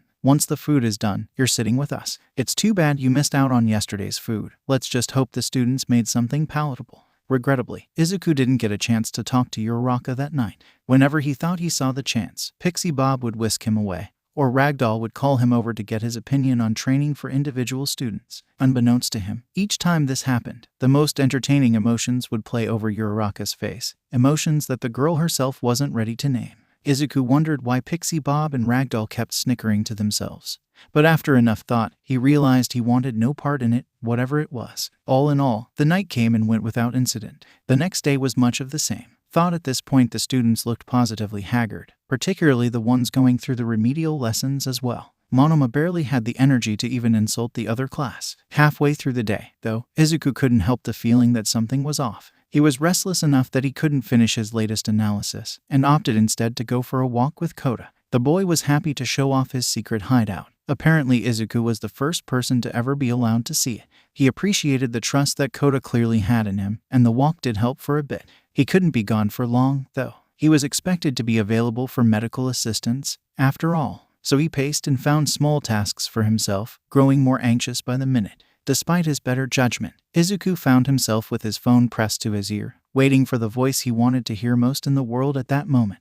Musutafu Police Department, Detective Tsukachi speaking. Just the sound of his voice quelled Izuku's anxiety more than anything else had that day. He had to swallow before he felt ready to respond. "Hey Tsukachi, it's Izuku Midoriya," the man exclaimed, collapsing into his chair. "How are you? Is your training going well? You're probably a crack shot with a pistol already." "Oh, Tsurigami didn't tell you. He's probably been busy. I'm not at the police station. They kind of loaned me out to a summer camp for hero students." "They what?" Tsukachi demanded. In the background a slight mumbling could be heard, and Tsukachi said, "Just go sit down, Toshinori. This is an important phone call." "You can hang up if you're busy," Izuku said, guilt immediately replacing some of his anxiety. Don't worry about it, Midoriya. It's just my old friend Yagi Toshinori. We were just about to go to dinner. He's got the day off, so he can afford to wait for me." "Now why exactly aren't you at the police station?" Still feeling guilty, Izuku shortened the story as much as possible, but Tsukachi was having none of it. He dragged each and every detail out of Izuku. "That station is a disgrace to Japan's police force," Tsukachi said when Izuku was finished. "Rest assured that Tsurigami and I will be paying them a visit very soon. But it sounds like you're safe, happy, and gaining experience on top of that. If anyone can make a good thing out of a situation like this, it's you, Midoriya." Unexpectedly, Izuku found himself fighting back tears. "Thanks, detective. I needed to hear that. You sound a little nervous, but I meant what I said. If anything does happen, just trust your instincts as long as they're not telling you to stab yourself with a sword." Tsukachi chuckled at Izuku's groan. "And don't be afraid to have fun." "I won't. Thanks, Tsukachi. Anytime, Midoriya." Just before Tsukachi hung up, Sato was clearly audible from the other room. "Wait, you're talking to little Midoriya. Tell him to." Izuku pondered what her message could have been, but to this day it remains one of life's great mysteries. Dinner rolled around once more, and the food got even worse, somehow. In some cases it seemed that Class 1B was determined to get in 1A's way, which led to some truly tragic treatment of the food. Class 1B was an interesting study for Izuku. His personal experiences with people his own age were horribly skewed, and Class 1A were the only other hero students he had ever met. They were the same age, and in theory on the same level as Class 1A, but markedly different. In some cases there was a clear feeling of inferiority, though there was no need to name names. They had much of the same ambition and drive as the other class, but many of them lacked the same confidence and experience. Class 1B was closer than any of the classes Izuku had ever been a part of himself, but Class 1A was quickly becoming a family. He observed the classes and their reactions when it was announced that there would be a test of courage. However, the excitement and instant plotting of how to apply their quirks instantly soured Kota's mood. The kid had been doing well that day, but it was clear that 39 hero students talking excitedly about using their quirks was too much for the boy. He stood up abruptly, storming away. "I'm going to go talk with him," Izuku whispered to Mandalay, slipping away. As he expected, Kota was sulking in his hideout. Izuku cleared his throat more to announce his presence before collapsing on the ground next to the boy. "I know the food isn't great, but you still need to eat. You're going to be really hungry if you leave every meal like that." The boy hesitated before turning his eyes to Izuku, anger still blazing in them.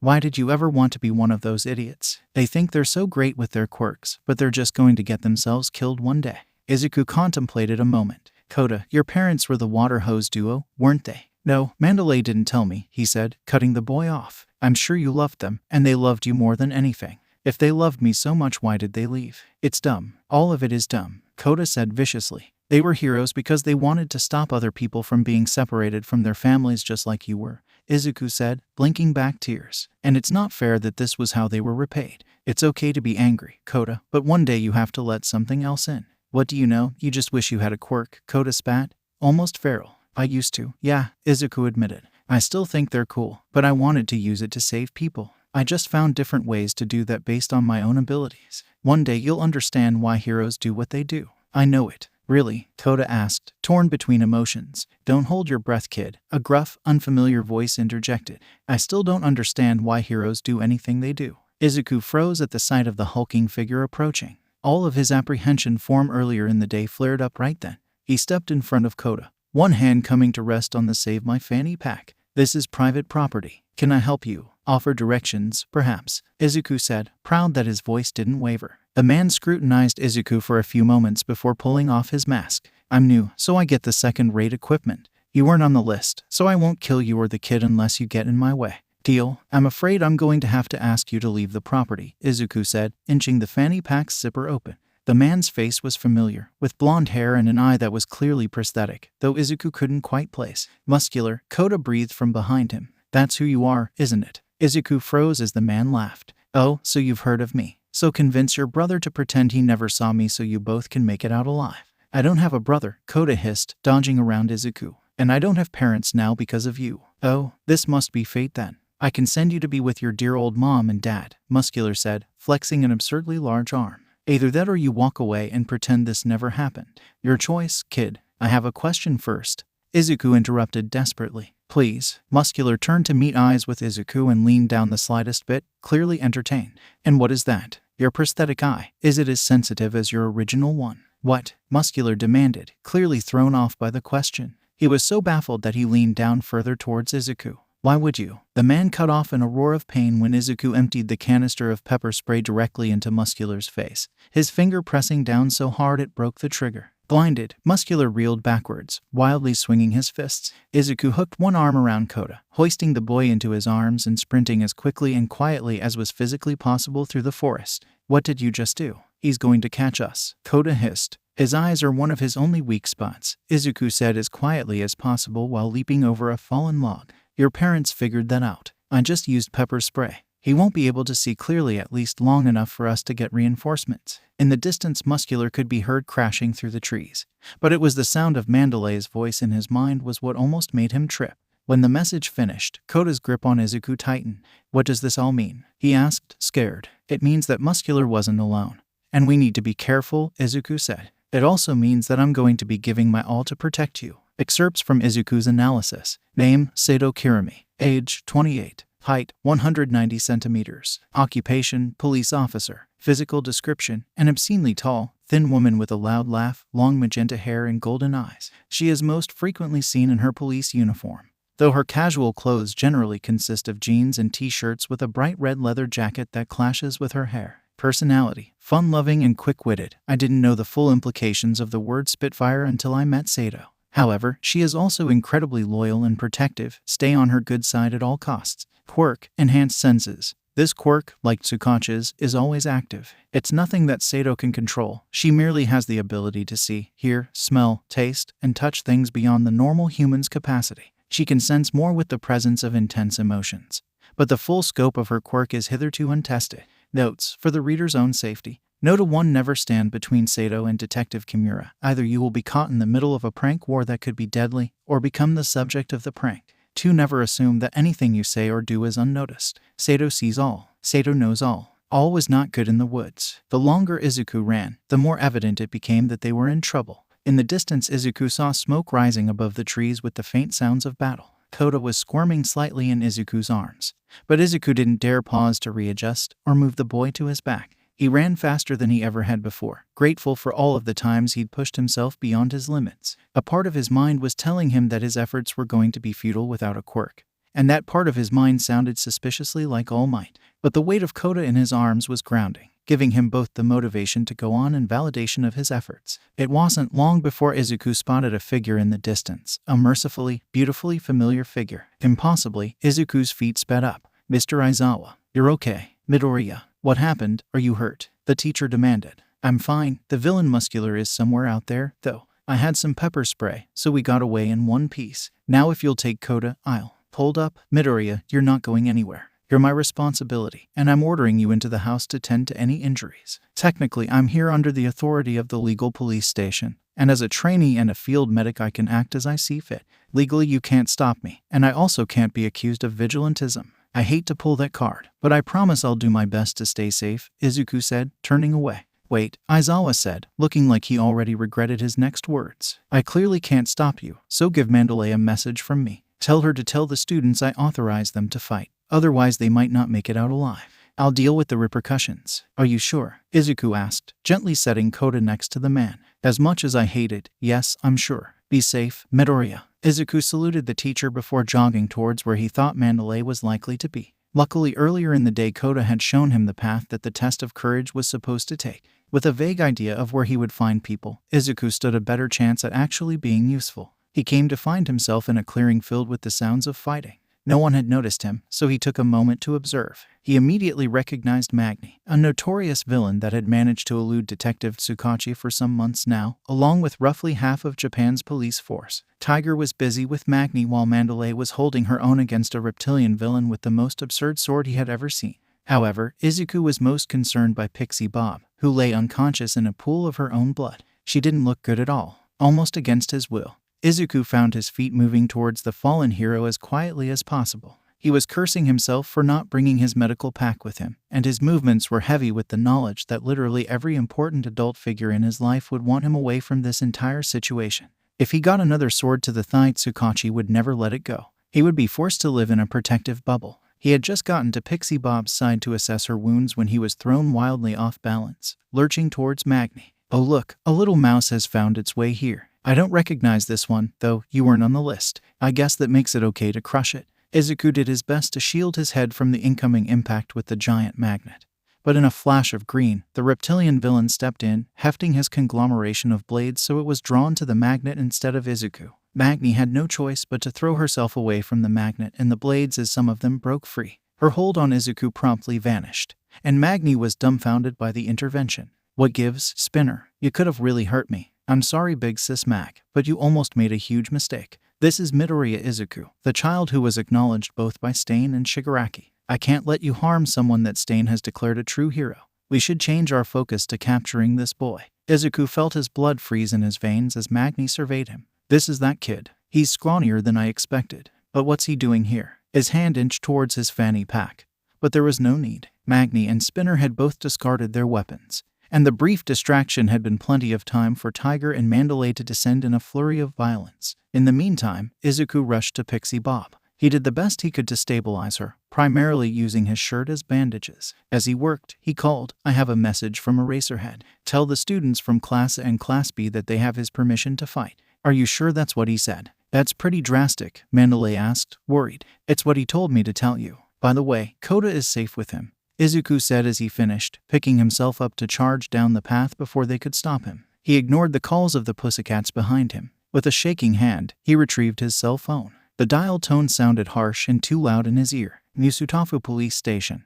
This is Officer Sato speaking. Izuku bit back a strangled laugh. Of course Sato was there when the world was falling apart. Hey, it's Izuku. Little Midoriya. How are you? Why are you calling so late? You sound out of breath. I don't have much time, Izuku interrupted. Villains just infiltrated the camp I'm staying at and I don't know what's going to happen. Trace the location of my phone and send all the reinforcements you can. Do you have any heroes you want there? Sato asked tersely. Not Endeavor. People who work well in forested areas. Sato, I need to go. Izuku had to force the last words out. If I don't make it, tell everyone thank you. And tell my mom I love her. Little Midoriya, whatever you're thinking about, don't you dare. I'm sorry, Sato, he whispered before hanging up. He found himself running faster if only to blame his watering eyes on the wind whipping his face. Every tree branch that brushed him felt like a grasping hand, every dark silhouette awaiting foe. That was why when he tripped over something, he didn't immediately realize it was a severed arm. That section of the forest was eerily silent, and Izuku tried his best to tread carefully, making as little sound as possible. He nearly screamed when he saw the looming figure approach him, but he was relieved to see it was merely Shoji, the Dupli Arms hero student.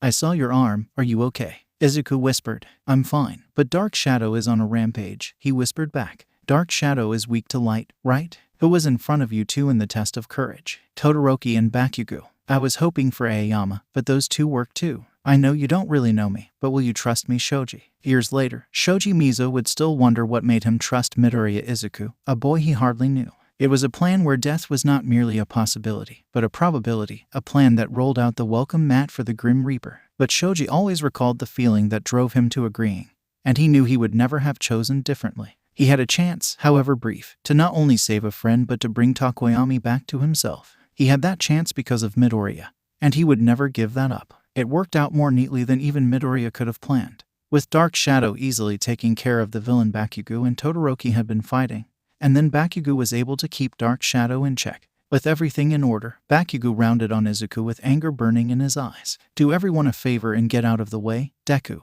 I'm not explaining to Auntie that you died because you put your useless, quirkless butt where it didn't belong.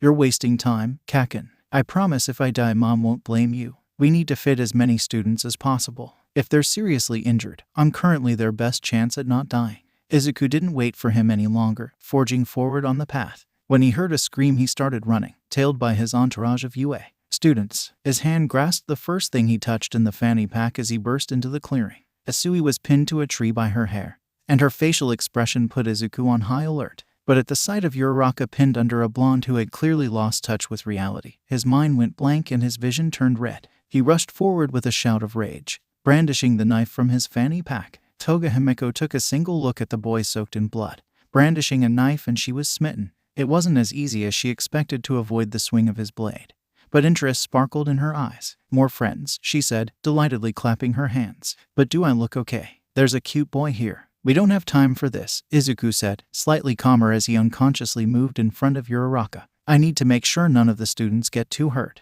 The maniacal girl's golden eyes fixated on him, her grin impossibly growing. You're the boy who took down Stain, aren't you, Izuku? She darted forward, swinging her blade in a wide arc, but Izuku caught it with his own knife, sparks raining down. Todoroki. Thankfully, the boy intuitively understood Izuku's intentions, freezing the girl in place. There's no telling how long this will last. I didn't want you to give her hypothermia. That just means we can't stay too long, Izuku said. But first, are you two okay, Uraraka? Asui. It was just a little scratch, ribbit. I'm fine. Good, let's go, Izuku said. Uraraka couldn't help the blush that crawled across her cheeks. She'd seen several sides to Midoriya, but he'd never been so authoritative before. He just kept getting more impressive. Ochako shook herself, slapping her cheeks. Now was not the time to get impressed by Midoriya. They forged on ahead, eyes and ears searching for any signs of other students. These villains were capable, and they clearly had no qualms or orders against harming literal children. It stood to reason that they had a goal for all of this, likely capturing a specific student. Izuku had suspicions about which student they were here for and who had sent them. After all, to get into camp undetected they would have had to use a teleportation or warp quirk. Those were rare, especially ones that were powerful enough to allow as many people as their group had. Let's split up, Izuku decided after they walked a bit longer. Go in pairs and search for injured students. I'll go back to camp and wait with my med pack. Are you sure, Midoriya? Uraraka asked. Sue and I can go with you. No, there's a lot of ground to cover. It can be the difference between your classmates living and die. Round up as many people as possible and take them there. It would distract them from his actions, yes, but it was a legitimate plan. Emergency responders were bound to arrive at any minute. Sato likely got every ambulance, hero, and police unit within an hour's drive headed their way. Herding the students to a safe place was the best course of action. Go, people might be dying out there. Izuku snapped. He watched the students depart in pairs. But Uraraka lingered just a few moments longer than the others, her brown eyes resting on his face. Be careful, Midoriya. You still owe me a smoothie. Despite himself, Izuku felt a smile spread across his face. I've kept you waiting long enough that I probably owe you lunch too. And then the students were gone, and Izuku turned, setting his course away from the camp, likely where the villains were meeting up. He didn't have to walk long before he heard voices filtering through the trees. Where's Muscular? Probably still crashing through the trees. He got bested by a brat with pepper spray. And Moonfish. Mustard. Who cares? Let's just leave them. But we don't have that Bakugo kid. We can't go back to Shigaraki empty-handed. So I was right on both accounts. Never fear, came a voice from the trees. I just found him and the ice user wandering around. It's time to bring this act to a close. It was a man in a top hat and a trench coat brandishing a pair of marbles, presumably containing Kaken and Todoroki. He wished he had time for a last phone call, but this was why he had left messages with Sato. Neither his legs nor his voice shook as he strolled into the clearing. I have a proposal for you all instead. And what's a small fry like you doing here? A man in a black and white suit demanded, twice. In a deeper voice he declared, you had best walk away.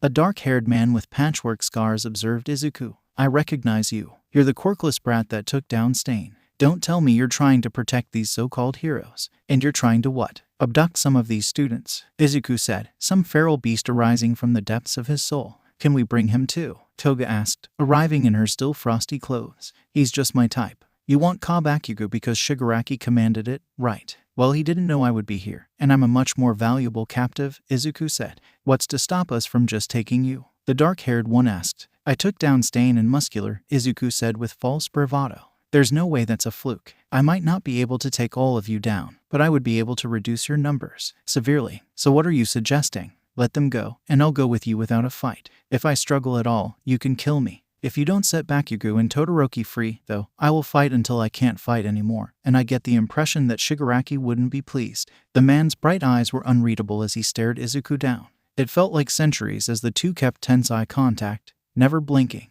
Then he shrugged. Fine, we're spending too much time here. Compress, let those two go. Sighing, Mr. Compress threw the two marbles some distance away. And then Bakugo and Todoroki were back, looking highly disoriented. Todoroki came to a little faster, eyes focusing on Izuku. Midoriya, what are you doing? You're supposed to be back at the camp. Tears stung the back of Izuku's throat. Tell Mr. Aizawa I'm sorry. He shouldn't blame himself. Mido, Deku you. What the he? Bakugo was cut off when he had to leap back from a burst of flame that put Endeavor to shame.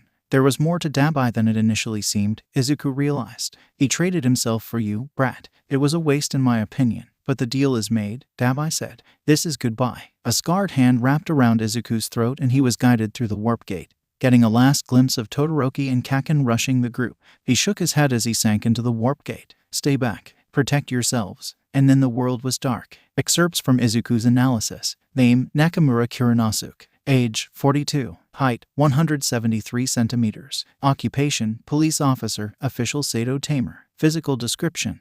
Nakamura looks fairly average in most aspects. Average height, average facial features, average in everything except his hair. Nakamura refuses to cut his hair, instead wearing it like the samurai of old. He insists it's a matter of pride, but it's really because his wife bet that he would never let it grow longer than chin length. Personality. Nakamura is a serious police officer, fully conscious of the gravity of his job. He takes pride in what he does and attempts to keep the other police officers in line. He is the only person other than Detective Tsukachi that can halfway talk Sato out of bad ideas. Outwardly, he disapproves of her antics, but I suspect he actually enjoys them. Quirk. Precision. He can hit anything within a reasonable distance with absurd accuracy with any manner of projectile. This quirk doesn't supersede his physical abilities. He can't hit something out of throwing distance. Notes. While Nakamura appears to be the perfect candidate to teach me to shoot a gun, he is actually a terrible teacher. His intuitive ability means that aiming comes to him just as easily as breathing. Apparently, he was the one to initially train Sato to use a gun, and she was only allowed to use a taser for months afterwards, for the safety of herself and others. Naomasa had been in a flurry of motion since Sato had called. She had been tasked with organizing people to send to the training camp, which meant he was free to go check on things himself. The location he was given was an hour's drive, but with his lights and sirens, that time was cut in half. The camp was a mess when he arrived. People were everywhere, students being evaluated and interviewed, while others were being whisked away in ambulances. Naomasa checked every ambulance, every group of people he saw, and even a few trees, but Midoriya wasn't there. Had he been hurt so badly he'd been rushed to the hospital? How was Naomasa going to tell Inko? His anxiety eased a fraction when he spotted a familiar face in the crowd. Vlad King, I'm glad you're okay. Do you know where Midoriya is? The hero looked hesitant. Midoriya, the EMT kid? The quirkless one. An unexpected flare of irritation flashed through Naomasa, but he pushed it down. He's a field medic, actually. Where is he? Was he in one of the ambulances that already left? Midoriya is the only reason all of our students are safe, Eraserhead interjected, looking dead on his feet even as he approached them. From what we can gather, the problem child traded himself off to the League of Villains so they would leave before they really hurt anyone. Naomasa's blood ran cold. No, it can't be. Detective, a familiar voice called. Mori and Soma had arrived finally after driving a more legal speed. Is everything okay? He felt his jaw clench. I need statements from everyone that was here, now. Throw my name around. Throw Tsuragemi's name around. Do whatever it takes. Naomasa, Soma said quietly, placing a hand on the detective's shoulder. Is everything okay? The League of Villains has Midoriya, he said, feeling like the words were choking him. They took Izuku. Mori snorted. Midoriya is like a cockroach. We can't get rid of him that easily. While it was true that Mori had been sent to their particular police station to refine him and make use of his potential, currently Naomasa saw none.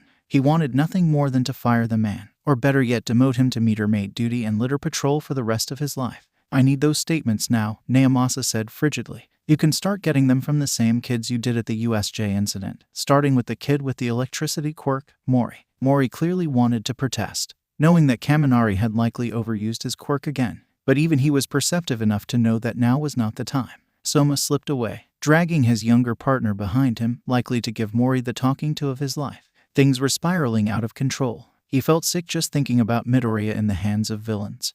But there was no time for that. Naomasa rested a hand on Aizawa's shoulder. Your job is to take care of the students. I'll let you know what happens as the plan progresses, but Midoriya is my responsibility now. The underground hero was unreadable as ever, but Naomasa had a good idea of what he was feeling. Eraserhead nodded slowly. I need to inform my students of what's happened. So far only Bakugo and Todoroki know. Do you have any objections? Just tell them to keep it quiet.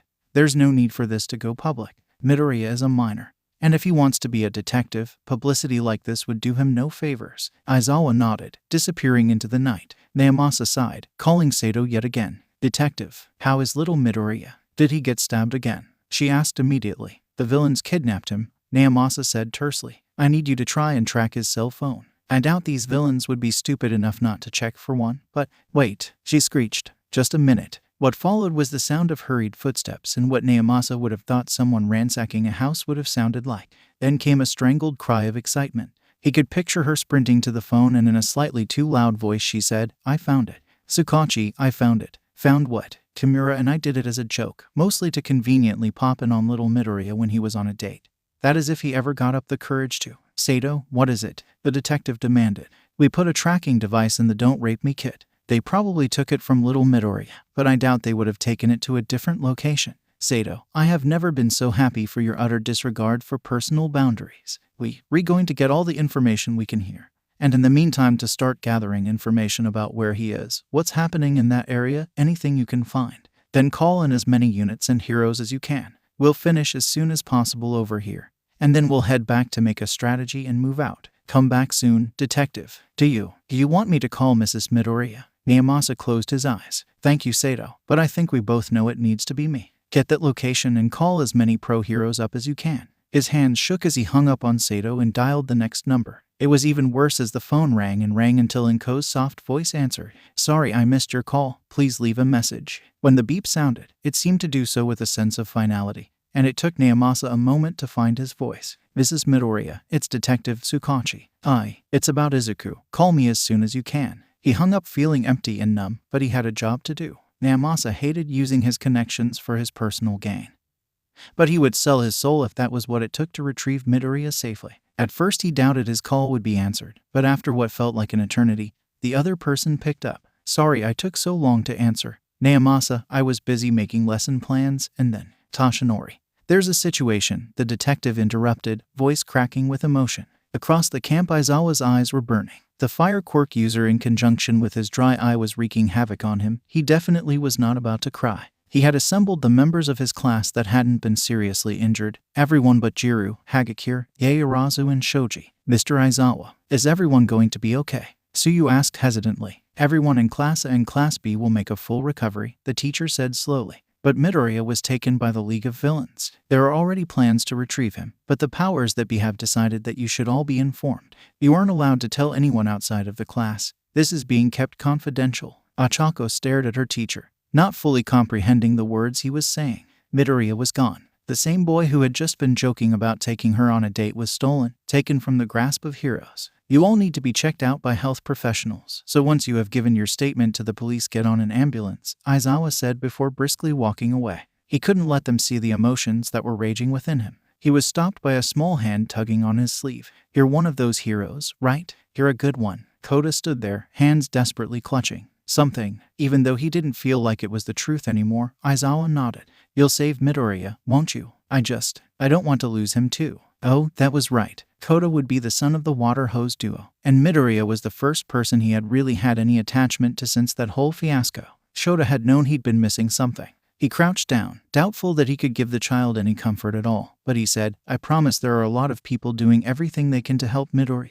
I won't promise you that he'll be safe, but I will do my very best to make sure he is. Koda nodded before hesitantly offering up what he had been clutching, a notebook. I found this. Will you keep it safe for him? He said it was important. Aizawa nodded, and when he accepted the notebook, he couldn't help the slightest bit of curiosity that made him open the book. A pencil had been left between the most recent pages Midoriya had worked on, and Aizawa was confronted with a sketch of him with a mess of scribbles around it. He snapped the notebook closed as soon as he realized what it was. This was intimate. No one saw inside his notebooks, not even Tsukachi or Meiji. If you were lucky, Midoriya would read your entry to you, but that was the closest anyone ever got. But this wouldn't be his last entry. Shoto would make sure of that. At that very moment, miles and miles away, one Midoriya Izuku stared down his captors. They milled around as the weight of the chains hung on him, that he barely noticed, instead focusing on the familiar shock of pale blue hair that framed red eyes. "You're really going to want to let me go," Izuku said for what felt like the 50th time that night. "No, I think this is the perfect opportunity to convince you to join our cause," Shigaraki said gleefully. "I'll help open your eyes to how faulty these heroes are. Really, it's best for everyone if you let me go."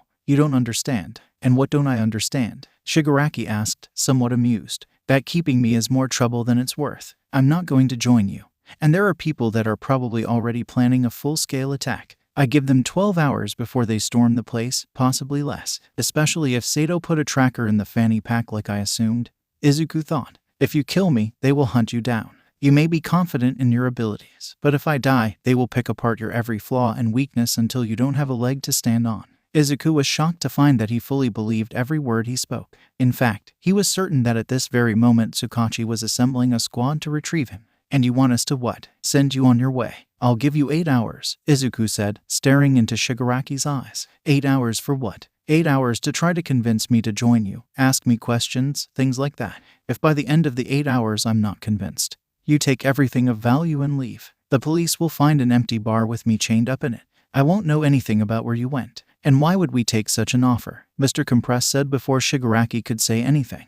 "You've got some momentum going right now," Izuku explained. "People are scared and doubting the heroes a bit. Right now the public doesn't know you kidnapped me. You haven't gotten any notifications on your phones. Don't even ask. It's common sense that you all would have it set to notify you whenever you were mentioned in the news. There are people that will keep this quiet as long as I'm retrieved in the next 24 hours. But if you keep me long enough to be found out though, perceptions of the League will be changed. People aren't going to be impressed you took the Abi who brought down Stain.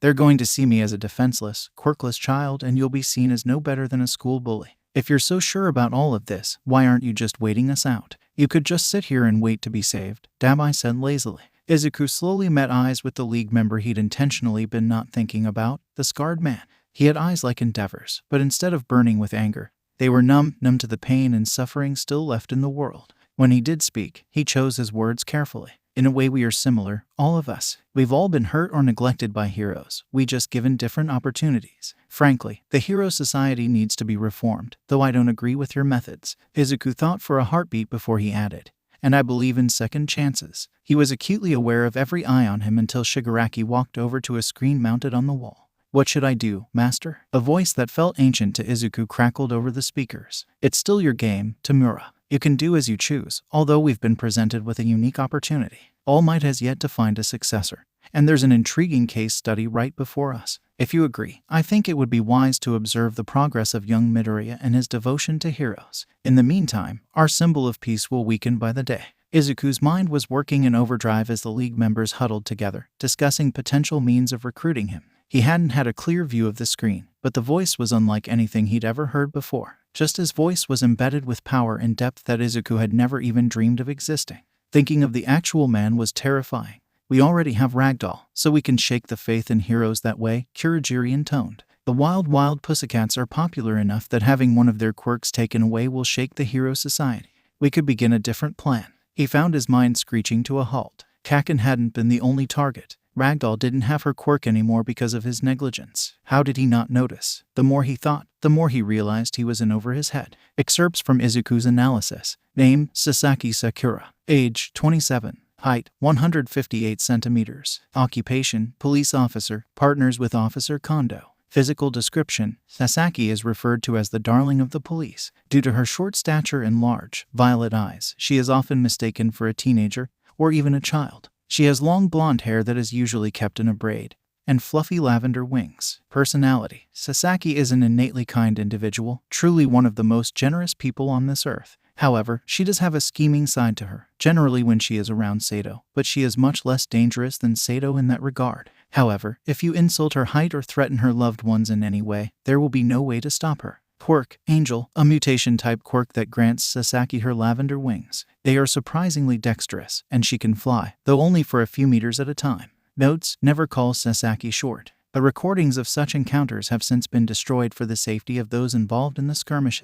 Izuku felt the sweat bead on his forehead, intermingling with the blood that was drying on his face. The cuts really did sting, but he had to concentrate. This moment was crucial. I need another card. You can't just disintegrate the cards you don't like, Magni complained. No one said that was a rule, Shigaraki said petulantly. But I do need another card. With a sigh, Kurogiri handed another card to Shigaraki before feeding Toga another bite of sushi. She had been chained up in Izuku's place after she had rushed him with her knife, decorating him with a wound that was still bleeding profusely, despite Kurogiri's best efforts. Izuku was fairly sure it would need stitches, but for now he had to make do with the butterfly bandages they had on hand. Remember, if we win this hand you stay with us forever, Toga said, eyes hyper-fixated on the blood still framing Izuku's face. I never actually agreed to that, but let's see what you've got, Izuku said. He watched intently as they each laid down their hand before breathing a sigh of relief. Thank goodness you're all terrible at poker. I've got a royal flush. That's no fair. Twice whined, pointing at Izuku. Teach me your ways. How is an upstanding teenager like yourself so familiar with poker? Mr. Compress asked. We play it at the police station on break. You have to get good at it, or you'll be cleaning toilets for weeks. The police officers are ruthless, Izuku explained. Spinner was clearly thinking deeply. From what you tell us, it appears that your police officers stand up to Stain's heroic ideals, yet they are scorned by the public. Interesting. Can you turn this way a little bit, Izuku? I can't see the dried blood very well since you moved, Toga asked. A wide grin spread across her face even though she was still chained to the board. But now that we're lovers, can I give you a nickname? No, everyone else in the room said in perfect sync. And twice added, but you can call me whatever you want, babe. So since I won, what do I get? Izuku asked, mainly to break the silence. What would you want? Kurogiri asked. Information. When he saw the uneasy looks the League members traded, he backpedaled. Not about your plans or anything. I can't know very much about your organization or the detective will know I'm not telling the whole truth. I just like analyzing quirks, and you all have interesting abilities. Why not? Shigaraki mused. We still have an hour before we agreed to leave. Does anyone have a pen and paper? In a different part of the city, Naomasa had a veritable army assembled, and they were coming up with a plan. So we bust down the walls and grabbed the kid, Death Arms shrugged. They haven't sent any kind of ransom, and it's not like a quirkless kid would be worth anything else to them. You make a point, Tsukachi said, feeling his ulcer in full force. It's an incorrect point, but if that's the case, then your services won't be needed. Thank you for your time. I just meant, there is a missing child. He's probably scared and hurt. And he deserves just as much diligence and respect as anyone else in his position does, Tsukachi said sharply. Midoriya Izuku has people who love and worry for him. If anyone else has any issues or they would like to make light of this situation because the victim is quirkless, now is the time to leave. Silence stretched over the room and Tsukachi took a deep breath. Good. Now we have 2 different locations we're going to strike. The main object of this is to recover Midoriya and Ragdoll, but we can also use this as an opportunity to strike at the League of Villains.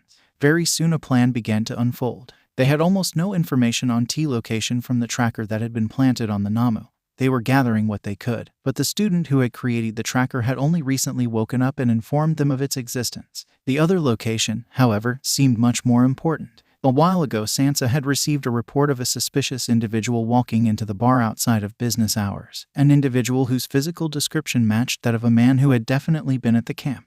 It was simple. Normally they would have waited for the cover of nightfall, but there was an urgency Naomasa didn't quite understand. He reasoned that the villains would be least expecting them to strike now. Just in case, though, they had to have enough manpower to handle a full-out war. We're going to concentrate our heavy hitters where the majority of our villains are going to be. All Might, Endeavor, Edgeshot, and Kamui Woods are going with me there, along with 1/3 of the assembled police officers. The rest of the heroes will go to the second location with another 1/3 of the police force. The remaining police will see to the safety of surrounding citizens, setting up barricades and evacuating people as necessary. There were a few questions, but Tsukachi answered them quickly, dissuading others by saying, You've all been broken into squads. Squad leaders will have in-depth information on your specific roles. We move out the second we're prepared. A new hero who went by Freeze Point snorted. Death Arms was right. We're going through all of this effort to save an old, washed-up hero and a quirkless kid who won't contribute anything to society. No one heard him except the hero standing next to him, who snickered, and a particular pair of police officers who happened to be passing by.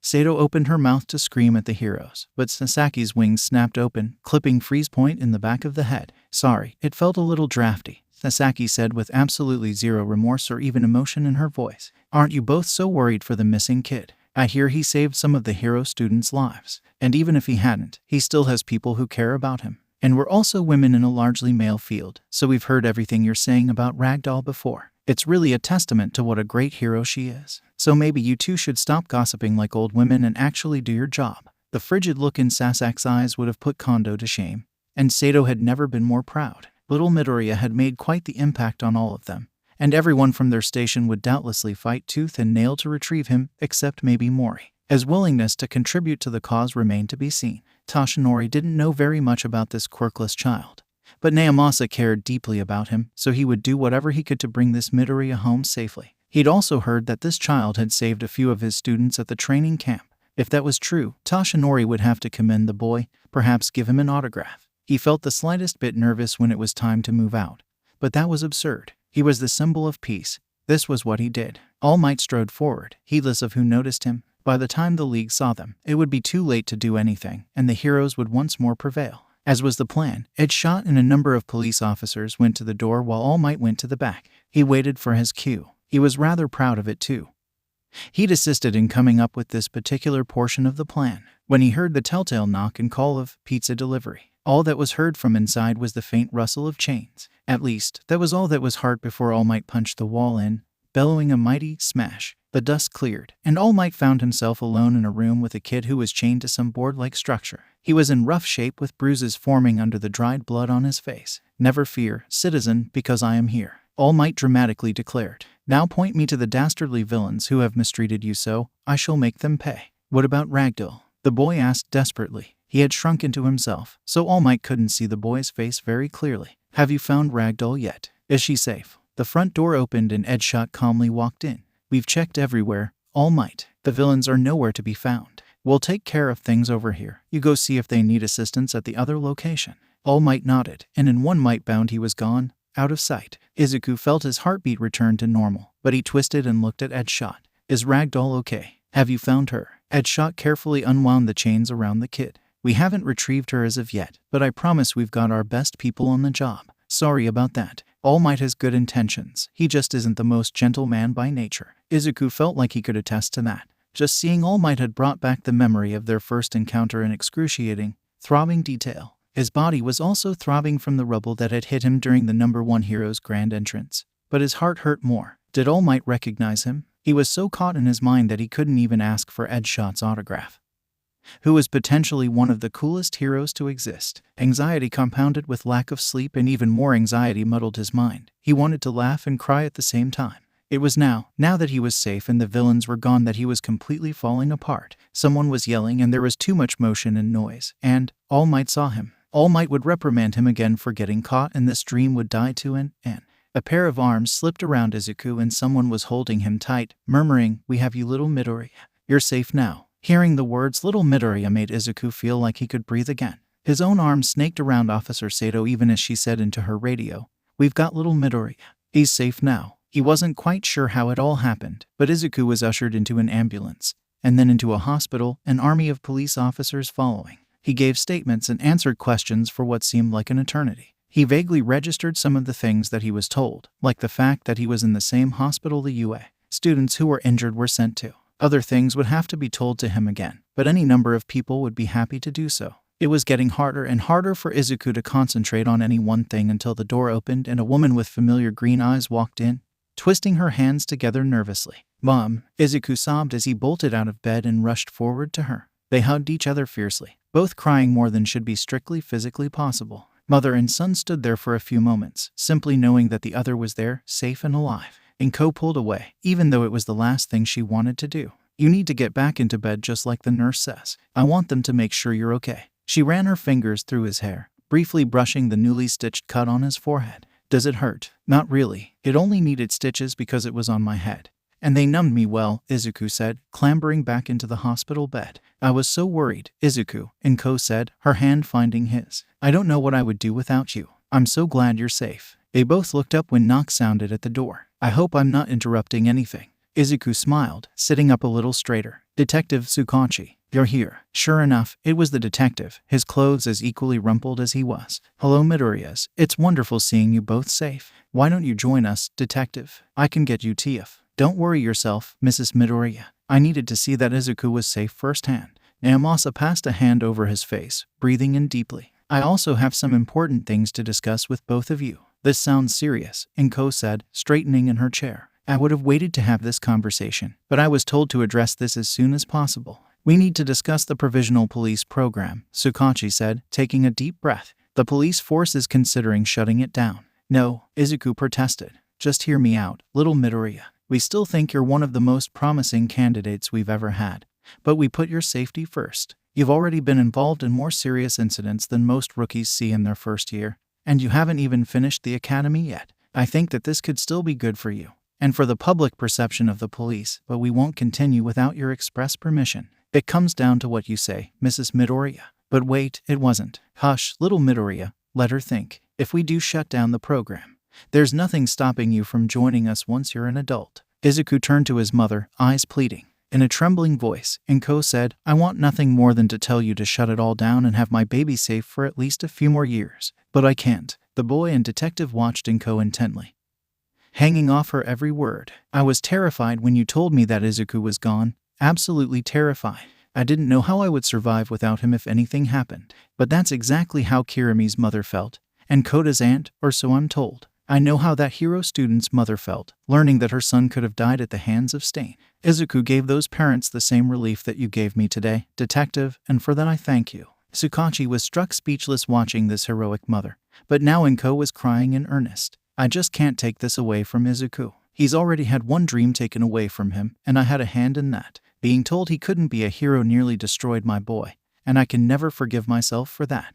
So really, thank you, Detective Tsukachi. You brought my son a purpose again, and you brought him back to me. Apparently tears were contagious, because Naomasa's eyes felt suspiciously wet at the moment. He managed to hold out, but the Midoriya cryfest was only interrupted by Inko's cell phone. She jumped at the sound before excusing herself from the room, leaving Izuku and Tsukachi alone. The detective sighed. Words cannot describe how happy I am that your mother is allowing us to continue. That also means I'm still your superior, so I'm allowed to ask, what on earth did you think you were doing? How did you think that trading yourself to the League of Villains was an acceptable strategy? I'm sorry. It was the only thing I could think of, Dad. Izuku cut off, his cheeks blooming bright red as he realized what he'd said. I'm sorry. Don't worry about it, Tsukachi said, his cheeks equally red. But Sato can never hear of this. In the hallway, one Todoroki Shoto cocked his head at what he had accidentally overheard. He had been dragged to the hospital to visit his injured classmates. On his way to the bathroom, he had gotten horribly lost, but he happened to stumble across Midoriya.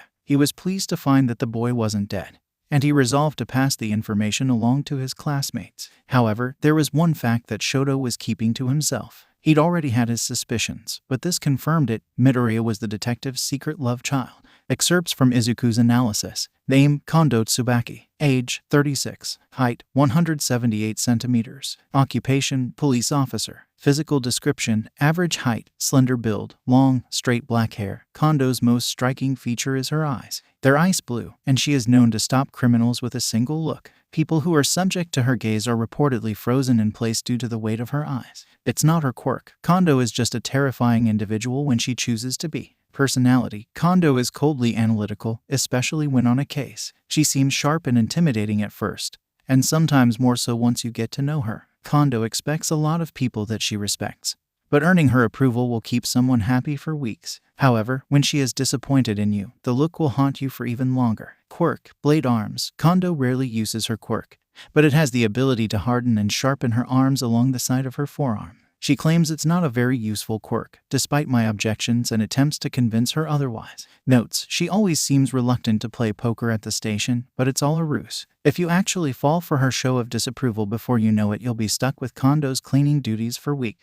Izuku, Detective Tsukachi just got here. Inko called up the stairs. He popped his head out the door in surprise. Really? Why is the detective here? I thought I was still grounded. He says that he needs you to fill something out at the station, Inko said. I also need to come in case there's any parental permission issues, so put on your pants and come on. After the incidents at the training camp, Izuku had been strictly forced to relax. All of the adults in his life had banded together, removing any and all things in his life that seemed like work. He wasn't allowed anywhere near a police station, Valiant's training hall, or anything that could be misconstrued as analyzing a quirk. It was torture. It had been all of 3 days, and Izuku felt like he was going insane. He had done all of the laundry, washed all of the dishes, broken a few dishes. There just wasn't enough to occupy him, and all of his attempts to do anything else were quickly thwarted. This meant that he jumped at the chance to go to the police station. He missed the officers and the sense of community that came with them. Even if he spent the entire time filling out paperwork, or heck, even scrubbing toilets, Izuku wasn't going to waste the chance. Detective Tsukachi was waiting in their living room when Izuku came spilling out of his room and down the stairs. He smiled at the sight, dipping his head. "Midoriya, you're looking eager. He's been a bit twitchy the past 48 hours, Inko confided. I caught him chanting the various quirk classes and subclasses to himself in his sleep. Mom, Izuku whined, feeling his cheeks flush. I'm sure the detective doesn't want to hear about that. Let's just go. Little Midoriya is right. We're on a tight schedule today, Tsukachi said, opening the door. After you, Mrs. Midoriya. The drive over to the station was short, but pleasant. Tsukachi was happy to hear about what Izuku had been doing in his free time, much of which had been dedicated to assuring Inko that the cut through his eyebrow did not need to be rebandaged or seen by a doctor again. When he wasn't washing dishes and doing laundry, that was. He briefly noticed the unusual number of cars outside the police station, but before he could comment on them, Izuku was ushered inside. Mori was sulking at the front desk, probably taking over for Sansa after losing the last round of poker. When Izuku waved, the man simply looked away, pretending not to see him. As per usual, Mori was the pinnacle of maturity. We don't want to disrupt the normal flow of the station, so I'll have you take care of this in the back room. Go ahead of me, I'll be there in a moment. You as well, Mrs. Midoriya. The mother and son made their way to the room, Izuku practically bouncing in excitement. Maybe he could get his hands on a case file or two to solve. He found himself opening the door of the dark room with a sort of reverence, nearly falling over when he was greeted with a deafening shout. Surprise! A light flicked on, and the sheer mass of people inside was a bit overwhelming. They were all people he knew, and they were all people he loved. All of the police officers aside from Mori were there, radios ready lest a call come in, but they were there. Mixed among them were police officers from other stations, Kimiko and her mother, a variety of pro-heroes, and a scattering of students his age. He barely registered Shinsu sliding his sunglasses over his eyes, mouthing, too bright. Along with the people, the room was packed with decorations, with tattered paper streamers stretching across the ceiling, along with birthday balloons, get-well-soon balloons, and even a few hero balloons. What's going on? Izuku squeaked, already dangerously close to tears. Tsukachi wormed his way in until finally the crowd parted, allowing him to stand next to none other than Tsurigami. The police chief was standing as straight as ever, but his mouth was turned up in as much of a smile as his physiology would allow. Midoriya Izuku, I'm proud to announce that you are a pup no longer. As representative of Japan's police force, I welcome you as our newest official member. Izuku made a strangled noise, which the police chief politely ignored. I have no doubt in my mind that you will become one of the finest police officers that this country has ever seen. You have already consistently put your life on the line to protect this nation's citizens. However, I do feel the need to remind you that it is not a requirement to get injured on every case we work with. In fact, we discourage it if possible. Tsurigami paused to let the laughter die down before continuing. This police station in particular holds some of the finest role models and examples to you for your future. Look to them, learn from them as you consistently change the world for the better. Midoriya Izuku, I offer my sincerest congratulations as I present to you your police badge. As he spoke, he withdrew a badge from his coat, carefully depositing it into Izuku's hands. Izuku had held out valiantly, but at the sight and weight of the badge, Izuku promptly burst into tears, joining Inko, who had been crying since everyone had yelled, "Surprise!" Sansa looked surprised, leaning over to Tsukachi. I can't believe Tsurigami made it through the only speech without any real dog puns. Thank you, Izuku blubbered. I can't. Just accept it and be happy, little Midoriya, Sato said, looping an arm around his shoulders. You've earned it, so celebrate with us. We got you a cake and everything. Through his tears, Izuku glanced over to the card table with food set out. On it rested a store-bought cake, still in its packaging with a discount tag clearly visible. In frosting was written, Happy Retirement. Defying his physiological limits, Izuku cried even harder. I love it. Thank you all so much, I love it. Amongst the chaos, Ajiro slipped between people until he stood near enough Izuku to press a package of tissues into his hand. This made Inko cry harder, hugging the boy and thanking him for being in Izuku's life. The blonde blushed ever so slightly, his tail wagging almost imperceptibly. Oh, I enjoy it. Midoriya is one of my best friends, and I'm glad he's getting the recognition he deserves." After that, Ajiro had both Midoriyas clutching him as they sobbed violently. He remained uneasily like that until Nakamura extricated him, fearful of the hero in training being drowned. Sasaki timidly asked, "Why are you crying so hard, Inko? You helped us plan this. I'm just so proud of my baby. I can't believe that he's so grown up." She sobbed. Eventually their tears did stop, and then the party was able to begin in earnest. Izuku tried to make his way through all of the guests, but there were two complications to that plan. As he moved through the room, he was hindered by Kimiko on one leg and Koda on the other. "Hey Shinsu, thanks for coming," Izuku said casually. Shinsu, still wearing his sunglasses, glanced briefly at the children. "I thought you and your mom were bright enough. I think I may die from overexposure. But seriously, congratulations Midoriya. You deserve this. It's cause he's the best," Kimiko said proudly from his right leg. "I do agree, but I should take my leave. I'll see you around, Midoriya," Shinsu said, slipping out the door. As Izuku watched his friend leave, Valiant approached him. "We need to convince that boy to join the dojo. He's got some real potential, especially after the seeds that Eraserhead planted. One of these days, maybe." "I know Shinsu would do well," Izuku said with a slight smile. "Thank you for coming, Master. Does this mean that I'm allowed to start coming to training again?" "As long as you promise not to get kidnapped again," the man said sternly, only half joking. "I promise I will do everything in my power to avoid getting kidnapped again," Izuku said. "That's all I ask. Now if you'll excuse me, I must go speak with Gunhead about his latest technique," Valiant said, strolling away. "Get off of Izuku, he's my big brother," Kimiko said, tightening her grip on his leg. "He is not your big brother, you're just saying that. And he saved me from a scary villain, so I get to stay," Koda said stubbornly. "He saved me first." Izuku leaned down as best he could. "Hey guys, I think they're cutting into the cake." When they scrambled away, it almost felt like his legs were too light, and he nearly tipped over on the spot. He stumbled a few steps, righting himself just before he crashed into some distracted guests. Oh, he was standing right in front of the wild pussycats. It made sense that they were there. Someone had to have brought Koda after all. Izuku had simply been mentally blocking out that truth because he wasn't ready to confront the reality of the whole situation, or Ragdoll, for that matter. The group was significantly more sedated than their normal behavior. They were more quiet, and Ragdoll in particular seemed more withdrawn and so tired. He bowed low once their focus was on him. "I am so sorry. I couldn't. While I was held captive, I should have done more to help you, Ragdoll. I could have talked to them, convinced them. I could have saved your quirk, maybe. I'm so sorry." The guilt that had been gnawing at him since he'd learned of the loss of the woman's quirk was even worse now. And Izuku found that he couldn't look her in the eye, he couldn't look any of them in the eye. He'd failed them, and now Ragdoll was suffering. Part of him even considered giving the badge back to Tsurigami, because clearly he wasn't ready for such responsibility. "Hey, look at us, kitten," Pixie Bob said, gently raising his chin. "You did more for us than you can ever know. We don't blame you. We actually came to thank you," Mandalay interjected, smiling softly. "You saved a lot of people, especially Koda. You didn't just save his life, you gave him a purpose again. He won't stop talking about you, you know. One day he's determined to be a police officer just like you. You've got the fighting spirit," Tiger said, slapping Izuku on the back hard enough that he lurched forward a few inches. "Make good use of it. Will you three go get us something to eat and drink?" Ragdoll asked, her smile so frail. She stared down the other three heroes, a silent understanding passing between them before all but Ragdoll nodded and disappeared, effectively leaving Izuku and Ragdoll alone.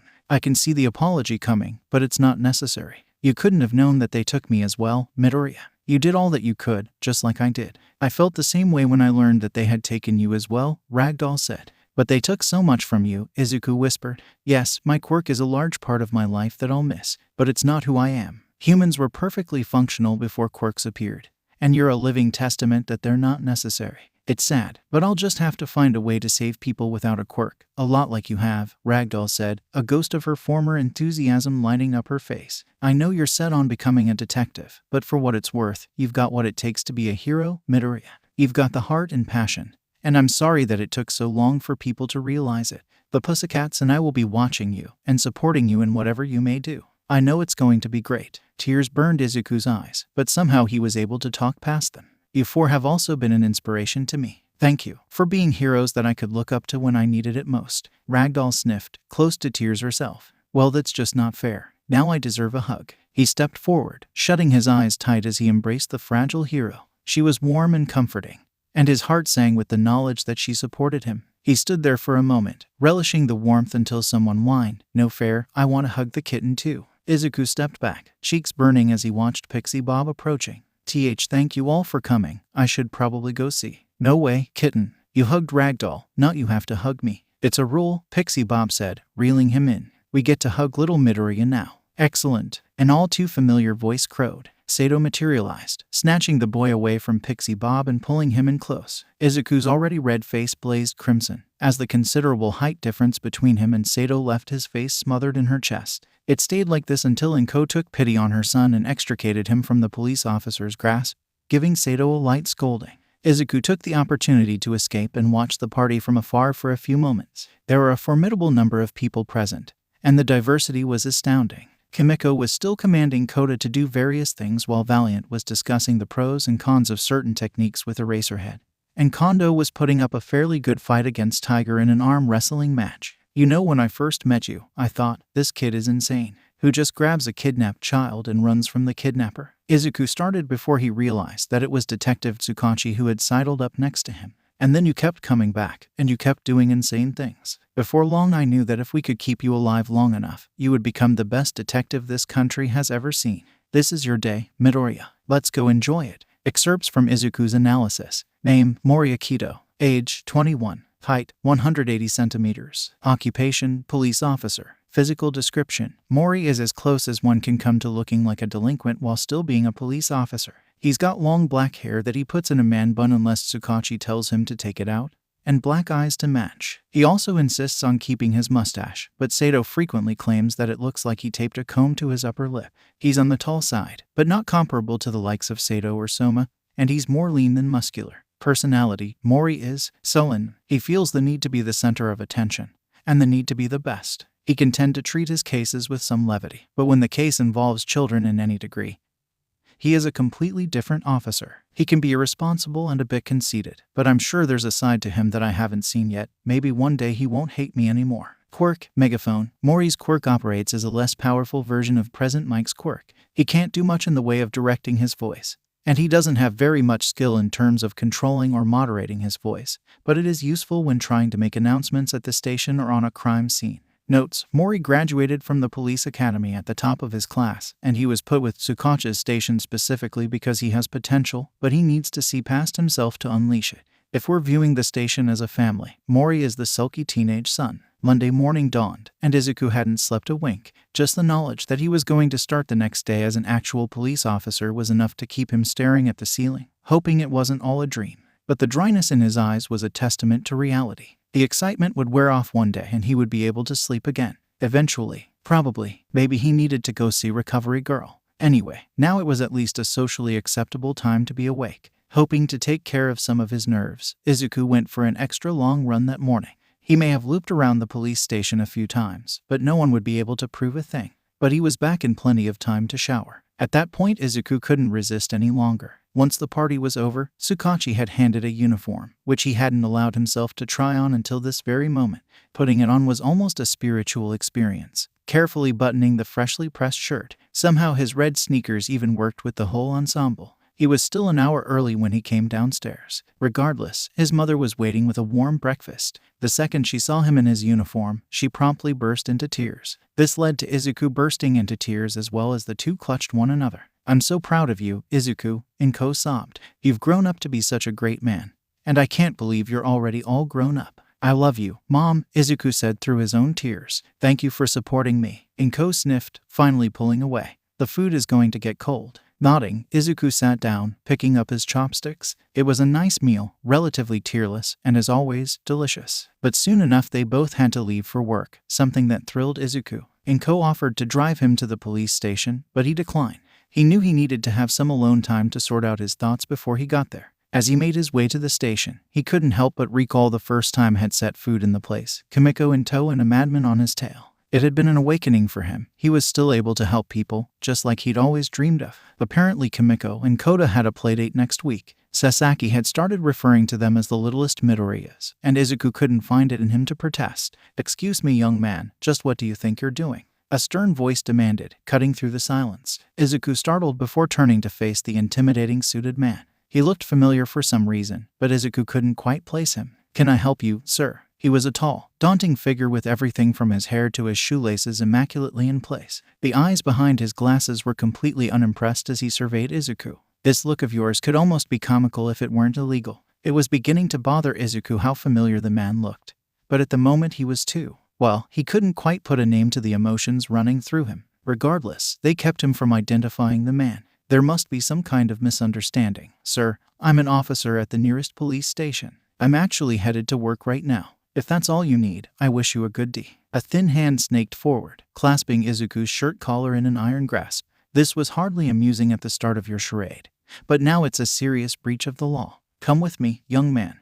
You are going to understand the gravity of your actions by the end of the day." Fighting to get the man to let go, Izuku snapped, "I appreciate your dedication to preserving the sanctity of being a police officer, but at the very least you could let me go. I'm on my way to the police station. Here is my badge, because I am an officer." His eyes flicked down to the proffered badge, still completely unimpressed. The man let go of the shirt collar, only to clasp Izuku's forearm in a death grip. "I'm assuming you have some kind of illusionary quirk. Luckily for me, I was headed to the police station as we speak, so we can kill two birds with one stone. Once we're done, I doubt you'll ever impersonate someone in a position of authority again." The stranger was too tall, and he kept his stride long and quick, which meant that Izuku couldn't effectively keep up, instead stumbling behind the man while his face burned in embarrassment. The rest of the walk to the station felt even longer than normal, and Izuku had lost any and all pride in himself. When the man dragged him into the station, he almost cried to have all of his role models see him humiliated like this. Kondo rose from behind the desk, dwarfed by the man but matching him in spirit. "Just what are you doing to the boy, sir?" "This boy is obviously passing as a police officer," the man said. "I'm sure you understand the gravity of his actions. I'm sure you want to let go of Officer Midoriya before I tase you for assaulting an officer." Sato spat, fury blazing in her eyes. At that, the crushing grip finally relented, and Izuku flexed his fingers as feeling returned to them. Once he stepped away from the man, recognition finally dawned on him. "Oh, you're Sir Nidai, All Might's previous sidekick. I would say it's a pleasure to meet you, but Detective Tsukachi is expecting me. I am actually here to speak with the detective as well, and I'm short on time. My apologies for the whole situation, but do you have an appointment?" Kondo asked. "No, but the matter is urgent." "You'll wait," Nakamura commanded. "Midoriya has important police business. You may be a hero, but our work doesn't pause or wait for you. If you would let us know when you're coming, we could accommodate your schedule. As it stands, the detective is in an important conference call and is currently unable to speak to either of you." Sansa idled up to Izuku, looking regretful. "I hate to ask this of you, but it's been a hectic morning, Midoriya. Can you take Sir Nidai to the waiting room and see that he stays there? If he stays in here too much longer, Sato might punch him in the face. And we don't need to fill out paperwork explaining why it happened again." Izuku nodded. "Yeah, I can do that, Sansa. Do we have any coffee to offer him? Mori brewed it today. I would be hesitant." Note taken. "No coffee unless I decide to enact vigilante justice and poison the man," Izuku said with a small smile. "Remember, Midoriya, you earned your spot here. You are a fully capable and certified police officer, and you deserve to be recognized as such. That means that you work adjacent to heroes, even Sir Nidai. Hold your head up and be rightfully proud of what you've accomplished." A real smile found its way to Izuku's face as he looked up at the cat officer. "Thanks, Sansa. You're the best. Thanks for helping me put out a few fires, Officer Midoriya," Sansa said, ruffling Izuku's hair. Hearing those words made Izuku feel the same excitement he'd woken up with that morning. He could handle Sir Nidai for a few minutes for the sake of the station. Izuku came into the room at exactly the right time, interrupting a heated debate between Sir Nidai and Sato. The officer looked about to strangle the hero, and Nakamura was doing his best to restrain his partner, hissing, "He's not worth it. Who's going to prank Kimura when she's back if you're in jail?" "Sir Nidai, I'll show you to our waiting room while the detective is still busy with this call," Izuku said, in his approximation of a customer service voice. At least, he'd been told that working with the general public the way that police officers and EMTs do is not dissimilar to working in retail or food service. Often you have to deal with the worst in people. The man wordlessly followed, eyes bright and analytical. "So tell me, how did you come to be an officer at such a young age?" "Well, it was just this year that the police force started the provisional police program, and I was the first participant. It hasn't been well publicized because I want to operate like the rest of the police force, kind of working in the shadow of the heroes so I can help people more effectively. We can't all be All Might, after all," Izuku said with a bitter smile. "Would you like some tea?" "No, indeed we can't all be All Might." "Yes on the tea, though," Sir Nidai said, staring at Izuku with an intensity that made him shift in his seat. "How did you come to be the first participant in this program? Why would they choose you?" And why did you choose to become a police officer in the first place? Well, I originally wanted to be a hero, Izuku said, trying not to wither under the man's gaze. But I'm quirkless, and I've been informed by several reliable sources that that isn't an option. I would probably have to say that Detective Tsukachi noticed me the same time I realized I wanted to become a police officer. There was a little girl who had been kidnapped named Kimiko. He told the story as quickly as possible, ending with, and that's how I got to be noticed by Detective Tsukachi. Sir stared at the boy like he was trying to figure something out when it finally clicked into place. You were the boy that took down Stain, weren't you? Yes, Izuku said, fiddling with something he had pulled from his pocket. He didn't know how to react to Sir Night-Eye. The hero was unpredictable. You've already had a fairly illustrious career. I must commend. Must you insist on playing with that? What is that? Sorry, Izuku squeaked, holding the object up for scrutiny. I do this when I get nervous sometimes. It stops me from muttering. It's a Chinese finger trap. I always have one handy after I incapacitated Shigaraki with one a while ago. The hero choked on his tea. You did what? Are you talking about Shigaraki Tamura, leader of the League of Villains? Yes, Izuku squeaked again, the pitch even higher this time.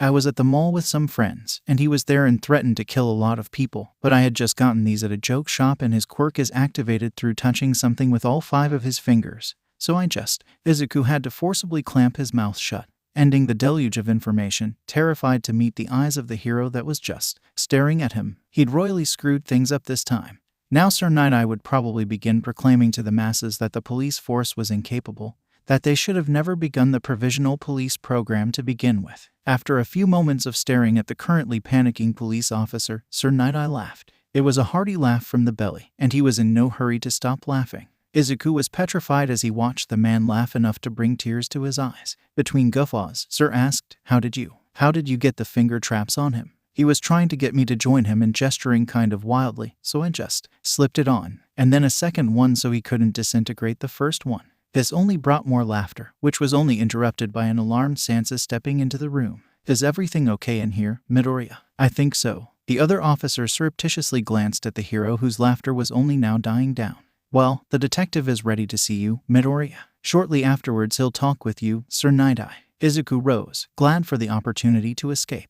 Thanks, Sansa. Once in the familiar office, he immediately felt calmer. Detective Tsukachi looked up from his paperwork, already smiling. Welcome to your first day on the force, Officer Midoriya. With that single sentence, Izuku felt the excitement that had kept him up all night return in full force. Reporting for duty, Detective Tsukachi. Sit down, we need to discuss the plan. Obviously, right now you are a rookie, but your training was a bit unconventional. There are areas that you're knowledgeable and skilled in already that usually takes years to gain proficiency. But at the same time, there were things in your training that were forgotten or put off, so we have some things to take care of. First order of business, this. Opening a drawer. The detective carefully laid a holstered handgun onto the desk. This is yours once Sansa trains you well enough that we're sure you won't shoot your foot off, or anything or anyone you don't mean to. We also have this for you. The next item to be added to the table was a belt with a multitude of compartments. While the fanny pack is great for when you're off duty, we do have a certain dress standard that's expected of us. This was the more professional option. Sato is still trying to come up with a name for the belt. Please don't encourage her. It has all the standard police equipment, with a few empty compartments for you to do whatever you deem necessary with. A small smile spread over Izuku's face, his hands already itching to see what equipment they had found for him this time. We also wanted your opinion on something, Detective Tsukachi continued. Izuku's eyes snapped to the detective's face. Yes, your situation is unusual. We both know this, Tsukachi said slowly. Publicly, the only thing you've done is defeat Stain. You're young, and very few people take notice of their local police officers. We have a unique opportunity for you to consistently go on undercover missions without jeopardizing your cover. Are you serious? Izuku asked excitedly. We need to talk it over with your mother, obviously, but Tsurumagi and I were discussing the benefits of having you develop an underground persona. This might not be for a few years, but we think you would be the perfect person for the job. And if you're going to make an impact, you need to be remembered. Rolling his chair back, Detective Tsukachi produced a long, sleek katana that was all too familiar to Izuku. Tsurumagi has decided that this would be a sort of proof of your legitimacy. You will not touch this until you have trained extensively with Valiant and he okays you using it. If you get hurt by this sword again, I swear I will have it melted down and made into a helmet for you. Is that Stain's sword? I get Stain's sword. Izuku asked reverently, ignoring the reminder of Izuku's last interaction with this particular sword. It wasn't my idea at all. But yes, Midoriya, you get Stain's sword, Tsukachi said, looking exhausted at the thought. Take this and go find Sansa. Your firearm training starts today. Naomasa watched Izuku scurry from the room, clutching the gun with far too much enthusiasm. He had the utmost respect for the boy, and he was extremely grateful for the day that he had wandered into Naomasa's admittedly dull life. But as much as he saw the boy's potential, he worried for Izuku's well-being. He would just have to hope that they had trained Izuku well enough. His office door opening pulled Naomasa from such thoughts, and he found himself meeting eyes with a person he hadn't seen for quite a while. Sir Night-Eye, it's been a while. Where did you find Midoriya? He's one of the singularly most remarkable children I've ever met, Sir said, taking a seat. Midoriya found us, Naomasa said a bit hesitantly. How can I help you, Sir Night-Eye? On to business, I suppose. You may have already caught wind of this, Tsukachi, but I'm currently leading the efforts against a specific sect of the Yakuza, a sect led by a man named Overhaul, Night-Eye said. I've come to enlist your help. I assume Toshinori isn't among your force, the detective speculated. I'm willing to hear you out, but I need more information than that. How much information do you have? What exactly do you need from me? This was my initial plan, Sir said, sliding a folder of papers to Naomasa. Look over them as you will. It's got all of the details and facts that I have. I initially wanted to simply request you and a handful of your officers for reinforcements, but my request has changed a bit. At those words, Detective Tsukachi had to resist reaching for the bottle of antacids in his desk drawer. He could feel the ulcer already. And how has your request changed? I want Midoriya undercover. A heartbeat passes with the two men staring one another down, until Tsukachi firmly said, no. Hear me out, if we had Midoriya. He's 15, I said no. I'm not sending him into the heart of the Yakuza as his first mission. He's the same age as the hero students we consistently put into danger, Sir Night-Eye argued. I haven't looked into what the results would be with Midoriya on our side, but I can feel it in my bones that he's a vital piece of this. Naomasa clenched his hands into fists under his desk, refraining from speaking for a few moments. Tell me how Midoriya would modify your plans. I will think about it, and after discussing with him and his mother, I will give you my answer. Excerpts from Izuku's analysis. Name, Soma Akayo. Age, 59. Height, 183 centimeters. Occupation, police officer, partners with Mori. Physical description, Officer Soma is exactly what you picture when you think of a kindly grandfather. He has salt and pepper hair, although it is admittedly more white than black anymore. His body is in great shape for his age, even though he may have a bit of a belly from his wife's cooking. Personality, Soma is very kind and calm. He's always willing to lend a hand, though he's not afraid to reprimand people when it is absolutely necessary. Quirk, Icy Gale. Soma can summon cold bursts of wind. The limit to his quirk seems less to have to do with how strong the gusts of wind are, and more with the temperature of the wind. More tests to follow. Notes, Soma is known as the station grandpa, but he also loves talking about his grandchildren as well. He will show them off at every opportunity, and bring them to the station whenever there's a hint of a reason. For some reason, he started keeping a picture of me in his wallet along with them. I've attempted to ask him about it, and he just replied, well, I have to show you off too, before changing the subject. Izuku took to police work almost seamlessly. Indeed, it was so easy that the police officers, Tsukachi in particular, couldn't help but feel suspicious. Things never went this smoothly, especially if Izuku was involved. No one had been injured in the process of his firearm training, or his sword training with Valiant aside from a few bruises. In fact, the boy showed an innate talent for both. This should have comforted Naomasa, but somehow it made things worse. He couldn't forget his conversation with Sir Night-Eye. It haunted him more often than he would like to admit. Sir had petitioned Surigami for the aid of Izuku, and they would be hearing back on the decision by week's end. A storm was brewing, and Naomasa prayed Midoriya wouldn't fall victim to it. But the boy deserved to know what was going on, and that was why he ended up calling Midoriya into his office that fateful morning. He smiled at the detective, but Midoriya was clearly apprehensive. You called for me, detective. Sit down, Midoriya. You're not in trouble, I promise. We just have some serious matters to discuss. The boy sagged in relief. Oh, thank goodness. Mori told me. But of course it isn't true, you would have. Are you with me, Midoriya? Why, yes, sir. Good, Naomasa said, making a mental note to interrogate Mori later. Midoriya, how do you feel about becoming an undercover cop? The boy cocked his head. It intrigues me, and I am curious about potentially having an underground persona. I think it will help a lot of our investigations once I've had enough training. Midoriya, you deserve to know this. As of right now, you are the top candidate to go undercover for a mission dealing with the Yakuza. Nothing has been officially decided, but there's a high possibility you'll be asked to do this. Talk it over with your mother. By no means do you have to say yes. You have a few weeks, if not a month, before you'll have to make a decision. I just want you to have time to think it over. Izuku was stunned. Why would they choose me? I'm just a rookie. You've impressed the hero leading the whole operation. Besides, you would be perfect for this particular job for a variety of reasons. Legally, I can't go into those details until you're formally being informed of the job, though, Tsukachi said. I understand. Naomasa took a deep breath, leaning back in his chair. So tell me, Midoriya, how are things going? We haven't had the chance to. Before Tsukachi could finish his statement, Nakamura burst into the room, breathless. The officer cut off the detective's protest with, I'm sorry, sir, but we have a code 303. A 303? Who would bring a? No, sir, not that 303. You know, Nakamura said, staring at Tsukachi intently, a 303. The detective paled visibly over a matter of seconds. Nakamura, hold her off as long as possible. Midoriya, hide under my desk and no matter what happens, don't come out until I give you the all clear. What? Why? Izuku protested while Nakamura scurried away.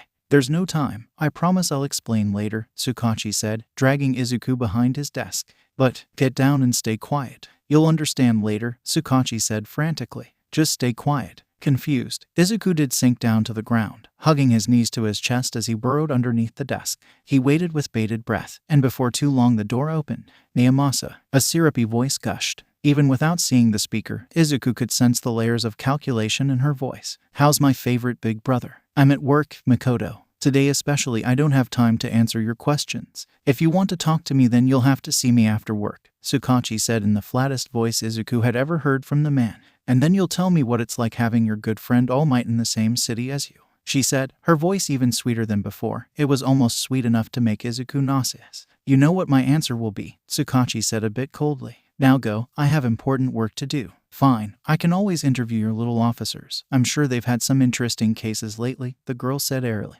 Besides, Sato always has something fun to tell me about you and what's going on at the station. They also have work. Why are you even in Musutafu? Weren't you just telling me how much they need you at work in Tokyo? My boss thought I was the right person to interview All Might and some of his students. Isn't that such a great career opportunity? Then why are you here instead of interviewing them? Tsukachi asked. Well, we didn't exactly secure an interview with him. That's part of the job. But since my big brother knows All Might so. No, Naomasa, I don't think you heard me. I said, no, Makoto. You know that I cannot and will not disclose anything about this. And trying to throw my name around won't help a thing, so don't even try. If you get an interview with All Might, it will be through your efforts, the detective said firmly. Izuku's legs were getting cramped under the desk. He couldn't help but be curious about this Makoto, apparently the detective's sister. But based on Tsukachi's reaction, he couldn't help but feel a healthy fear for her as well. She seemed truly formidable. He hadn't even met the woman, but the thought of her combining forces with Sato and Sasaki was enough to make him feel nauseous. Or maybe he was nauseous from all the talk of All Might. Was the detective friends with the hero? It would make sense. Tsukachi did get put on a lot of high-profile cases. He was bound to have worked with the hero a time or two. Besides, he had listened to All Might. He had gone into law enforcement. That knowledge didn't dispel the slight bitterness he felt towards the hero, or the fear that this dream would also be crushed. But Naomasa, we both have work, Makoto. If you start asking now, you might be able to get an interview with him by the end of summer. The woman huffed. Fine, be a stick in the mud as per usual, Naomasa. By the way, I'm crashing at your place this week. As soon as the door closed behind his sister, the detective sprang into action. He pulled Izuku to his feet, wincing sympathetically when the boy hissed from the feeling returning to his legs that had been asleep. I'm sorry, Midoriya. I swear I will explain everything later, but for now I need you to. The door burst open, cutting off Tsukachi. I knew it. You were talking to All Might. Or your secret lover, or, Makoto broke off, her eyes zeroing in on Izuku. Who is this? Naomasa, your secret love child. You're going to break Mom's heart. I'm not. No, Makoto. No. Well, someone better start explaining why we have a junior officer in here that's just as plain looking as my dear brother, Makoto said, crossing her arms. How old are you, kid? 12. You may look cute playing dress up, but you're not going to get many girls like that. I'm almost 16. Izuku squawked indignantly. Midoriya is our newest police officer via the new provisional police program. And no, you can't interview him. Izuku found himself being scrutinized intensely by the girl's green eyes. A police officer at 12 years old. Interesting. She stared at him a bit longer before blurting, I need him. What? No, Makoto batted her eyelashes. This would have made the news if you had wanted it to be public knowledge. I can always make it public knowledge. I can always arrest you. You know you wouldn't, Naomasa. Hear me out. You let Midoriya come with me to request an interview with All Might and a few of his students. I stay out of your hair. Midoriya makes sure I don't do anything illegal, and I get to know my secret nephew, Makoto Weedle. Come on, it's a win for everyone. Makoto. She placed her hands on his desk, eyes boring into his. Just think of all the things I could get into and investigate without supervision. Silence hung in the air, taut between the siblings. A few tense moments passed before Detective Tsukachi sighed, a long, weary sigh. Midoriya, you'll be accompanying my sister from today until she leaves the city. I would suggest going plainclothes. Take the fanny pack. Don't let her do anything illegal. And don't let her corrupt you. Oh, I knew you cared. Makoto gushed. If you corrupt that child, I'm going to tell Mom about the incident, Tsukachi threatened. Opening one of the desk drawers, he offered Izuku a pair of handcuffs. Midoriya, if she doesn't listen to you, feel free to arrest her. I love you too, Naomasa, Makoto said, blowing a kiss. I'll wait in the lobby for you, nephew. I'm not, and she's gone. Detective, what just happened? Izuku asked. She played me to get what she wants, just like she always does. I just hope she doesn't introduce you to her college friends. There's something about them I just don't trust. Be careful, Midoriya, and vigilant. But also enjoy yourself. You might even get to meet All Might. Izuku paled at the thought, but managed to keep the smile on his face. We'll just have to see what happens, I guess. His mind raced as he walked to the locker room, mechanically changing into the spare set of clothes he kept at the station. He shrugged on the t-shirt that read polo shirt and a pair of cargo shorts. He hoped that Makoto was more tolerant of his fashion than the female officers were. Sato often threatened to overhaul his entire wardrobe.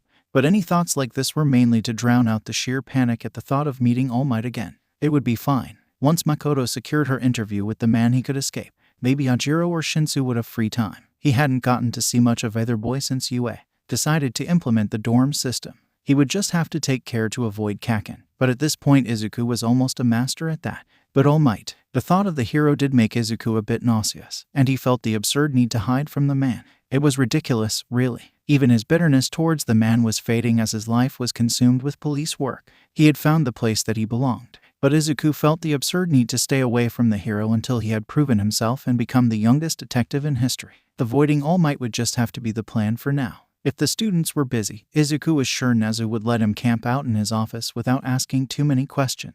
Maybe he could even catch a nap in Aizawa's sleeping bag. Scratch that, Izuku valued his life. If all else failed, Yue was bound to have a broom closet to sequester himself in. Whatever happens, Izuku told himself as he buckled the fanny pack. The familiar weight was comforting, and he found that he was able to breathe normally again. Everything would work out one way or another. No fair, little Midoriya gets to accompany you. I have to do paperwork, Sato complained. If you don't do your paperwork, you'll be as bad as the station that let Midoriya get kidnapped, Sansa said, warning in his voice. Besides, Kimura will be back any day now. Do you really want to explain to her why you haven't finished your paperwork? That's low, Sato said, but it clearly worked, based on the way she attacked the stack of papers with vigor. We're off to interview heroes, Makoto said, saluting the room full of officers. I'll bring the kid back before curfew. Don't let him get hurt, please, Nakamura said in passing, carrying a crate full of files. Your brother will kill you. I'll be fine, Nakamura. I promise, but we should probably leave soon, Izuku said, subtly nudging her toward the door. Good point. I want to interview everyone I can. I'll see you all later. Upon exiting the station, they walked the first few blocks in silence. Izuku found himself fiddling with the zippers of the fanny pack, unsure of what to do or say. He hadn't felt this awkward for a while, and he wasn't quite sure what to do about it. He was caught off guard by the woman seizing his forearm. Be real with me, kid. Are you my nephew? You actually thought that? Izuku squeaked. He blushed, and clearing his throat, he continued in a deeper voice, No, Detective Tsukachi is just someone I admire a lot. She withdrew her hands, looking disappointed. I figured Naomasa was too straight-laced to have a secret love child. But I kind of hoped. Never mind, it's not your problem, kid. They walked on in a heavy silence until Izuku said, The first time I met him, the detective seemed a bit lonely. I was worried about him. Naomasa wasn't built to be alone, Makoto said sadly. He takes everything so seriously, and he needs someone to take care of him. I wouldn't say that, Izuku countered. I see where you're coming from. But since I've gotten to know him, I've seen firsthand that the station is just as much the detective's family as it is mine. One day he'll find someone to share his life with. But in the meantime, you don't need to worry. We'll take care of your brother. We all care about him, even Mori, believe it or not. Makoto stared at him for a few moments before smiling. I don't need my quirk to know that you actually mean that. I'm going to hold you to that, kid. I can see why Naomasa likes you so much. Maybe we'll work on a story together one day. Izuku glanced at her from the side. You're a journalist, aren't you? What kind of journalism do you usually do? Investigative journalist is my title, but my work usually centers on heroes. So you're good at uncovering information about heroes, right? Makoto gave him a sly look. I have a feeling I'm going to like you. From the way you're talking, it sounds like we're going to be doing something my brother is going to hate. Izuku bit his lip, seriously debating with himself. You can keep a secret, right? Little Midoriya, while I enjoy getting published, I live for finding answers. A fierce debate was raging through Izuku's mind.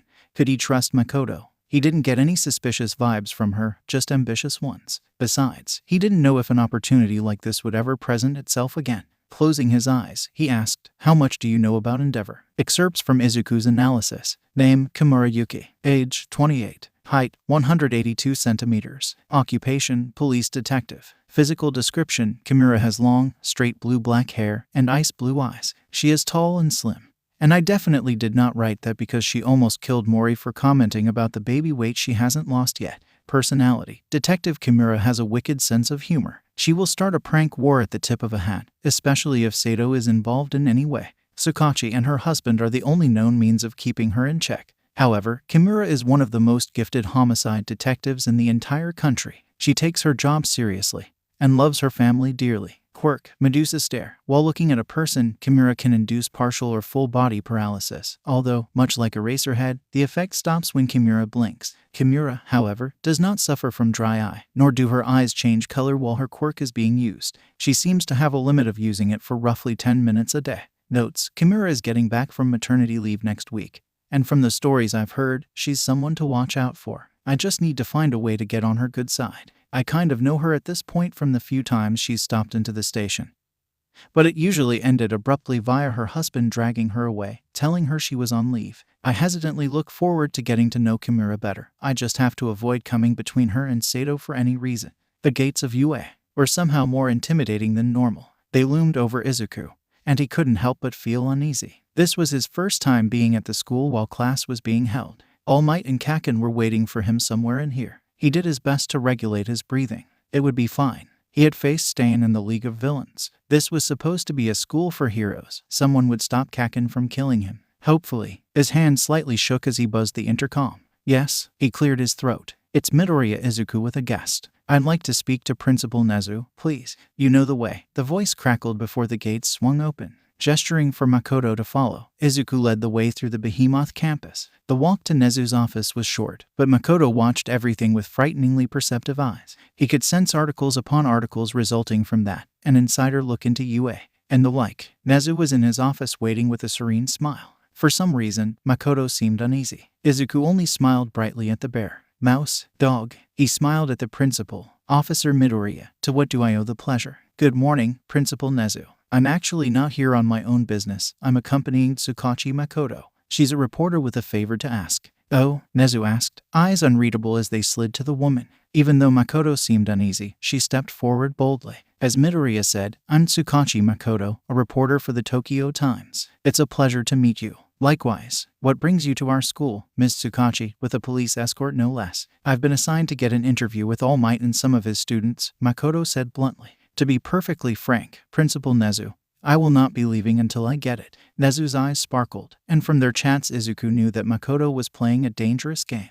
While Izuku would go as far as to call himself and Nezu friends, he knew never to challenge Nezu. Officer Midoriya, feel free to explore the campus. I believe Eraserhead just released his class until lunch to do research on an upcoming project. I believe a good portion of them are in the library. You can leave Ms. Tsukachi and me to our negotiations. Is that okay with you, Ms. Tsukachi? Izuku asked. Go. We're about to have a battle of wits. Glad to somewhat decrease his chance of crossing paths with All Might. Izuku nodded at the two before stepping out the door. As he walked, he thought of the conversation he had had with Makoto on the way over here. He wasn't sure how to handle the whole situation. Todoroki deserved to be saved from his father. He needed to be able to be a kid. But, even with as much as he despised Endeavor, Izuku just couldn't destroy the man. As the number 2 hero, if Endeavor was exposed, then the entire foundation of their heroic society would take a hit, and chaos would abound. While the whole society was problematic in a plethora of ways, right now, no one was really prepared to offer an alternative. His own prejudices aside, Izuku could see why All Might had worked so hard to establish himself as the symbol of peace. Statistically, it was effective. It significantly lowered crime rates. But it also fed into the somewhat toxic heroic culture. This was why he couldn't bring the detective in on this. Tsukachi would be legally and honor-bound to go through the proper channels, which would only cause mass chaos. On the other hand, Makoto had no such reservations and a knack for sniffing out information. If her articles he'd briefly looked at were any indication, he just needed to swear her to secrecy if things worked out the way he hoped they would. He had to halt this line of thinking as he approached the library. Izuku doubted that Kaken would be there. There were likely too many extras in there for his taste. He was most likely holed up in his room doing what research he could on his laptop until he could go to the library when it was more empty. Even with that reasoning, Izuku found himself hesitating before the library door. He debated heavily with himself since he'd begun working in the UA. Students had moved to dorms. He hadn't been able to see Ajiro or Shinsu for quite some time, and he missed his friends. It would also be nice to see Ida if he could. And he couldn't deny a small longing to see Uraraka. Izuku spent more time thinking of the brunette than he cared to admit. As expected of UA, the library was vast. A part of him wanted to go examine the books. Maybe he could ask Nezu's permission later. Before he could get very far into the library, however, a familiar voice stopped him. "Hey there, listener. Are you lost?" Izuku turned to blink at the voice hero present Mike, a man he only knew from his radio show and an inordinately large amount of internet stalking, completely for analysis purposes, or course. "Why Izuku stuttered, physically forcing himself not to stutter. The pro-hero feigned an ignorant, friendly persona, but Izuku felt the man's calculating gaze keenly. Izuku halfway wished Tsukachi had let him wear his uniform. Then he would have looked at least slightly credible instead of a trash gremlin. Sometimes he wanted to curse the amount of overly perceptive people in his life. If his analysis was accurate, present Mike was scary smart, and waiting for an answer. Izuku coughed, mentally shaking himself. "Sorry about that. I've just been a fan for a long time. I'm Officer Midoriya. I'm currently escorting someone who's in a meeting with Principal Nezu at the moment. I was given his permission to be here while they negotiate," Izuku said, fumbling to pull out his badge. Present Mike visibly relaxed, his smile growing in excitement. "You're Shota's kid. And Tsukachi's. Whenever they get the chance, they both brag about you like you would not believe. I've wanted to meet you for a while. Just call me Yamada." "And nice to meet you," Izuku said, trying his best not to look starstruck as he shook the man's hand. "I've got a meeting to go to, but I'd love to chat with you sometime, Midoriya." "Good luck with the person you're escorting," Mike said, waving. The whole encounter felt a little surreal. Izuku made it into the library feeling a little dazed. But he was almost immediately greeted by a familiar face. Ajiro, head snapping up, the blonde smiled at Izuku. "Midoriya, what are you doing here?" "I'm acting as police escort right now. My charge is meeting with Nezu." "Police escort?" asked Hagakure, startling Izuku, though he did his best not to show it. She was sitting behind a pile of books. So Izuku hadn't noticed her. Maybe he should analyze her next. "I thought you were an EMT," she continued. "I'm actually a certified field medic not," Izuku said, running a hand through his hair, "but that's kind of a side thing I do. I've recently finished the certifications to become a police officer." "Impressive," said a nearby girl. "Congratulations, Midoriya. I don't believe we've officially met. I'm Yaoyorozu Momo. It's nice to see you all again. So what are you working on?" "We're supposed to be coming up with ultimate moves," Ajiro said. "What I've come up with so far just isn't cutting it." Izuku tapped the table. "How much of your body weight can your tail support without straining it?" "All of it. It's just uncomfortable because physiologically my tail isn't meant to be used that way." The tapping grew faster, the staccato percussion matching the speed of Izuku's thoughts. "Okay, hear me out." He ended up helping each of them, setting them onto previously unconsidered paths. As he was talking over a multitude of options over with Yaoyorozu, a few other students wandered over. Izuku didn't mind. He'd want to gauge his rapid analysis skills for a while. Their lunch period was impending when a voice utterly demolished his concentration. "Midoriya, what are you doing here?" Freezing, Izuku almost didn't want to turn around. Suddenly he felt kind of queasy and his heart was racing. Sure enough, when he turned around he found Uraraka bouncing toward him with Ida furiously whispering that it was unsafe to run in libraries as he followed. Somehow swallowing was incredibly difficult. Hi, Uraraka, Ida. "Uraraka, you know running is not permitted outside of training areas," Ida scolded, his arms chopping the air. "Lighten up, Ida, Midoriya's here," the girl exclaimed. "It is nice to see you again, Midoriya. Congratulations on being inducted as an officer as well. Uraraka and I wished to be at the ceremony, but my parents were busy that day, and as such I looked after my brother's well-being. Uraraka kindly offered to help me ensure that Tensei only has the best care," Ida said, tearing up a bit. He was in perfectly good shape. Uraraka stage whispered to Izuku. "I think Ida's parents mainly wanted him to check in on Tensei. He's actually gotten really good in his wheelchair. We raced around the house when Tenya wasn't looking. It was even more fun when I used my quirk on Tensei." which is completely inappropriate outside of training grounds, Ada said severely. Anyway, what are you doing here, Midoriya? And in such casual clothes as well. I'm acting as a police escort right now, but I'm in plainclothes so I don't draw attention to myself, Izuku explained. My charge is with your principal right now, so Nezu told me I could come here. Actually, while you're all here, can I ask you all a favor? It was perfect. Makoto wanted between 3 and 5 students to interview from the hero course, and these 5 had been largely overlooked in the sports festival. Their voices would be a new facet of the narrative, and Izuku explained as much to the group. They all agreed, and Izuku was warmed by it. For whatever reason, he knew those 5 needed this opportunity. Their lunch period rolled around, and students began filing out of the library. That was his cue to go see how negotiations were going between Nezu and Makoto, but he couldn't stop himself from glancing at Uraraka. He felt nervous and excited and guilty, and he didn't know when he would be able to see her again. As she packed up to go, Izuku couldn't stop himself from tapping her shoulder. Uraraka, could I talk to you for a minute? Sure. The library was empty after Ada promised to save her a seat in the cafeteria. More specifically, it was empty aside from Uraraka, Izuku, and his pounding heart. What did you need, Midoriya? Just her voice made Izuku's emotions intensify. He knew his face was bright red when he stammered. Would you be willing to go out for boba tea with me tonight? Uraraka blinked a few times before blushing wildly herself. What? There was something I wanted to talk to you about in private, but you have to get to lunch, and I'm still technically on the clock, but I get off soon after you're done with school, so I thought. Oh, you don't have to explain yourself, Uraraka said, waving her hands frantically as her cheeks darkened. I was just caught off guard, that's all, and I would love to go get boba tea with you. Oh okay, I'll see you then, Izuku said, faltering a bit. Have a nice day. With that, he bowed deeply before scurrying away. As he put distance between himself and Uraraka, Izuku couldn't repress his muttering, this time mostly berating himself for the atrocity of whatever that had just been. Did I seriously just bow? I may as well have shook her hand and offered her some candy, Izuku fretted, drumming his fingers on his thigh. He was so focused on his own stupidity that he didn't see the other person in the hallway until he'd walked directly into them, spilling a mass of papers all over the floor. Sorry, Izuku said, immediately falling to his knees to begin collecting papers. Oh, thank you, my boy, said a deep voice. I suppose I wasn't watching where I was going. Izuku swallowed thickly before looking up into the face of All Might. The man was in his smaller form, his true form, apparently, and Izuku's blood felt frozen in his veins. He was unable to move, rooted in place for a few, painfully long moments. But by the grace of some higher power, he mumbled, I'm sorry, it was my fault. Something shifted in All Might's eyes. Sympathy, recognition, Izuku wasn't sure. Are you sorry again? I've got a meeting, Izuku blurted, thrusting the papers into the man's hands before practically sprinting down the hallway.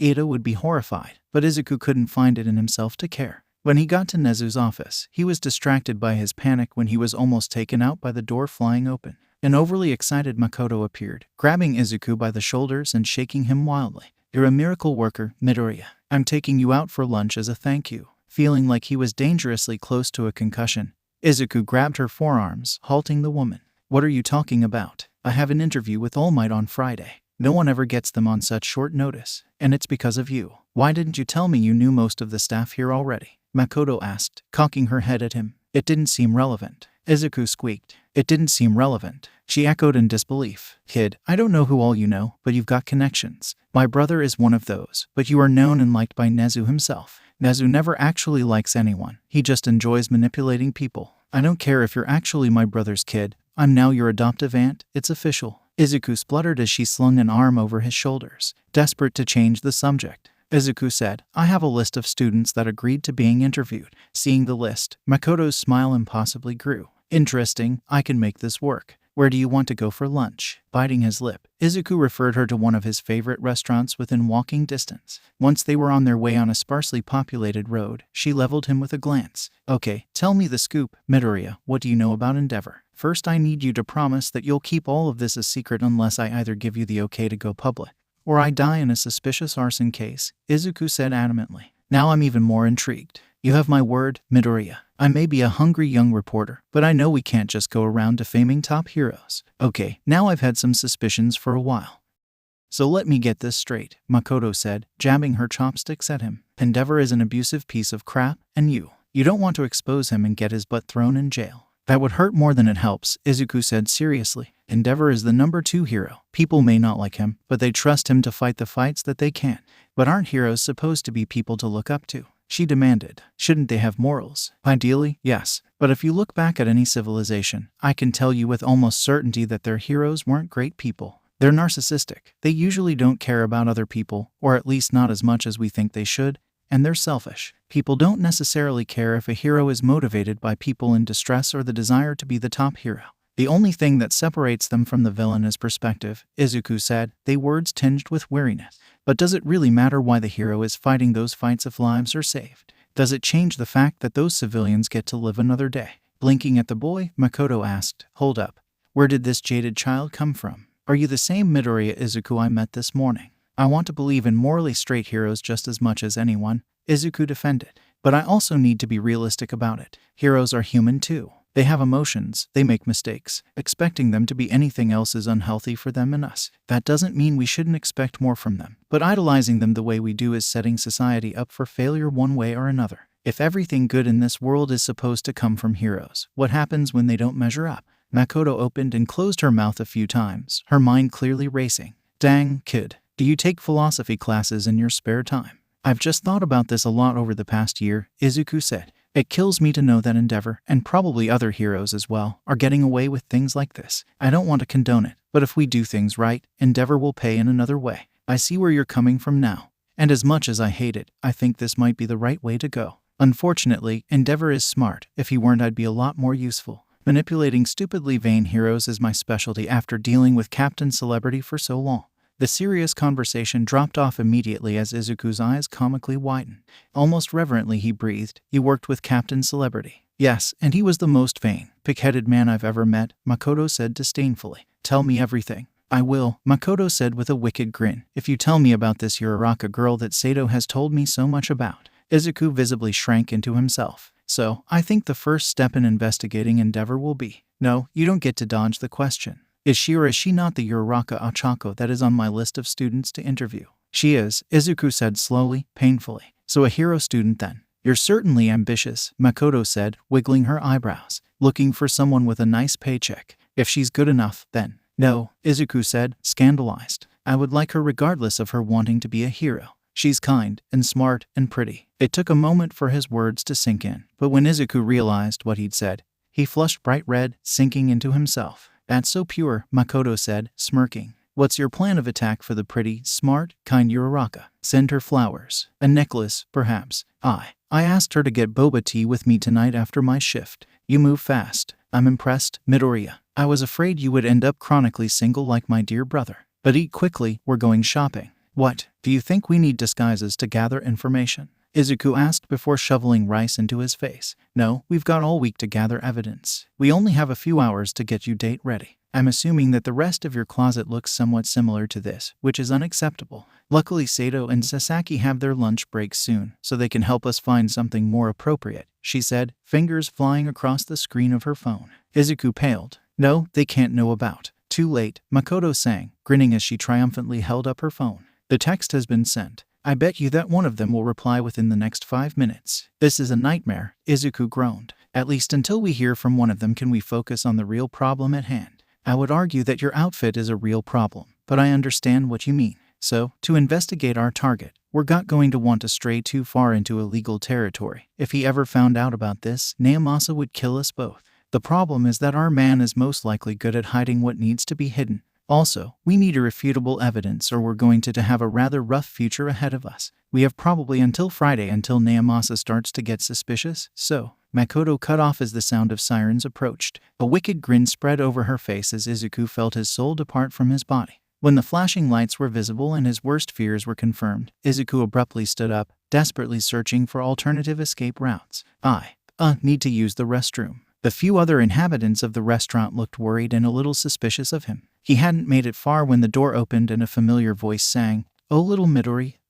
Panicked, Izuku ducked into the first place he found, but before he could make it very far down the hallway and find an exit, he was forcibly pinned to the wall with a pair of handcuffs slapped onto his wrists. A small part of his mind wondered if this was how criminals felt when they were arrested, embarrassed, terrified, uncertain. Mostly, though, Izuku was impressed at the speed Sato was able to cuff his squirming form. The station had competitions, but she may have just broken her own record. What seemed like moments later found Izuku in a mall dressing room while 3 women pushed more clothing under the curtain. He estimated that he was wearing the 17th outfit they had forced him to try on, and they weren't going to like it. As per usual, he couldn't manage to tie his tie correctly, so it looked particularly atrocious with the ghastly polo shirt with lime green polka dots. Even he knew it was a rather unfortunate ensemble, one that Sato immediately vetoed. "We're just going to get boba. Is a tie really necessary?" Izuku complained. Makoto stared at him with an intensity that was frankly terrifying. She squinted at him before turning around abruptly, disappearing among the clothing racks. Sato and Sasaki glanced knowingly at each other with smug smiles that made Izuku even more nervous. After a few minutes, Makoto emerged triumphant, lobbing a bundle of clothes at his head. "Leave the button up undone over the t-shirt," rubbing at the indent of a button on his forehead. Izuku drew the curtain, happy to get out of the terrible outfit. He was even more excited when he saw the t-shirt Makoto had thrown, a new, extremely soft shirt that featured edge shot across it. Izuku eagerly pulled the shirt on, and the coordinating button down on top of it. That paired with tighter jeans than he usually wore along with his red shoes made him feel confident, a little more put together as well. Before he opened the curtain, Izuku even found himself running his fingers through his hair in an effort to make it even a bit less wild. When he pulled the curtain open, Sato whistled lowly. "I will pay for that myself, little Midoriya. Both shirts are actually the right size, and they still fit your personality." "That's the one." They made him wear it out of the store after Sato paid for it all, though it was an impressive fight to see who would pay. They also held the Save My Fanny pack hostage, claiming that it ruined his whole look. Izuku felt slightly naked without it, but he couldn't change their minds without making himself late. By the time they left, it was almost time for his meeting with Uraraka, so Sato and Saki swung by the station so he could clock out before they dropped him off in front of UASK. His heart was pounding in his chest, but Izuku only had to venture a few feet onto the campus before he spotted her pacing around the courtyard. He waved, and both of their faces were abnormally red as they approached one another. "Why, you look really nice," he stammered. "Thanks, so do you," Uraraka said, hands fiddling with the bottom of her shirt. They stood there for a few extended moments, valiantly not making eye contact until Uraraka said, "Should we get going?" Oh yeah, we can head over there now. I hope walking is okay," Izuku said, the words a bit rushed. He'd memorized the route to the cafe last night thanks to the help of the internet, so Izuku walked confidently. Once he asked how training for the ultimate moves was going, the tension melted away, allowing them to settle into a comfortable conversation. A part of him felt like he was being watched, but Izuku couldn't pinpoint anyone suspicious. He was probably just nervous. Ordering and paying for the boba was an easy process. The trick was getting it to where Uraraka was sitting without tripping or spilling anything. When he finally made it over to her, his hands were shaking slightly from anxiety. "Here you go."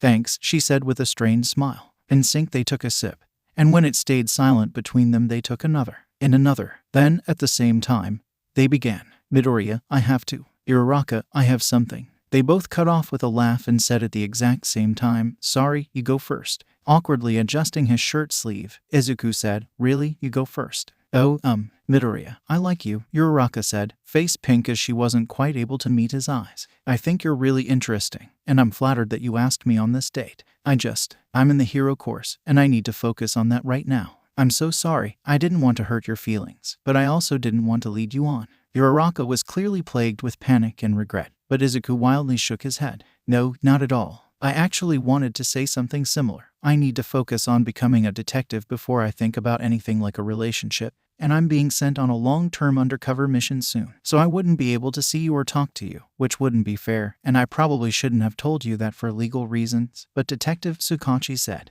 He trailed off, forcibly stopping himself. "Sorry about the muttering. I got the habit under control a while ago. It only seems to be a problem when I'm around you. Not that that's a bad thing. I'll shut up now." The girl across from him searched his face intently. "Do you really mean it? We're both young, romance can come later. But the sooner I become a detective, the more people I'll be able to help. I've got a goal, and I won't give up on it," he said, clenching his fist and feeling vaguely like an anime protagonist. "I've been given an opportunity I can't pass up. That's exactly how I feel about UA," she confessed with a smile. "Can we still be friends, though?" Izuku asked hesitantly. "Like, I'll text you when I'm not undercover and stuff. And when we've both reached our goals, we can see what happens." He awkwardly gestured between the two of them, blushing profusely. "Sure," Uraraka squeaked, her face equally red. "It will be like a competition.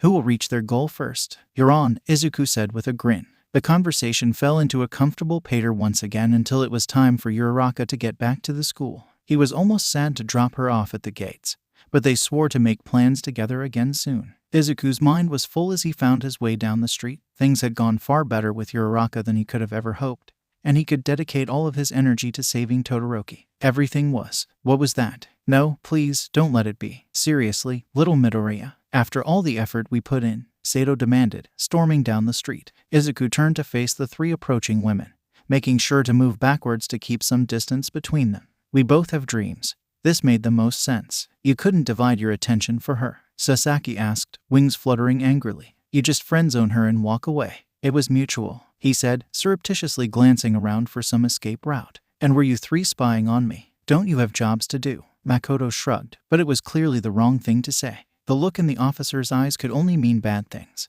So Izuku turned on his heel and sprinted away from the women as fast as his body allowed. The whole while Sato and Sasaki yelled their justifications for the invasion of his privacy, and something about him and Uraraka having cute babies together. Excerpts from Izuku's analysis. Name, All Might. Age, unknown. Height, 220 centimeters. Occupation, hero. Physical description, personality. Quirk, notes, for both security and personal reasons. This entry has been largely removed. Izuku's hands gripped the binder tightly as he waited in Nezu's office with Makoto next to him. Nerves twisted, eyes, stomach in knots. This would end well, it had to. When the door opened, he was sure he was going to have a heart attack right then and there. Nezu strolled in with a cold Todoroki in tow. It hurt Izuku to see the guarded look back in his eyes.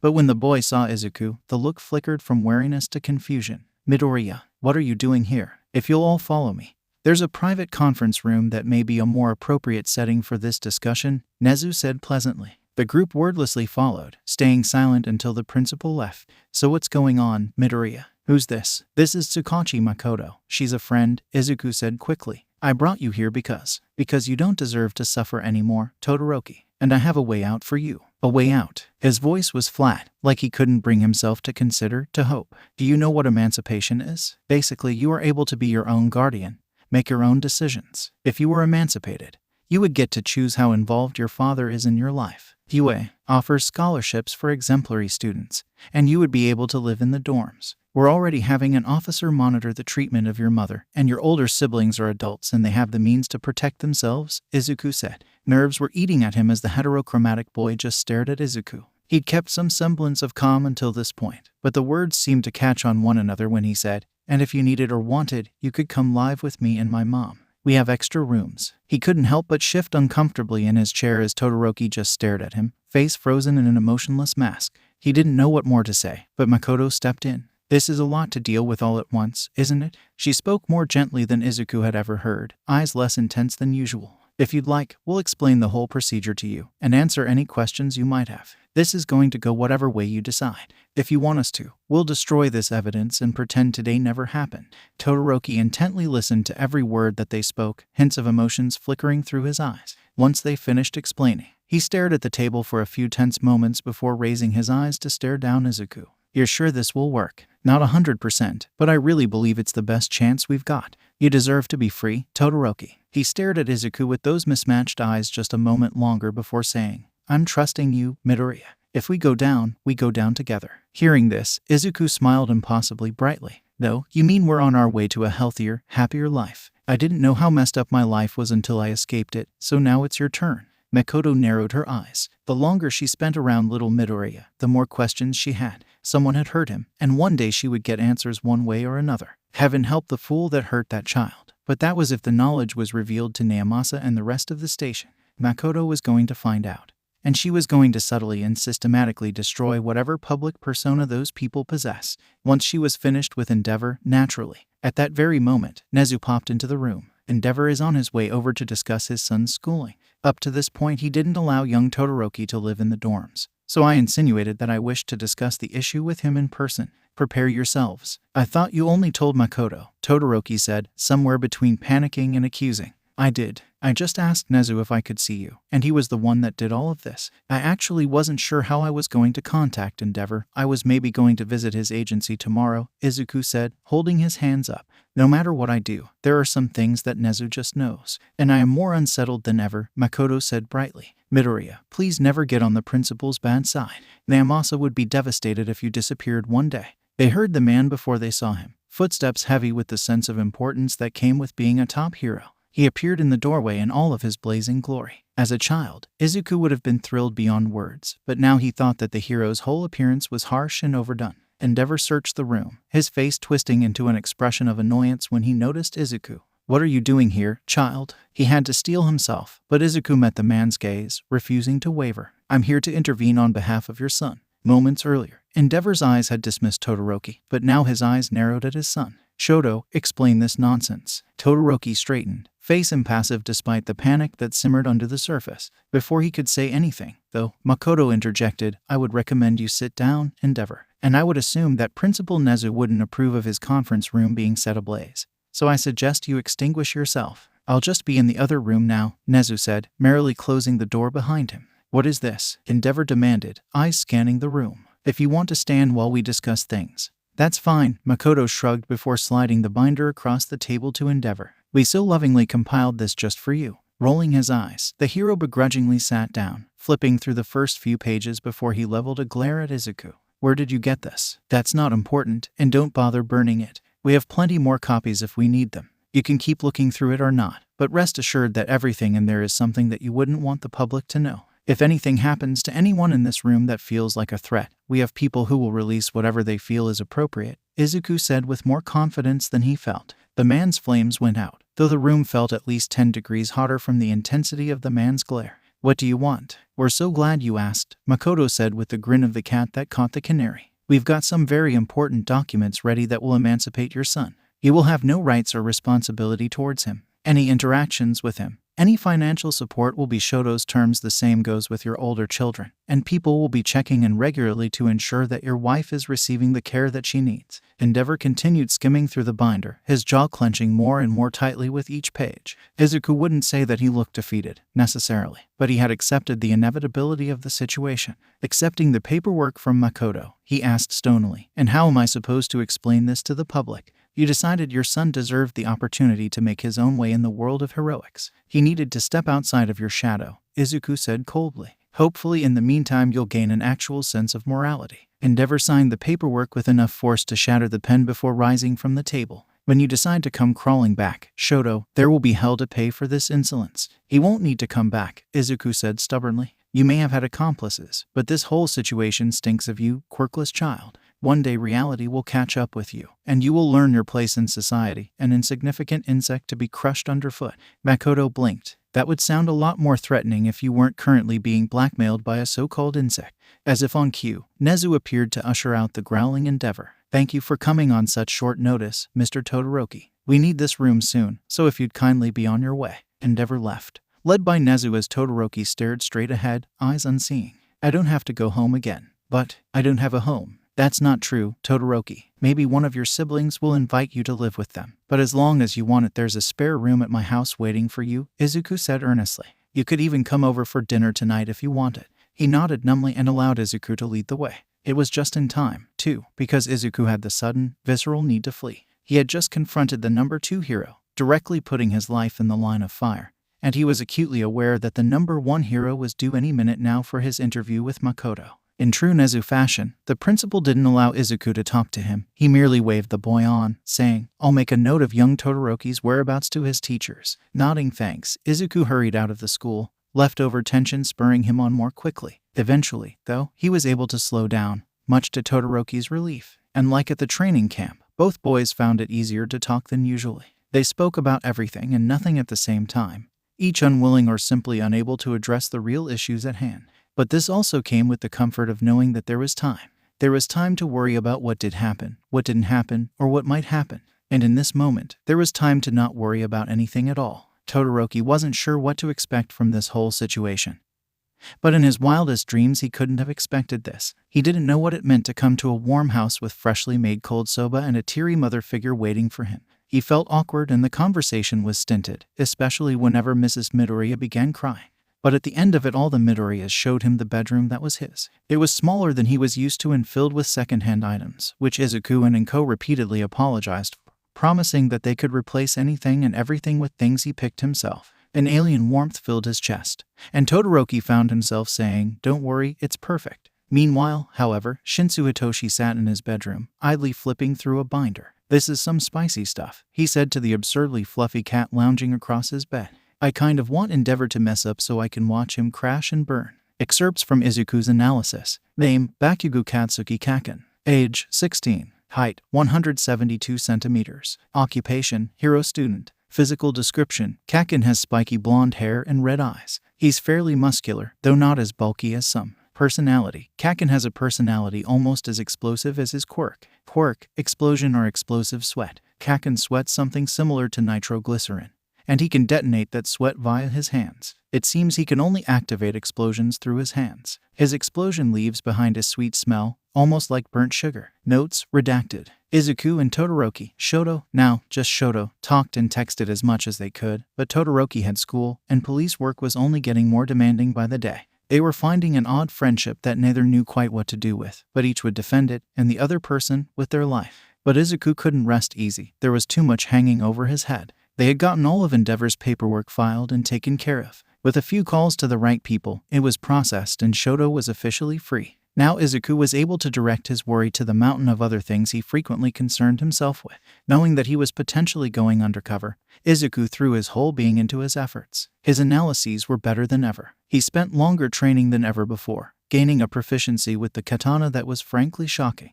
There was this mysterious drive to get better, to do better. It was like he could feel someone calling out to him in desperation. That said, Izuku had fully expected the call when the time came, but he still found himself surprised and terrified when it was staring him in the face. He was called into Detective Tsukachi's office unexpectedly one day, and he immediately knew what was going on. "Have a seat, Midoriya, you're going to be here for a while," Tsurumagi said in his trademark calm manner. "It's nice to see you again, Chief," Izuku said faintly. "What can I do for you today?" "We have a rough quest for you, Midoriya," he said, making steady eye contact. "Before we go into detail, rest assured that you are not required to say yes to this. Personally, I didn't want to ask you this, but here we are. Detective Tsukachi has been working with the case, so he'll explain the issue." The detective was sitting rigidly in his chair, discomfort radiating off of him. "It has been decided," he said woodenly, "that you would make a good candidate to go undercover on one of our most dangerous ongoing investigations. The subject at hand is the Shai Hasekai, one of the most prolific branches of the Yakuza. We don't know very much about them or their motives, but this man is their leader, a man named Overshawl." Izuku felt a chill run down his spine as he looked at the photo of a man with piercing golden eyes and a plague mask.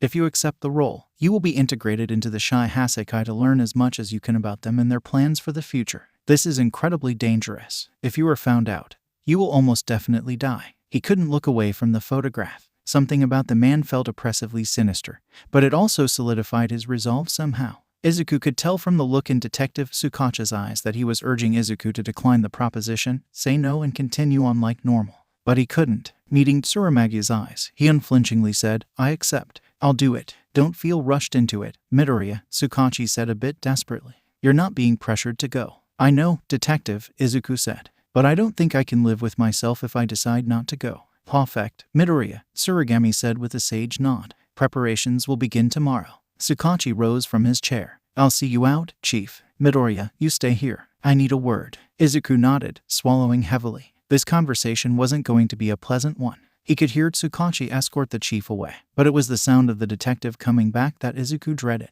It came too soon, and the detective's face was almost terrifyingly blank. Naomasa stared down Izuku, eyes searching. He felt like his very soul was being examined before the detective said, "I understand I won't be able to change your mind, Midoriya." "No, sir. You will go by the books on this one," the detective said vehemently. "You won't overstep your bounds or make rash decisions. And if you've harmed yourself, intentionally or accidentally, I will put you on meter-maid duty for months." "Understood, Detective," Izuku said seriously. Inko cried when Izuku told her the news that night, and he found himself inundated with people doing what they could to prepare him. Valiant called every contact he knew that had anything to do with sword fighting to help train Izuku. Dr. Meiji took him through analysis drills, making him assess quirks more accurately with less and less time. The fanny pack was seriously scrutinized. The officers completely took it apart, deciding what could stay, what should be added, and so on. Some of them took it upon themselves to periodically ambush Izuku to prepare him for anything. Izuku was given every scrap of information on Overhaul that the police possessed,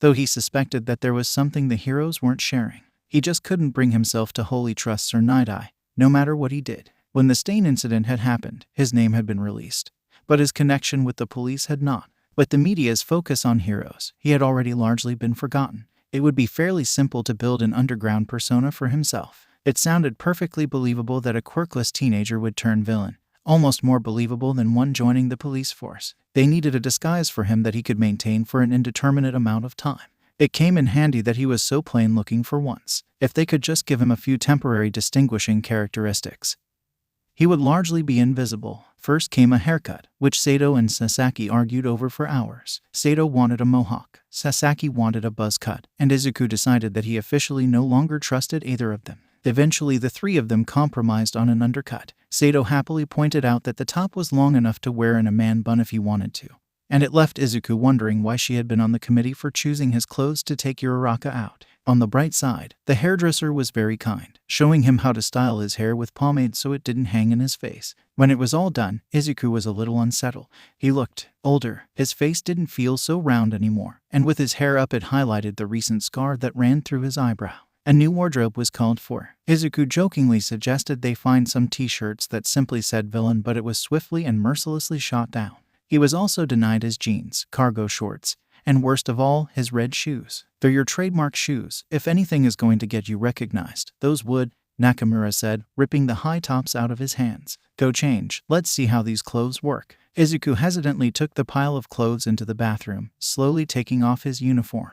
The jeans he was given were clearly skinny jeans, along with a tight, plain black t-shirt and a dark teal zip-up hoodie trimmed in black. Last came on a pair of heavy combat boots and a teal medical mask, the same shade as the hoodie. He took a moment to look in the mirror. The mask was large enough that it even covered his freckles. In these clothes, he looked dangerous. Sato whistled when he stepped out. You look like I should be arresting you right now. Just 2 last touches, Nakamura said critically. He handed Izuku the fanny pack. I recommend wearing this across your torso instead of around your waist like a dad on vacation. It will also make things more accessible to you, should you need it. And for the second, here he procured none other than Hero Killer Stain's sword. You need to decide if you want to wear it at your waist or on your back like Stain did. We had it sharpened, so the blade isn't as notched and beat up as when you saw it last. Interestingly, it seems to have been made with a quirk that reinforces metal, so if you get enough strength behind your swing, it can literally cut through steel. Izuku took the blade reverently before strapping it on various ways, trying to see what was most comfortable.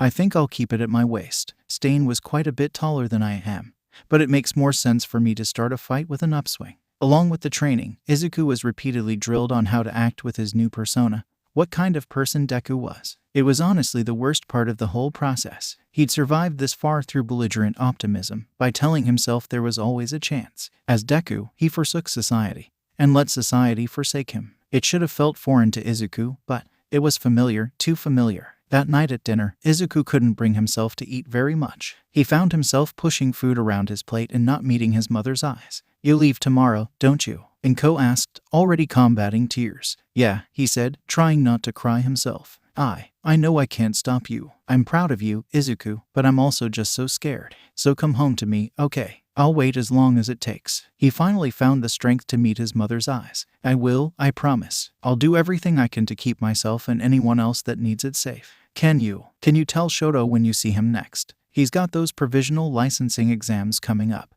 and I don't want to distract him when he can't really do anything about this whole situation. Inko stared at him for a few moments before sobbing even harder. I'll tell him, but remember that you have a lot of people waiting for you. We're all cheering you on. The next morning didn't feel quite real to Izuku. He hadn't gotten very much sleep that night, and before he left the house, his mother hugged him tightly, refusing to let go for a long while. When she did let go, Izuku gave her a shaky smile. I'll be back before you know it. His walk to the police station felt a bit like a death march. Walking into the station, however, felt like a zoo. Upon entering, he was immediately seized by Sato, who shook him vigorously by his shirt. Don't you dare do anything stupid, she hissed, her face concerningly close to Izuku's. If you stab yourself with that stupid sword again, or get seriously injured by one of those criminals, I swear we're putting you in a protective bubble. Sato, put Midoriya down before you give him a concussion, Detective Tsukachi said sharply. But her threats stand, Midoriya. I don't want to be visiting you in the hospital at the end of all this. Izuku ducked his head. I know you all have your doubts, but thank you for supporting me anyway.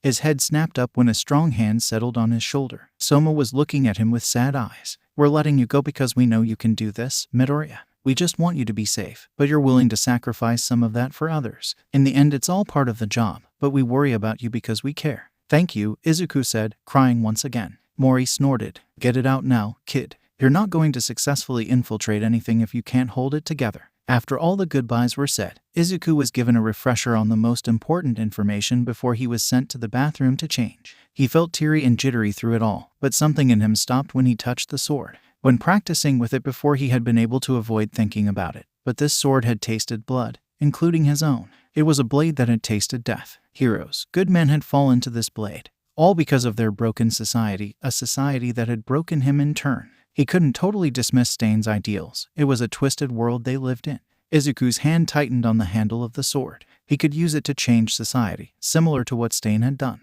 But where Stain had cut down, Izuku swore to protect. What Stain tried to destroy, Izuku resolved to reform. Slipping on the mask only solidified his resolve. Izuku, no, Deku, stepped out of the bathroom without a tear in sight. Even those that had been part of selecting Izuku's disguise were shaken at how different he looked. This muscular boy with eyes as sharp as his sword. Detective Tsukachi clapped him on the shoulder. If you're going to do this, do it right. When the time comes to confront the shy Hasekai, we'll be there. In the meantime, kick some gangster butt. Sato cheered. Izuku smiled, briefly giving them a glimpse of the boy they knew and loved. I'll be waiting to see you all again. The station watched with bated breath as Midoriya Izuku turned and walked away. Sasaki's fist tightened, nails digging into the palm of her hand. He's going to be okay, right? Naomasa smiled sadly. Of course he is. He hasn't reached his goal yet. It will take a lot more than a few rogue gangsters to stop Izuku. Excerpts from Izuku's analysis. Name, Ajiro Mashirao Tailman. Age, 16. Height, 169 centimeters. Occupation, hero student. Physical description, Ajiro has blonde hair, both on his head and on the tip of his tail. His tail is rather long and thick, and other than the tail, Ajiro is considered plain looking like me. Personality, Ajiro is a quiet individual, but friendly and kind towards everyone.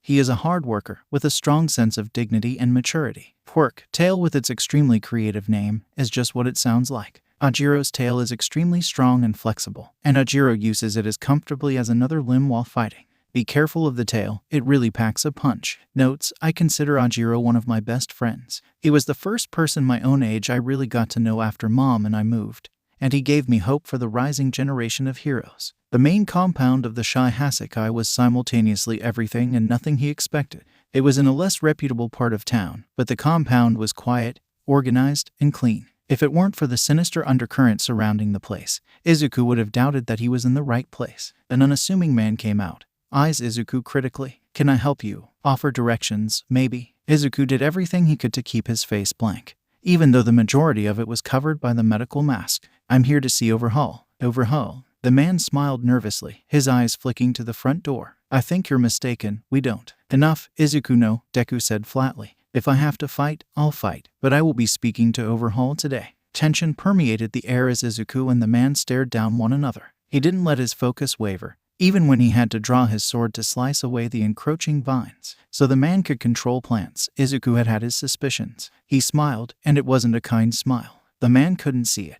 but he definitely picked up on the dangerous glimmer in Izuku's eyes. So I am in the right place. Perfect. The man panicked, raising his arms as he redoubled his efforts, causing vines to converge on Izuku, trapping him on all sides. It should have been impressive and intimidating, but it only took a few sword strokes to eliminate the threat completely. I expected more, Izuku said. I hope Overhaul isn't as disappointing, or I'll have to change my plans. Oh, I'm just beginning, the man snarled. Izuku could have easily taken the man out then and there, but it was more convenient to wait for the man to raise the alarm and then knock him out. Less people came than Izuku was expected, which really worked in his favor. He didn't want to have to use more than the sword in this initial altercation. His mind and sword were whirling, picking apart quirks and weaknesses, taking a good portion of the men down with a single hit from the flat of his blade. There were only 3 or so men, but it felt a little too easy. He hesitantly sheathed his blade, keeping one hand on the handle just in case. Deku hung back from the doorway, sure that they weren't done yet. Sure enough, a hulking figure appeared. It was obvious that he was of a higher caliber than the other men, and a part of Izuku was secretly thrilled to have a challenge. Just looking at the man, Izuku would guess that he had a quirk dealing with crystals, probably fairly hard ones. You're in the wrong place if you just want to pick a fight, kid.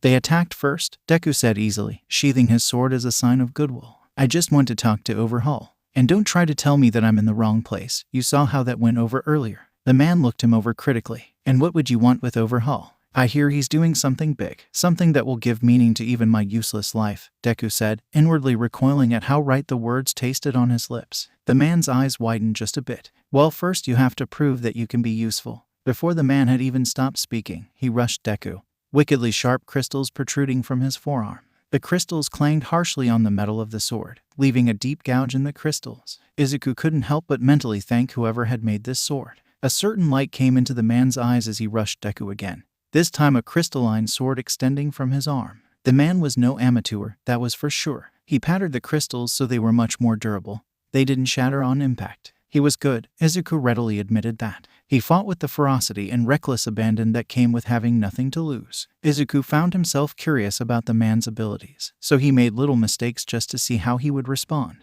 They were fairly evenly matched, so it cost Izuku a jagged gash across his upper arm. When he decided the fight had gone on for long enough, Izuku pulled back and swung his katana with all his strength, aiming at the same gouge he had made earlier. The force had made tiny fractures all along that area of the crystal, and now hitting it again, the entire structure shattered. Izuku had sheathed his sword by the time the man had recovered, brushing away tiny shards of crystal. Like I said, I'm not here for a fight, I just want to talk to Overhaul. I'll admit, you've piqued my interest, a voice said from the doorway. Izuku had to hide the shudder that ran down his spine at the sight of Chisaki Kai in the flesh. The way his golden eyes glittered combined with the black beak mask made Izuku feel like he was cornered prey. Follow me. Their footsteps echoed in the sterile, empty halls. The interior was traditional Japanese decor, but it felt too perfect, almost as if it weren't meant to be lived in. Unsurprisingly, the room Chisaki led him to was equally spotless. There were 2 couches in the room, facing one another. Wordlessly, the other man pulled off his glove, touching Izuku's arm.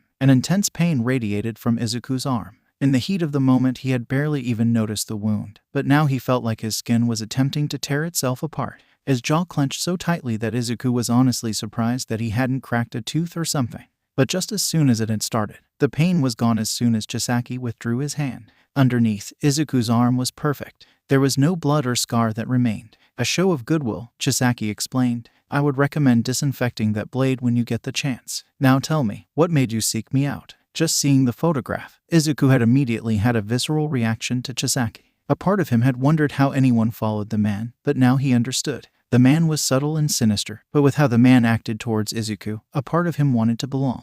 Why does anyone come to you? I've been called useless my whole life and I want to prove everyone wrong. I want to find a use in your hands and watch the world burn, Deku said. The words too ready, too true. The weight of those golden eyes on him was almost too much to bear. Tell me your story. I don't have a story, he said flatly. I'm just a Deku, someone thrown away. Whoever I was before is dead. The Shy Hasekai needs people like you if we're going to finish what we've started. That was an impressive display of sword fighting out there, Deku. Is that your quirk? It took everything in him not to freeze up at the question, a force of habit after years of torment. Didn't you know? Dekus don't have quirks. Izuku felt like his heart was hammering in his chest. This was it, the moment of truth. Sir Nidai had been so sure that Chisaki would be impressed with Izuku because he didn't have a quirk. But more and more Izuku was thinking that putting his life into Sir Nidai's hands was a terrible idea. He didn't know how the Shy Hasekai saw quirkless people, but there are plenty of people out there that readily engaged in quirkless hate crimes. Why didn't he listen to Tsukachi? Chisaki's eyes widened, his eyes taking on an interest that made Izuku a little uncomfortable. You were right to seek us out, Deku. Together we can eradicate the disease that plagues this world and make it a place for the cleanse. He managed to keep his face impassive, but inside Izuku was reeling. Did Overhaul just act like being quirkless was a good thing? If he made it out of here alive, Izuku was going to set Sato loose on Sir Nidai. He knew nothing. They didn't know the goals, motives, or even the people of the Shy Hasekai. Why did Overhaul seem excited over a quirkless teenager? What was this creepy cleansing nonsense? Pushing those emotions away. Izuku nodded once, which seemed to satisfy the other man because he waved his hand at the doorway. Chrono, take Deku and his sword to be cleansed and show him to a room in the main compound.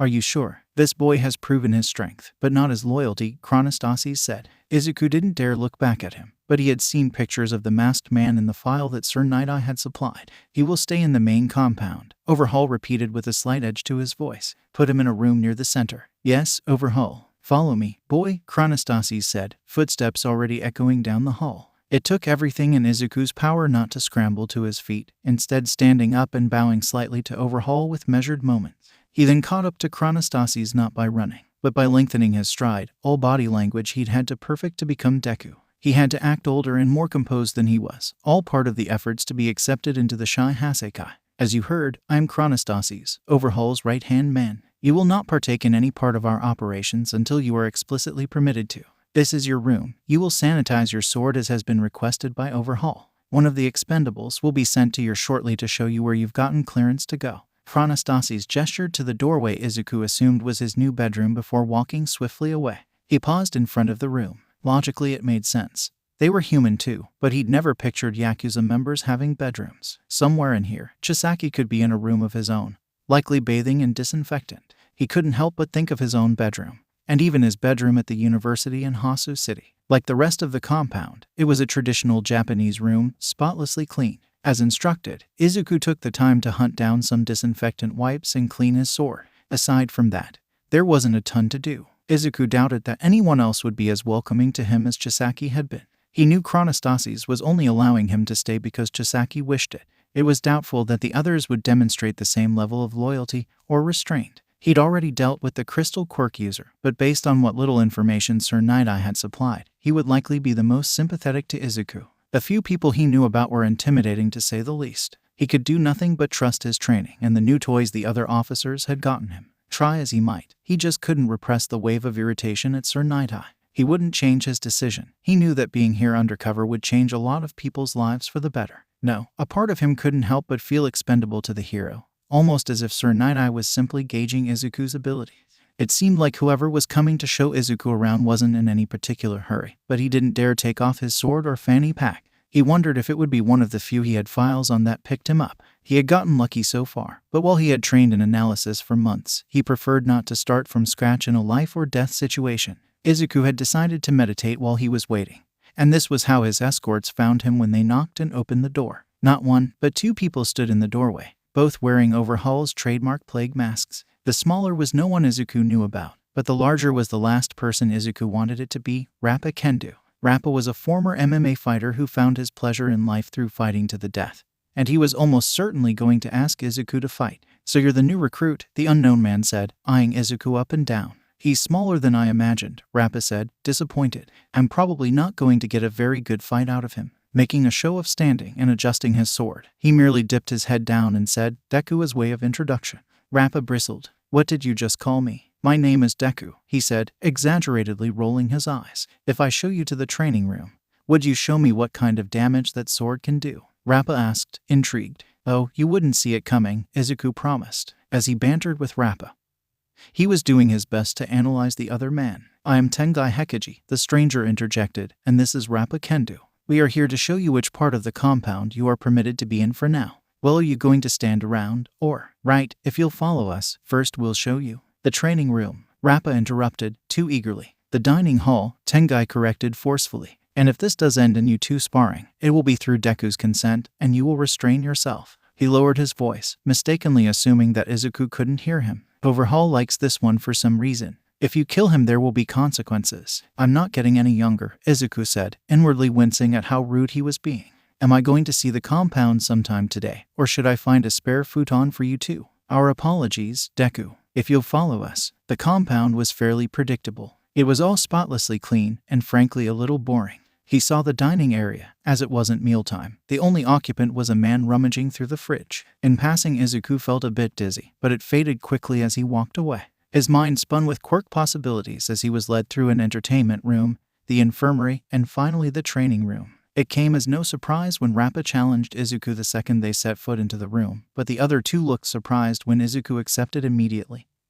And without hesitation, the other occupants of the room stopped what they were doing and stared at the newcomers, whispers flying around the room. "Is that the kid Overhaul likes so much? Rappa is going to crush him. I almost want to feel bad for him. I bet you 5,000 yen that the kid's sword is going to break before he even touches Rappa. I'll give the kid the benefit of the doubt and say he'll get one good shot in." Placing a hand on the sword handle, Izuku stared Rappa down. The masks really were unsettling, but Izuku didn't let himself dwell on it for too long. He had to seem completely unaffected. His mind whirled with statistics and possibilities. Rappa was one of the few names that Sir Night-Eye had given Izuku, and he had done some digging. He may have given his laptop a virus, but he had found footage of some of Rappa's fights, so he was fairly certain of what the man was going to do. "Show me what you've got, kid." Rappa bellowed, charging forward. Izuku made a show like he was going to unsheath his sword, but instead of that he merely dove out of Rappa's way at the last possible second.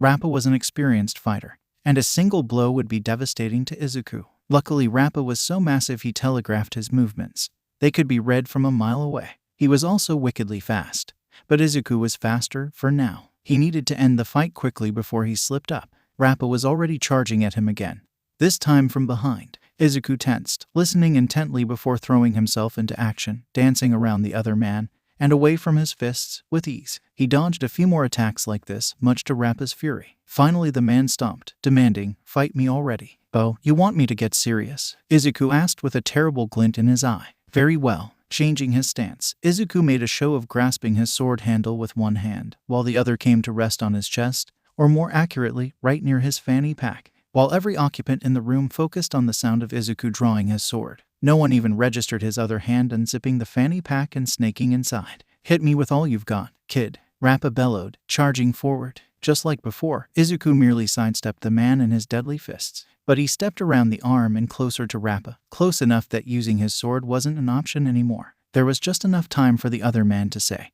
"What are you?" before Izuku tased him in the throat. It shouldn't have worked, considering Rappa's size, and it wouldn't have with his old taser. But as an official part of the police force, he had been issued a taser with adjustable voltage, so it was effective against almost any opponent. As it was, he set it on the low end for Rappa's size so it didn't knock him out. It just stunned the man long enough for Izuku to step back and raise his blade to Rappa's throat. "That wasn't a fight, it was just dirty tricks," one of the spectators muttered. "I told you that you wouldn't see it coming," Izuku said, sheathing his sword. Acting bolder than he felt, he walked away without looking back, leaving his back exposed and his guides behind. He existed in a sort of limbo for the next few days. Some of the shy Hasekai members were slowly taking a liking to him, but others were vehemently opposed to him. He heard the whispers around the compound, questions of his loyalty and true intentions. They were perfectly valid suspicions, especially as Izuku was a double agent, but that didn't make it hurt any less. The 8 expendables were slowly taking their time testing him one by one. Rappa had been asking for a rematch for days,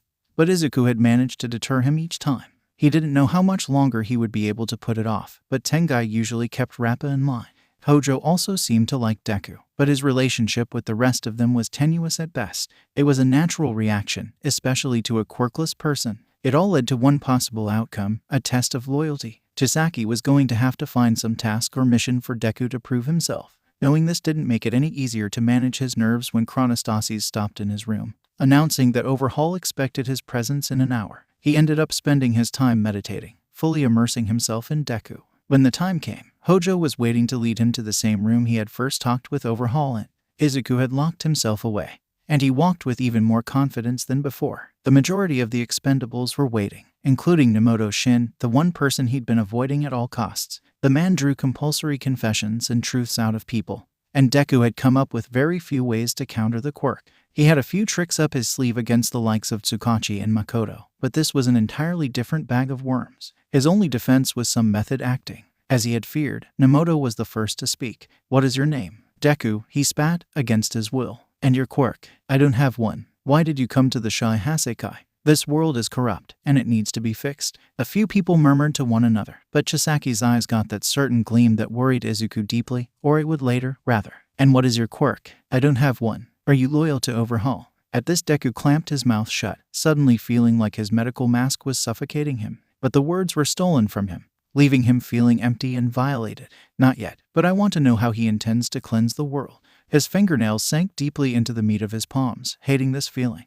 This was too much. He couldn't decide if it was Deku or Izuku that was genuinely intrigued by what Overhaul's cleansed world looked like.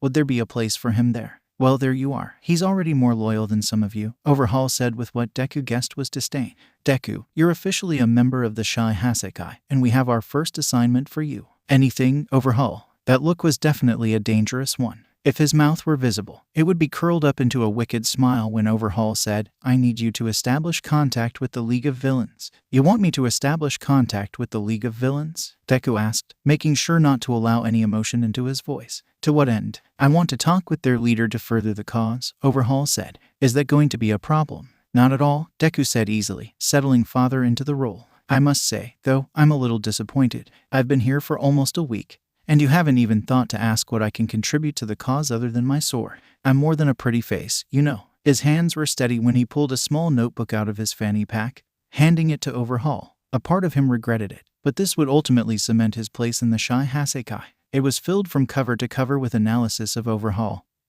and the 8 expendables. A notebook that size meant that it was really a pitiable attempt at analysis, just the bare bones of what he was used to doing by now. It was just enough to further prove himself as a valuable asset. That's just a taste of what I can do. I'll have contact with the League of Villains within the week. Don't bother following me. It will end poorly for anyone who tries. Deku left the room without another word, knowing that he would be long gone before they were done paging through the notebook, let alone understanding the full ramifications of the analysis in there. He remembered exactly where the front door of the compound was, and his only barrier to exit was one of the underlings that he'd come across on that first day. It wasn't much of a barrier, though, as Izuku only had to arch a single eyebrow to send the man scurrying away. The sunlight felt wonderful on Izuku's skin. He knew he could have left the compound at any time, but he'd stayed inside for no other reason than to give them no reason to doubt him. He'd been feeling a bit stir-crazy cooped up in the compound. He could only train so much, and his analysis skills were already fairly exhausted. Checking his burner phone for the time, Izuku smiled a bit to himself. The timing was perfect. He just had to get rid of his tail first. Mimic, or Iranaka Joy, probably thought he was being discreet. Izuku knew plenty about the man's quirk, like the fact that it would have been child's play for him to fuse himself into the bouncy ball that had been following him for at least a block, pretending to be an abandoned child's plaything. He played oblivious for another block until he spotted the perfect solution in a back alley. Deku plucked the bouncy ball off of the ground and hissed, "I warned you not to follow me." Then he threw the ball at the ground with all the force he could muster, watching in satisfaction as it arched into the dumpster, landing amongst half-rotted food. "Next time it won't be a warning," Izuku said harshly. "I get that you guys don't trust me, and I definitely don't trust you. I'll be back when I've made contact." It was highly unlikely that any of the Shy Hasekai would attempt following Izuku any further, if they could even find him, that is. He found himself smiling, genuinely smiling for the first time in days. His legs carried him across Musutafu, darting through alleyways and around buildings, finding himself at a rundown ramen shop. It was Tuesday, after all, and it was 12:30 on the dot. He slipped inside just as the only customer said, "I'll have a bowl of shoyu ramen." "Tonkatsu for me," Izuku said, drawing the attention of both the customer and waitress. The elderly woman's eyebrows furrowed. "I'll take your order in a moment if you'll wait to be seated." "No, he's with me," Detective Tsukachi interrupted, a broad smile breaking across his face. "I just wasn't sure if he could make it today." Izuku took off the medical mask so the detective could see his matching grin. "You know the academy teaches us not to be predictable for safety purposes, right? Coming here every Tuesday kind of undermines that." It caught Izuku completely off guard when Tsukachi stood, surging forward to wrap his arms around the boy. Stunned, Izuku just stood there limply, getting hugged until the detective backed off, looking Izuku over. "You're okay, right? No injuries?" "I'm fine. I haven't been hurt in the least," Izuku promised. And it was true if you didn't count when Hojo had slashed him. But it hadn't even scarred. It was gone before it had even become life-threatening, so it didn't count. Tsukachi gripped his shoulder tightly. "You keep yourself safe, got it? I don't care how you justify it, you're my first priority. Keep yourself safe. If not for you or me, then for your mother." Lingering traces of his Deku persona were the only thing keeping his from crying all over the detective. "I promise I'll do everything I can to keep myself safe. So why are you here? I trust you weren't followed." "To prove myself. Chisaki sent me on a mission," Izuku said, settling in further. He started in on his story, telling Tsukachi everything that was important, passing him a notebook much like the one he'd left Overhaul. This one talked about each of the members, but unlike the other, it gave specific weaknesses and explicit details on which heroes would be most effective against each member, as well as some tactics for police officers to use on certain member of Shisai Hasekai. They talked through their meal, and Izuku only paused when he got to this morning's events. He masked his hesitation to address it by shoveling a huge amount of ramen into his mouth, taking the time to chew it before he said, "Chisaki sent me to try to recruit new people to the cause." Tsukachi stared Izuku down. He could sense that there was something Izuku wasn't telling him.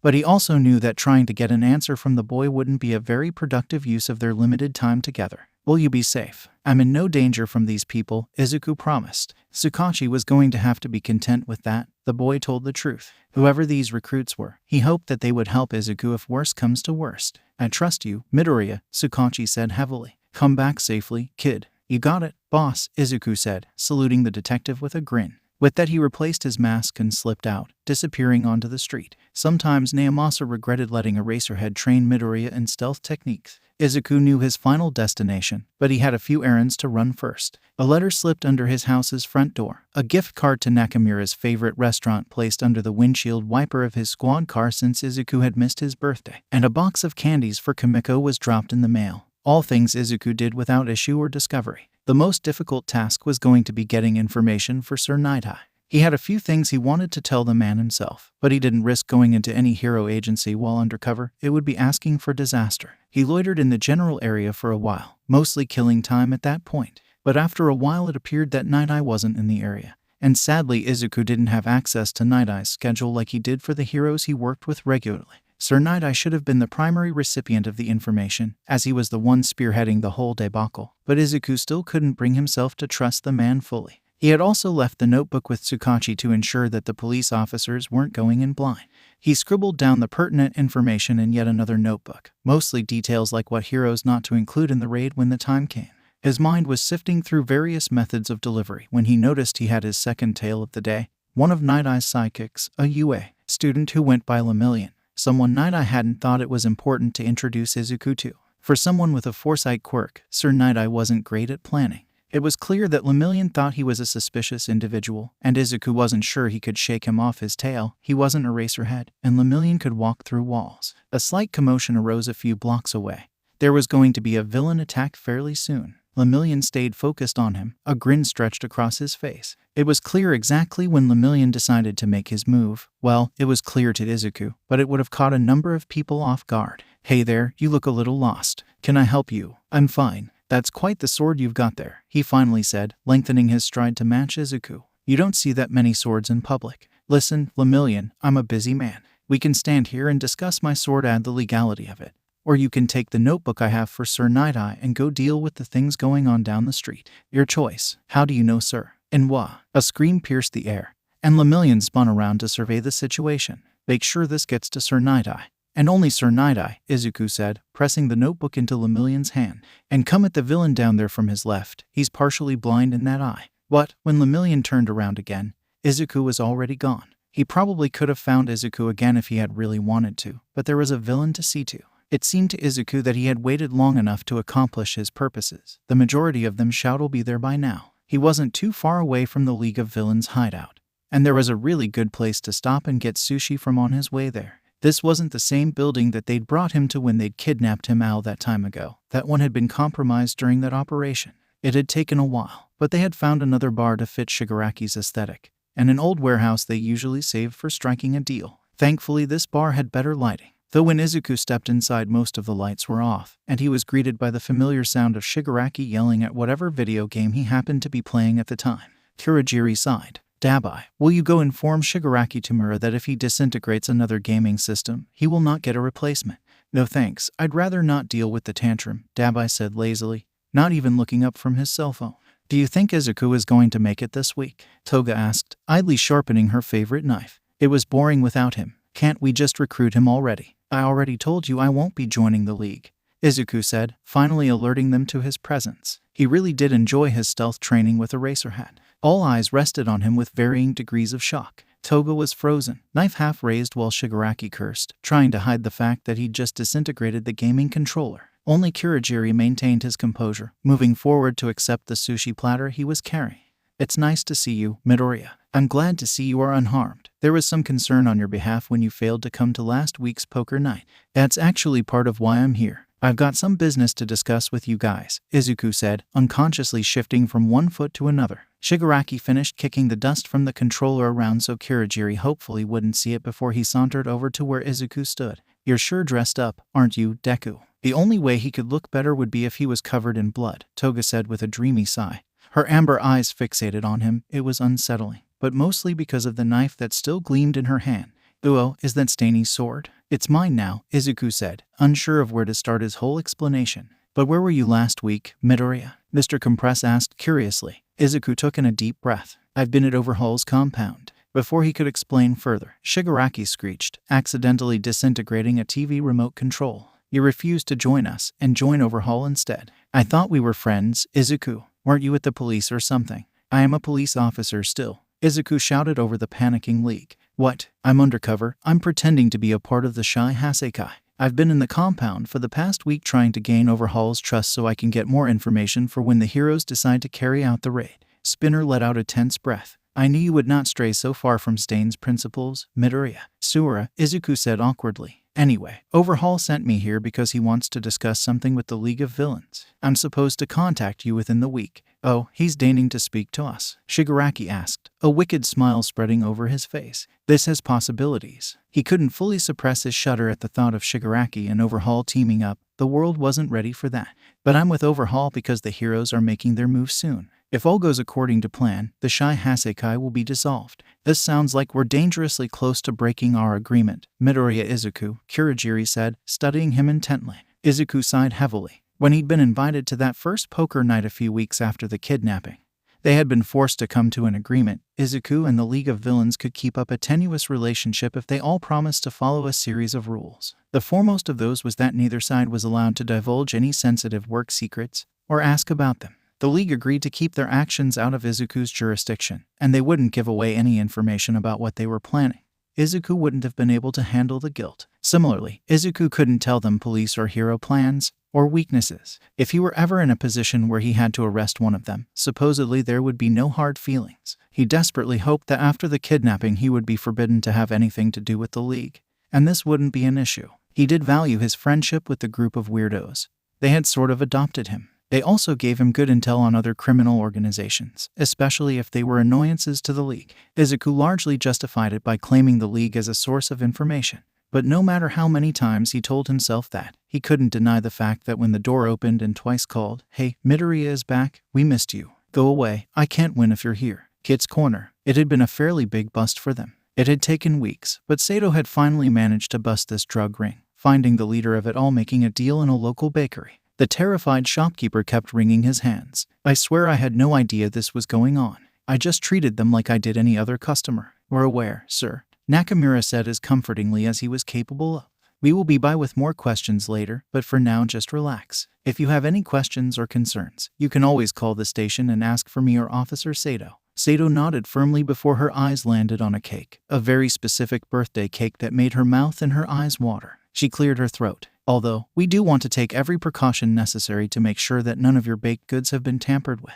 The shopkeeper paled while Nakamura's glare seared Sato's skin. Gesturing at the cake, she continued, We need to run a few tests, just to make sure this wasn't laced with anything. Take it, the shopkeeper cried. Do you need anything else? This should be sufficient for our tests, Sato said, bowing to the man and seizing the cake, rushing out to the squad car before her partner could strangle her. When he made it out, Nakamura hissed. The criminal didn't even have any product on him. You can never be too sure, Nakamura. Now drive. The cake tortured her the rest of the way to the station, but when they finally arrived she carried it in triumphantly. I have the strawberry cake from that bakery on 5th. You can all thank me now. Murmurs of appreciation sounded across the station as they broke out plates and forks. It was the best local bakery, and the cakes were really too expensive to justify buying them when it wasn't a special occasion. Partway through the impromptu party, though, a sniffle sounded. Sasaki, are you okay? Soma asked, patting his junior on the back. This is Midoriya's favorite kind of cake. The room quieted almost instantly as the officers slowed their cake consumption, contemplating the current state of their youngest comrade. Why is it so quiet in here? Hey, cake. Detective Tsukachi smiled delightedly, serving himself a piece before looking around. What's up with all of you? We were simply worrying about Midoriya, sir, Kondo said, eyes softer than usual. He's not really one to avoid danger. Oh, I just got back from lunch with him. He's actually made it this far without getting injured, Tsukachi said, feeling lighter than he had in weeks. Is this from that bakery on 5th? This is the best. The room was largely silent save for the angry stomps of Sato, followed by the clamor caused by her slapping Tsukachi's cake out of his hands. What are you doing, Sato? You had lunch with Midoriya and you didn't tell us, she demanded, eyes blazing. We've been worried sick about him, and you couldn't even tell us to meet you for lunch. Yeah, we could have made Mori watch over the station during lunch. Sasaki spat. Hey, full house, Magni crowed, slamming her hand down onto the table. I take this round. Not quite, Izuku said, slowly laying his own hand on the table. Royal flush. How? Twice demanded. How do you always do this? You seriously suck. Are you sure you don't have a luck quirk?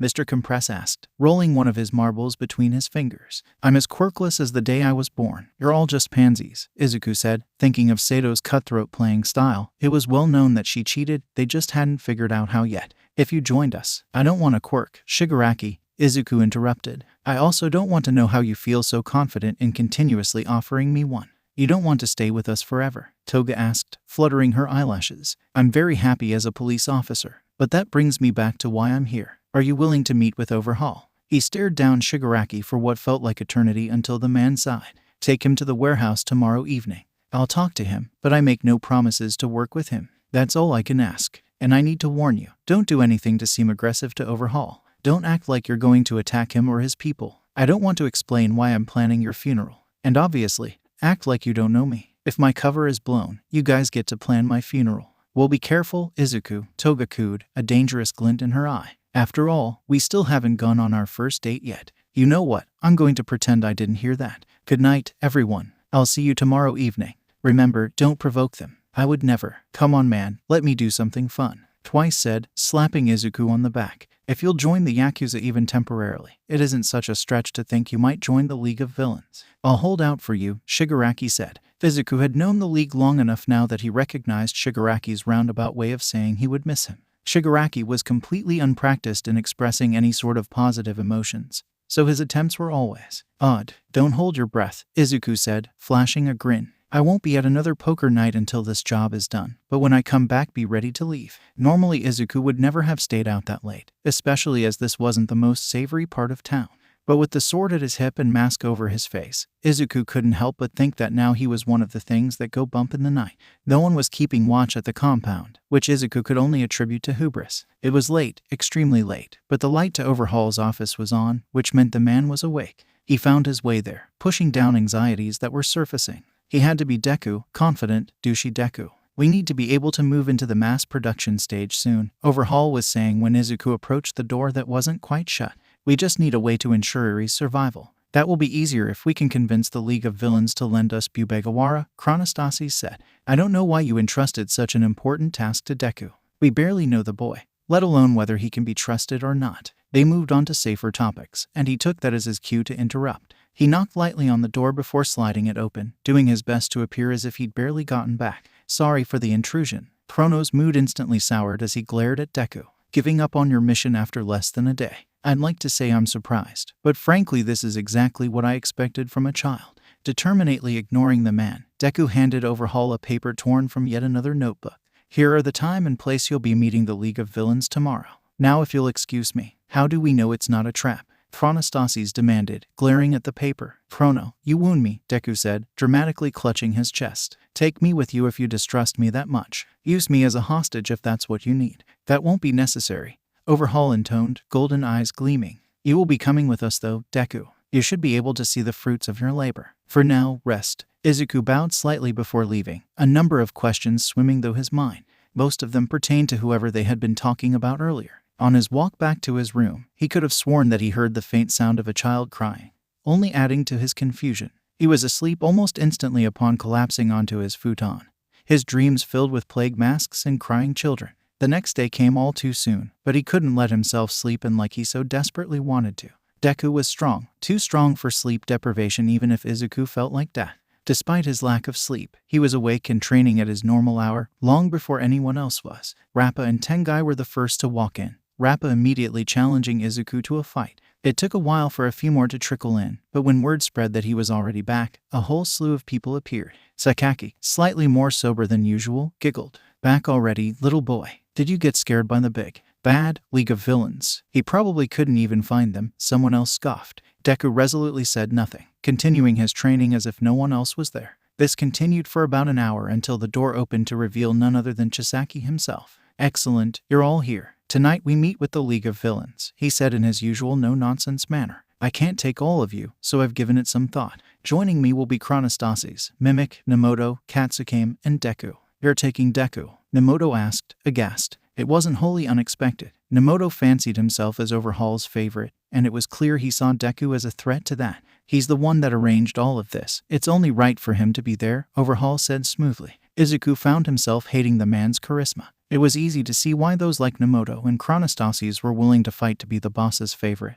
And it was just as easy to see that Izuku had to watch his back. He was rocking the boat too much for the others to be comfortable, getting too close to Overhaul, who continued, "Arranging this meeting was a test of his ability and loyalty, after all, and he's proven himself to me." Deku inclined his head slightly, surreptitiously glancing at the others, unhappy to be an official part of the Shy Hasekai. Once the announcement was made, Izuku took that as his cue to leave. He'd trained enough. Now it was time to feed himself and take a shower. He was a jittery ball of nerves, so he allowed himself a quick nap. If he was going to be a ball of nerves, at least he wouldn't be a sleep-deprived ball of nerves. His dreams haunted him even more this time around, filled with the sounds of children in pain and birds of prey. He woke with a racing heart and a foreboding feeling. A part of him wanted someone here as backup, possibly Sir Night-Eye, so he'd have an idea of what was going to happen at this meeting. Then again, Sir Night-Eye was quite possibly the worst coordinator Izuku had ever had the misfortune of coming across. He knew Sir was a renowned strategist, but Izuku couldn't bother to be impressed. The man was too emotional, as hilarious as that sounded. He was willing to rush in with little to no information or planning, putting dozens of lives at risk. Screw Sir Night-Eye. If he could have anyone he wanted here, he would probably choose the detective. Things always felt like they were going to be okay when Tsukachi was around. Although he was still hoping Sato would make it onto the raid team whenever it happened.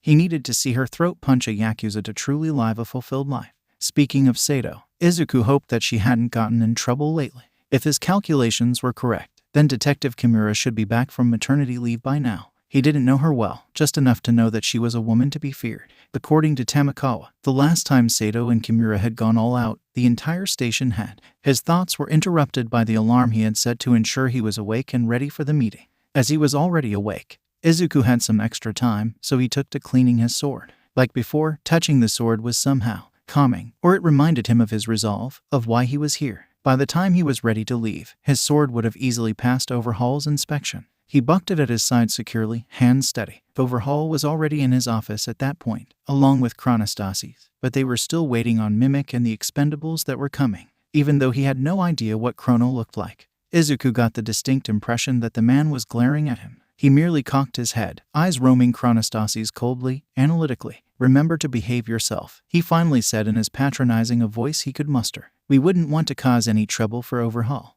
It was clear that Chronostasis dearly wanted to put Deku in his place, but he couldn't in front of Overhaul. "Let's get this moving," Mimic said, strolling in his usual puppet form. Iranaka and the other Expendables that had been invited trailed behind, anxious to get going. "Don't engage the League unless I give the signal," Overhaul reminded them all as they went through the plan one more time.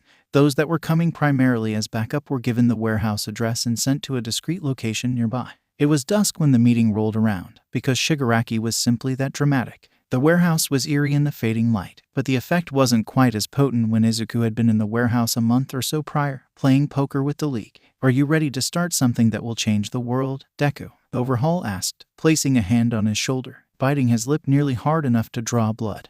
Izuku nodded, grateful for the mask and the fading light hiding his expression. At Overhaul's nod, Chronostasis threw the door open, allowing his master to stroll in like he owned the place. True to Shigaraki's dramatic flair, the League was stationed around the warehouse in strategic positions. It was clearly supposed to look casual, but also act as a sort of dominance display. He could feel their eyes land on him before skirting away in an attempt not to give away their connection with him. Toga was the most daring, winking at him and flashing a fanged grin before retreating back into the shadows. Shigaraki was leaning against the wall, fully decked out in his handmade regalia. "So you're Overhaul. I almost didn't believe the kid actually knew you, but it does seem like he's smart enough to value his life." "Deku is our most promising new member," Overhaul said smoothly, "but he's not why we're here, is he? You're the one that sent your little monkey to do your bidding." Shigaraki rasped, standing a little straighter in irritation. "So why are we here? I have a plan that will change the world, and there's really only one thing that can stand in my way," Overhaul said, "and that is, all for one." Izuku struggled to keep his face impassive, trying to shove away the confusion that plagued him. That was something to look into later, especially with how immediate and dramatic the League's reaction was. Shigaraki was the most dramatic of all, his entire body tensing visibly. "And what do you want from us?" "Support," Overhaul said simply. "I plan to cleanse this diseased world, and I think I could truly use you and all for one to your greatest potential." "You can use us," Shigaraki demanded, his body language getting even more erratic, since the attention was off of him. Izuku leaned down, picking up a discarded board from some abandoned project. "You've done great things, gained a lot of traction," Overhaul said, "but you're limited." You've got all of these powerful people on hand, but you don't have the experience to manage them effectively. If you keep expanding, it will only collapse in on itself because you have no structure or purpose. Are you saying we should come work for you, Birdbrain? Toga asked in distaste. You will talk to Overhaul with respect, Chronostasis said severely. Why should we respect him? Magni demanded, brandishing her magnet. Whenever people talk about cleansing the world, it just means getting rid of anyone who's different. Well, I got news for you, honey. I'm different and proud. She moved forward to attack, but Izuku stepped in front of Overhaul as if defending him. But in reality he was staring Magni down, reminding her of the repeated warnings he had given her. He wouldn't have the League's blood on his hands. Shigaraki held a hand up to Magni, stopping her before commanding Chisaki, "Get out. You're supposed to be all for one's heir, right?" Chisaki asked, cocking his head to the side. "What I see is a little boy playing dress-up. I said get out." Shigaraki lunged forward blindly, hands outstretched. He was brought out of his fit of rage when the board Izuku had picked up before dissolved in his hand. Izuku made eye contact with Shigaraki, grounding the other man long enough to stop his temper tantrum. When it was clear Shigaraki was done attacking, Izuku said, "Clearly we're of two different mindsets. If we don't want this to end in bloodshed, I would suggest we leave things as they are for now, Overhaul. We can talk to them again later when they've come to their senses." Overhaul nodded, scratching beneath the mask. "One day you'll see that you need direction. When that day comes, I'll be waiting. Come on, Deku. The others are waiting." Chronostasis and Overhaul turned away, but Izuku waited just a few moments longer, taking the time to flash the League a thumbs up. Kit's corner. Toga didn't know what Shigaraki's deal was with all the hands. She just knew his reaction was absolutely hilarious when one of them was missing. Sure, Kurogiri had reprimanded them for their irresponsibility a few times, but that just meant they had to be even sneakier. Thus came about the League's favorite pastime, hide the hand. Those that didn't come around the base as often didn't want to involve themselves, the cowards, so it was mainly a competition between Toga, Dabai, and Twice. They had a running tally of points, awarded for the number of hands stashed away, and how good their hiding spot was. Kurogiri had even lightened up on them ever since Shigaraki almost disintegrated one of those hands and learned to look for them more carefully. However, today they happened to be running late. "We must beat Overhaul to the warehouse," Kurogiri was saying as he packed dinner for the League. "We have to make a good impression." "Where did you hide them this time?" Shigaraki roared, tearing the bar apart. "Where is father?" Toga's eyes went wide as she made eye contact with Dabai, mouthing, "Did you hide father?" Dabai shook his head slowly, and both of their eyes came to land on Twice, who seemed to be having an argument with himself. "He's going to kill us this time," Toga whimpered, backing away. "I'll never get to see my Izuku again." Find it now," Dabai hissed, beginning to look through the bar himself. They kept track as Shigaraki found hand after hand, until he'd found all of them but father. It was time to leave when Dabai ripped open the freezer in desperation to find the missing hand nestled inside. "Toga, catch," he said, chucking the frozen appendage across the room to her. The blonde barely caught it, quickly sticking it into the disheveled couch cushions. "Oh Shiggy, I think you just misplaced father, he's over here." Shigaraki stormed over. "Don't touch my hands." "I would never," Toga pouted, handing him father. "You just need to stop being so careless with your things." "Then why is father so cold?" he growled. "Oh, what was that, Kurogiri? We should have left 5 minutes ago." "Oh, my favorite knife needs me." Toga dashed away, pretending to respond to Kurogiri, who was resolutely saying nothing.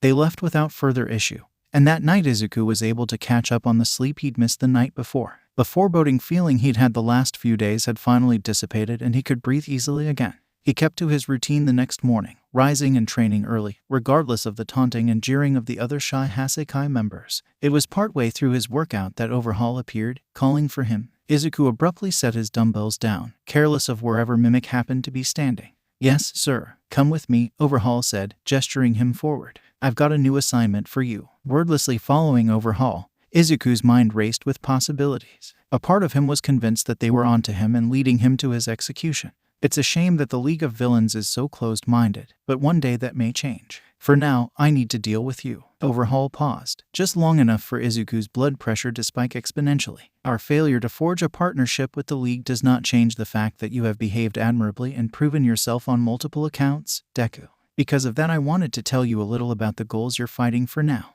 In that moment it took all of his training not to break character. Eyes slightly wider than usual, Izuku followed behind. After being here for such a short time, Overhaul was just going to give him the answers he was looking for. Overhaul led him into the previously forbidden part of the compound, the part he'd been warned not to visit on pain of death. As they got further from listening ears, Overhaul said, "When I first met you, I sensed a kindred spirit. I don't believe in fate, but I knew you would be instrumental in bringing my plans into action. Your plans, sir, to rid the world of this disease we call quirks. Izuku was rendered completely speechless as Overhaul began to explain his plan. A plan that was already in the opening stages. Chisaki had explained about the drugs they were working to manufacture, both to cancel and enhance quirks. Izuku couldn't respond to the fact that some of these drugs were already in circulation. His lab was exactly what you would expect of a mad scientist's laboratory, dark but spotlessly clean. Izuku listened in horror as Chisaki bragged about their creation that permanently took away quirks. It was a new creation and they only had 5 bullets thus far. Apparently these were significantly more difficult to produce. Izuku knew his mind should have been racing with the existence and possible application of these drugs, but he was just stunned, completely and utterly stunned. You've been my inspiration as of late, Overhaul continued, setting down one of the bullets that took away quirks permanently. You're proof that the quirkless are greater than this disease. You've given me a glimpse of what we're fighting for. Because of that, I'm assigning you to keep watch over the key to our success. He numbly followed Overhaul to a different room, only subconsciously observing the route. Chisaki pushed the door open, revealing a small form huddled on a bed. It was a child. She couldn't have been much older than Koto or Kirimi, but she cowered as the door opened, fear evident in her scarlet eyes. Now Izuku's brain really short-circuited. It would be later that he realized that her arms and legs were wrapped in bandages, and her entire presence emanated neglect. The sight of her like this made Izuku more furious than anything ever had before. Her name is Eri, Overhaul said easily, not that that's important.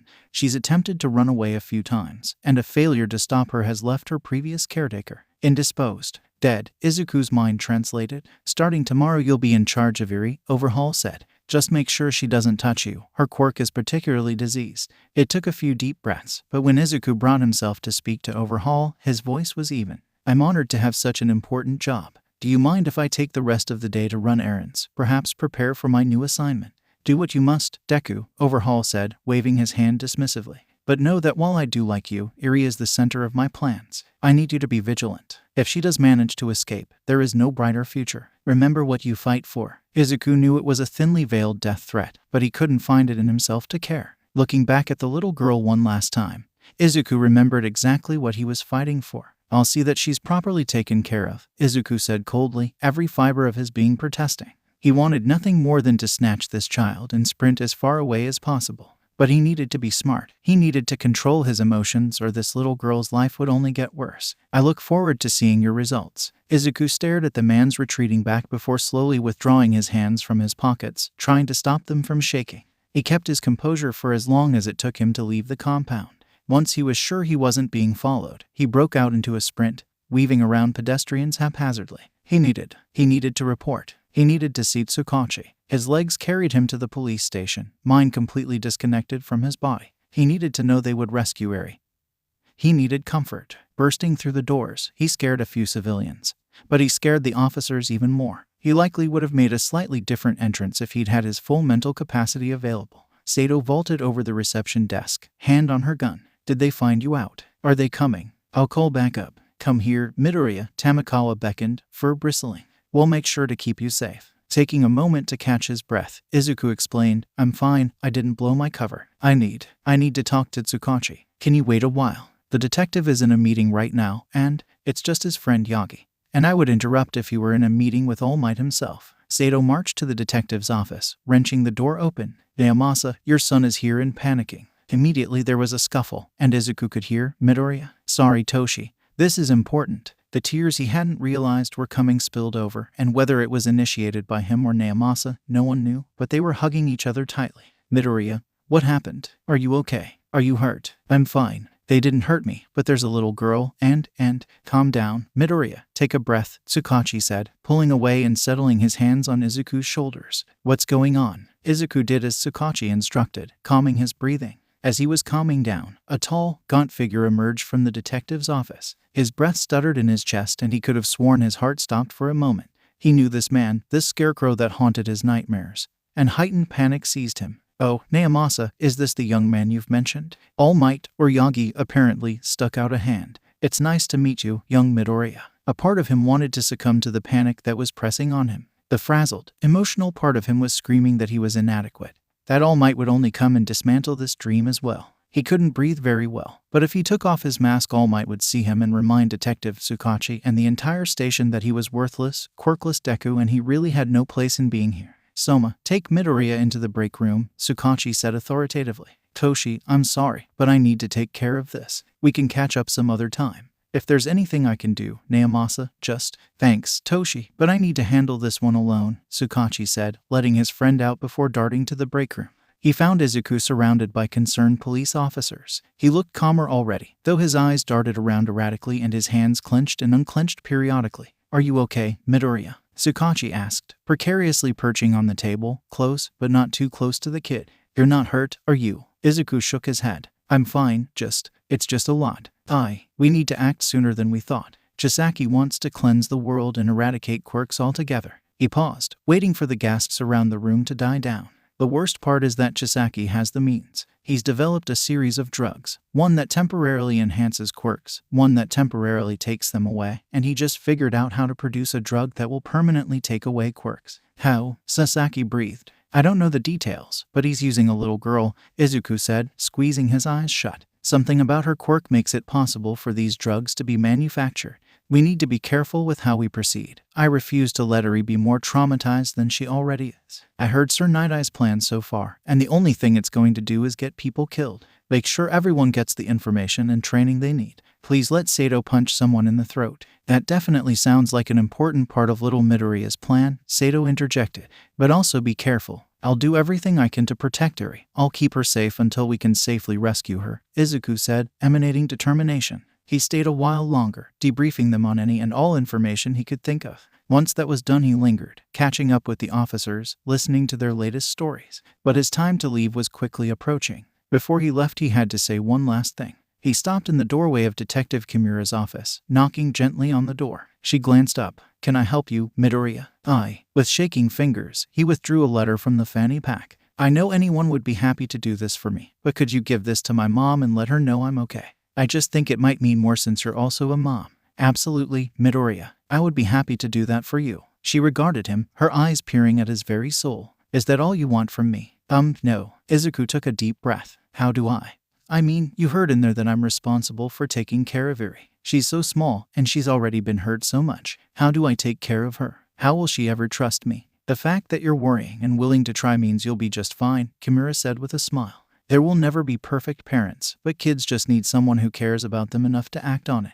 Kids can tell when you're genuine. It may take some time, but Eri will see the difference between you and the bastards who hurt her. That makes sense, Izuku said, nodding. Thank you. Kimura watched the boy leave, slowly shaking her head. I don't know where Naomasa found him, but that kid is meant for great things. Kid's corner. Izuku was getting ready to leave when Sato stopped him, arms full of bags. Wait, little Midoriya, you can't go yet. Is everything okay? Izuku paused, confused and a little concerned. I thought I had more time before I needed to spoil your children silly. I didn't get the warning I would have preferred, but I'll forgive you this time. What? I'm sure Eri has clothes and things.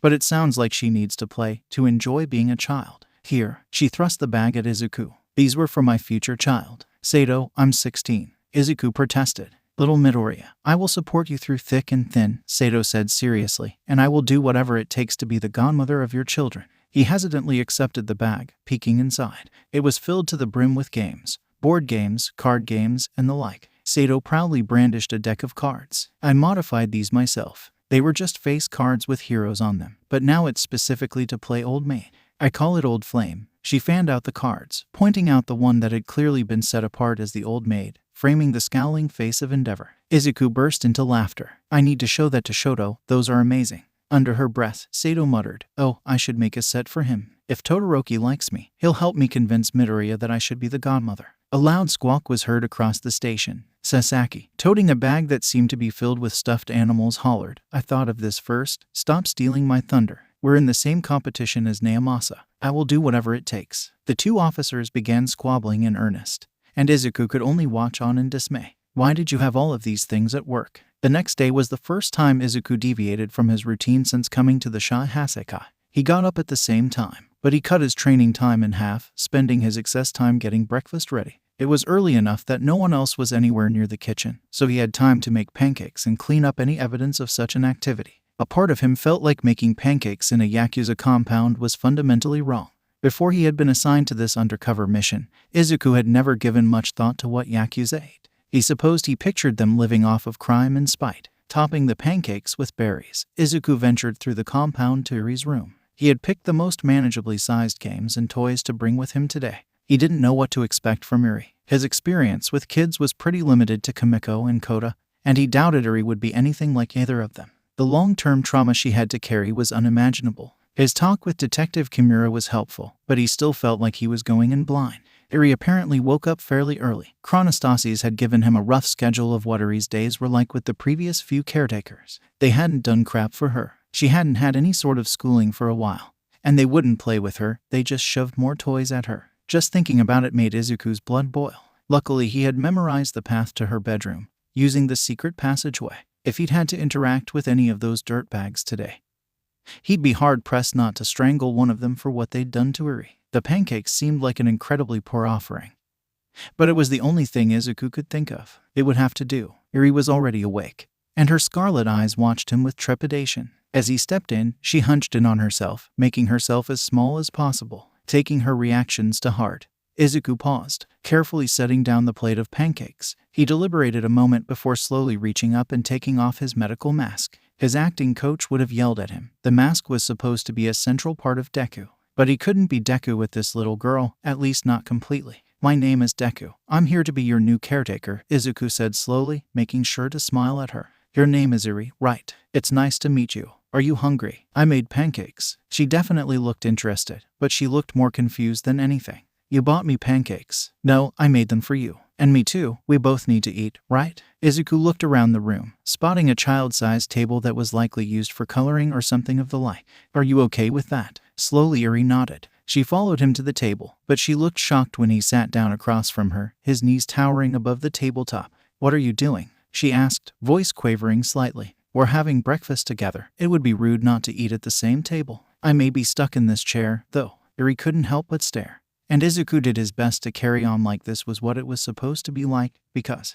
well, it was what things were supposed to be like. He remembered every meal with his mom, the warmth shared between them even though there were only two of them. He tried to mimic that, give Iri the same feeling of completeness. She was quiet, but her enthusiasm for the food was obvious. Iri was almost scared to talk, but she was slowly growing more curious about him. Throughout breakfast she hadn't said much of anything, but when he stood to go wash the dishes, she said, "Thank you for the pancakes, Mr. Deku." "Just Deku is fine, Iri. I'll be back soon." It was a matter of minutes to wash the dishes and run to his room to grab a few select games, toys, and books for her. She was waiting for him, but she still flinched when the door opened. Other than that, she was just as quiet and still as before, so he would be doing the majority of the speaking. That was fine. He'd been preparing for this his entire life. "I don't know your schedule. I know you can probably mostly take care of yourself, but what do you need to do? Have you brushed your teeth? Do you need to change clothes or brush your hair?" Izuku felt his stomach drop when she just blinked at him. "Let's start over. What are your days normally like?" It depends. Usually I wake up and have cereal. And then whoever's taking care of me turns on the TV. Sometimes they tell me to play. If he wants to test me, I have to take a bath, and then I go to the lab." Izuku clenched his hands tightly enough that he might have drawn blood. He fought to keep his composure, smiling at her once more. "Well, we're going to do things a little differently. Is that okay with you?" "Different how?" "Well," Izuku said, pulling out a notebook and a pencil, "we can decide that together. We're going to have lessons every day, like reading, writing, math, and maybe some quirk control, but..." "No," she protested, eyes wide with fear. "I can't. My quirk is really dangerous, Mr. Deku. I don't want to hurt you." "Hold on, Iri. Breathe for me. Can you look at me?" "Good. You said you don't want to hurt me with your quirk, right? That it's dangerous. That's why I need to help you." He eyed her horn. He had seen studies of similar physical features. It was likely a sort of store of power from her quirk. It was dangerous, especially given how large the horn was at the moment. "This is a secret, but I'm actually a quirk specialist, among other things." "A quirk specialist?" "Yeah, I help lots of people with their quirks," Izuku said reassuringly. He was lying, of course. He had a few semesters left before he would be able to become a licensed quirk counselor, but she didn't need to know that. "But I can help you learn to control yours so you don't have to be so scared anymore. But if you want, we can wait a few days before we start on that. Just get used to each other first. For now, why don't you go brush your teeth?" Seemingly relieved by the direction, Iri slipped into the bathroom to do as she was told. Izuku set about cleaning up from breakfast, trying to formulate a plan from here on out. Hopefully this arrangement wouldn't be long-term, but they may be waiting a while yet. Based on his interactions with Sir Night-Eye, it might take a while for the hero to formulate a plan that didn't result in mass amounts of death. Whatever time he had as Iri's caretaker here likely wouldn't be long enough to make any drastic changes or impacts on her life. But Izuku hoped it would help her when it came to adjusting to life outside of the Shy Hasekai. When she emerged from the adjoining bathroom, Izuku snapped out of the thoughts that were quickly spiraling out of control. After this, he swore he would take some sort of childhood development class, or even just a child-rearing class, because children kept invading his life one way or another. "Has anyone ever taught you any reading or writing before?" he asked, desperately hoping that she wouldn't notice how nervous and unsure he was. He didn't know the first thing about teaching a child, but he could manage something simple, right? She shook her head with the same solemnity as before, but there was a light in her eyes that wasn't there before, a spark of interest. He urged her to sit down before taking out a piece of paper and a pencil, carefully writing 2 characters he'd seen on a chart in Overhaul's lab. When he was done, he showed it to her. "Do you know what this says?" "And no, it's your name. It says Iri. Do you want to learn how to write it?" Can I really write that?" she asked, equal parts excitement and doubt. "I know you can," Izuku said warmly. "It's a good place to start. Everyone should know how to write their own name." He spent what was likely a few hours teaching Iri to write her name, watching her carefully copy each stroke in pink crayon. The first time she managed it without him helping her, she didn't smile like he had hoped, but she hugged the paper to her chest, eyes watering a bit. Lunchtime rolled around, and Izuku did his best at making a cute bento for her. The rice balls were a little misshapen, and the sausage he cut up looked a little off. His mother would have been ashamed. But Iri looked subdued, but excited nonetheless. She wasn't tired after lunch, and when Izuku brought up playtime, Iri blinked at him. "What do you mean, playtime?" At that question, Izuku was fairly sure his mind short-circuited. Iri was used to being told to play, but she was always too afraid to be too loud or rowdy. She didn't know what play entailed. The explanation he stammered out was truly abysmal, but he was able to guide her through some of the games he remembered as a child.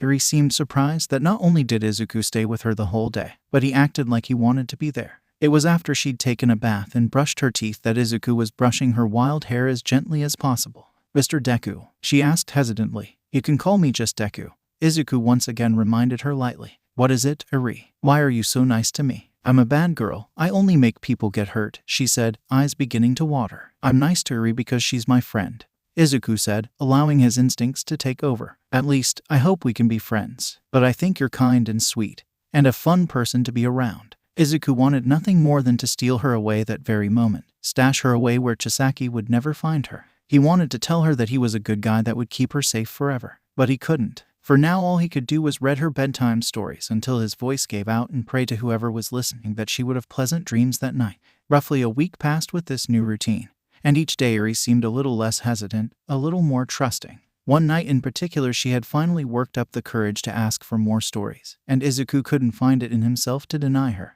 She was already asleep when he slipped out of her room, fixing his mask back in place. He wanted to get back to his room without interacting with anyone. He wasn't very confident in his ability to stop himself from assaulting a Shy Hasekai member at the moment. It wasn't meant to be, however. On his way not only was he stopped, but it was by none other than Overhaul himself. "Deku, perfect. We were just looking for you," Overhaul said, sounding more pleased with himself than Izuku was comfortable with. "Oh, there was an incident regarding one of our normal drug runners, so he won't be able to make an important delivery. Chronostasis and I require Iri for the majority of the day tomorrow, so you're the perfect candidate for the job." "As you wish," Izuku said, bowing slightly. "When and where is this happening?" Chronostasis joined them in the hall then, just as Chisaki was giving Izuku the details before striding away, totally satisfied with the kingdom he was building from the suffering of a child. When Chisaki left, however, Chrono lingered. Even though Izuku couldn't see his eyes, he felt them boring into him. "I know Overhaul trusts you, but I'll be watching you, Deku. When you prove yourself unworthy, I'll be waiting to ensure your fate." A chill ran down Izuku's spine at the threat. He'd never seen Chrono in action, but if he was Overhaul's second in command, he was no joke. But Deku wouldn't be intimidated. Grasping his sword handle, he met Chrono's gaze dead on. "You're welcome to try." His false confidence carried him to his room, where Izuku promptly dissolved into panic. Kid's corner. Iri's eyes were wide and pleading. "Just one more." "But your bedtime was half an hour ago." "We've read all of the books already," Izuku said, knowing it was already a lost battle. "Oh," Iri wilted a little. "I'm sorry, I shouldn't have." "Well, I can't really sleep yet either," Izuku lied. "Do you want Cinderella or Momotaro?" Miles away, Kota stood on top of his bed, wearing his pajamas and his hat. He had already exhausted the majority of the wild pussycats, most of them already asleep. "Kid, just go to sleep already, we're begging you," Pixie Bob groaned. "I'm too young to fight with a child." "Your bedtime stories suck," Kota said, sticking out his tongue. I don't want to hear about any more stupid heroes or quirks. I want stories about police officers, like Midoriya. Meanwhile, Kimiko peacefully slept. The rendezvous to pass off the drugs was at 4 in the morning. It was an unholy time to make an unholy exchange. And all around, Izuku was pissed. He hated the thought of leaving Eri to the hands of those madmen. And he hated that he was helping dispense these drugs. If he could somehow alert someone, a hero, a police officer, anyone, it would make his life infinitely easier. Sakaki, ever the drunk, was the one waiting to give Izuku the case and send him on his way. The drunkenness hit him especially hard that morning, but Izuku took the proffered case. He could feel Sakaki's judgmental looks. But this didn't stop Deku from propping the case onto the table and opening it to count the cases of bullets inside, despite the way his vision and head swam. "It's 15 short," he said abruptly. "No way, I counted it myself," Sakaki slurred. "What, are you drunk?" "No, you are," Izuku said flatly. "Oh, that's right, I am," Sakaki said, beginning to giggle uncontrollably. "Well, go get your 15 bullets. Maybe on the way out you could take the stick out of." Izuku never heard just where this stick was. He was already bustling towards the lab. He had only needed permission to go in. The further he walked, the fewer signs of life there were. He and Sakaki were awake, and he had startled a lackey who had been avidly reading a new manga release, but otherwise there was nothing to report. As expected, the lab was completely deserted. Cases and cases of bullets lined the room, both of quirk-enhancing and quirk-erasing bullets. He got the cases he needed, and he secured them in the briefcase with the others when his eyes landed on a very distinct case. The permanent quirk-erasing bullets. There were only 5, so they must be remarkably hard to synthesize. But their existence was distressing. What if it seriously endangered some pro in the middle of a fight? There were too many uncertain variables. Against his better judgment, Izuku popped open the case. These bullets had different shells than any of the others, but that would be a relatively simple fix. Unlike most bullets, the part that actually contained the drug was essentially a tiny syringe that was sealed into the shells that were the correct size and shape to be fired from a hand. It was fairly simple to pry that unit from the shells and switch them out. Then, Izuku slid the permanent quirk-erasing bullets into his fanny pack, feeling like he could be caught at any given moment. That feeling didn't dissipate as Izuku continued. In fact, it only got worse as he kept going. What if he was exposed or arrested? How would he explain to his mother why she needed to bail him out of jail? When he forced his mind to focus on other things, Izuku found himself contemplating how truly terrible a briefcase was for drug deals. He was 16 years old, and he looked like a hoodlum. He had no business carrying a briefcase. If an officer didn't stop and question him on his way, it would be a miracle. The meeting destination was the stereotypical dark alleyway, right behind a dumpster. The man waiting was twitchy, like it was his first drug deal. It was Izuku's first as well, but at least he was trying to act professional. "Is it the stuff?" Izuku made no attempt to move, staring down the man. "I'm going to need to see the money first." Of course, the man scrambled, pulling out another briefcase, because apparently they were now living in the 1920s. This he didn't care as much about. The man looked unprofessional, but not stupid enough to try and cheat the shy Hasekai. "Just remember which ones enhance and which ones negate quirks," Izuku said airily, swapping briefcases with the man. He didn't wait any longer to leave, ignoring the questions the man called after him. Izuku was torn about what to do. He didn't want to think about how much money he currently carried, but it had also been strongly suggested that he wasn't needed around the compound for the majority of the day. He didn't trust himself not to barge in and attempt to liberate Eri if he was there, fully aware of what was going on. Taking a length of rope out of the fanny pack, Izuku tied the briefcase securely to his back, then proceeding to wander the city. It was still much too early for anyone to really be out and about, so Izuku let his guard down a bit, taking in the city lights. He heard an approaching car, but it didn't concern him much. He mostly felt bad for the sucker that was also out and about this early. It wasn't until the car slowed down that he looked behind himself. It was a police car. Izuku's heart began pounding when the sirens blared, and a vaguely familiar voice commanded, "Put your hands in the air." He did as told. They would believe he was actually a police officer, right? It might be better not to risk it. As the other officers started out of the car, Izuku bolted.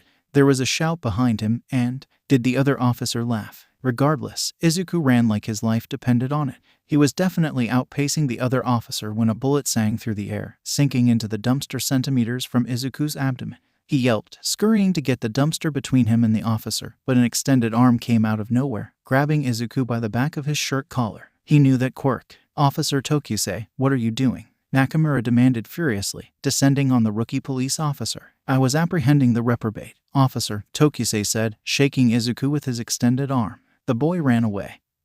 "He didn't try to kill you," Nakamura growled. You were completely unjustified in using your gun and your quirk, something you will file an incident report on. Now get the boy into the squad car, without handcuffs. Tokusei grumbled as he ushered Izuku into the car, slamming the door behind him excessively hard. It was clear that Tokusei didn't recognize him, even though he had been one of Izuku's main tormentors in the police academy. Speaking of the new officer, Tokusei glared at him from the front seat. Take off the mask, reprobate. No, the simple denial only set Tokusei off worse, but he couldn't retaliate thanks to Nakamura keeping him in check. The ride to the station was highly entertaining, because as a reprobate, Deku was allowed to bait the officer. What's in the briefcase, kid? Breath mints. Have you heard of the Who am I kidding? Obviously you haven't. Nakamura coughed, though it was definitely a laugh, before saying, quiet down, back there. Why, I'm a reprobate. The next laugh wasn't quite so well disguised, but they were almost to the station anyway. Tokusei practically sprinted inside, crowing, prepare yourselves, I've captured a dangerous reprobate.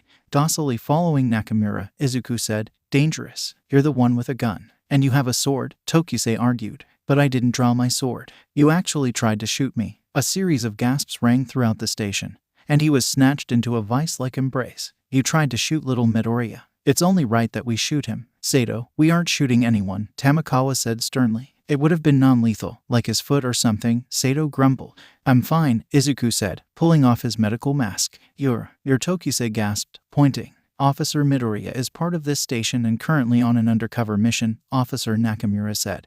Though Izuku feared for Tokusei's life, the man looked pissed. And if you had listened to anything I'd been saying, maybe you wouldn't have to fill out the paperwork involved in firing at a fellow officer. Glancing back and seeing a particular light on, Izuku sighed. Has Tsukachi slept at all this week? Doubtful, Soma said, glancing at the door. He's been preoccupied with planning the raid. Have you slept at all, little Midoriya? Sato badgered, narrowing her eyes. Ahem, I think I should go tack with the detective now, Izuku said, fleeing from their questions.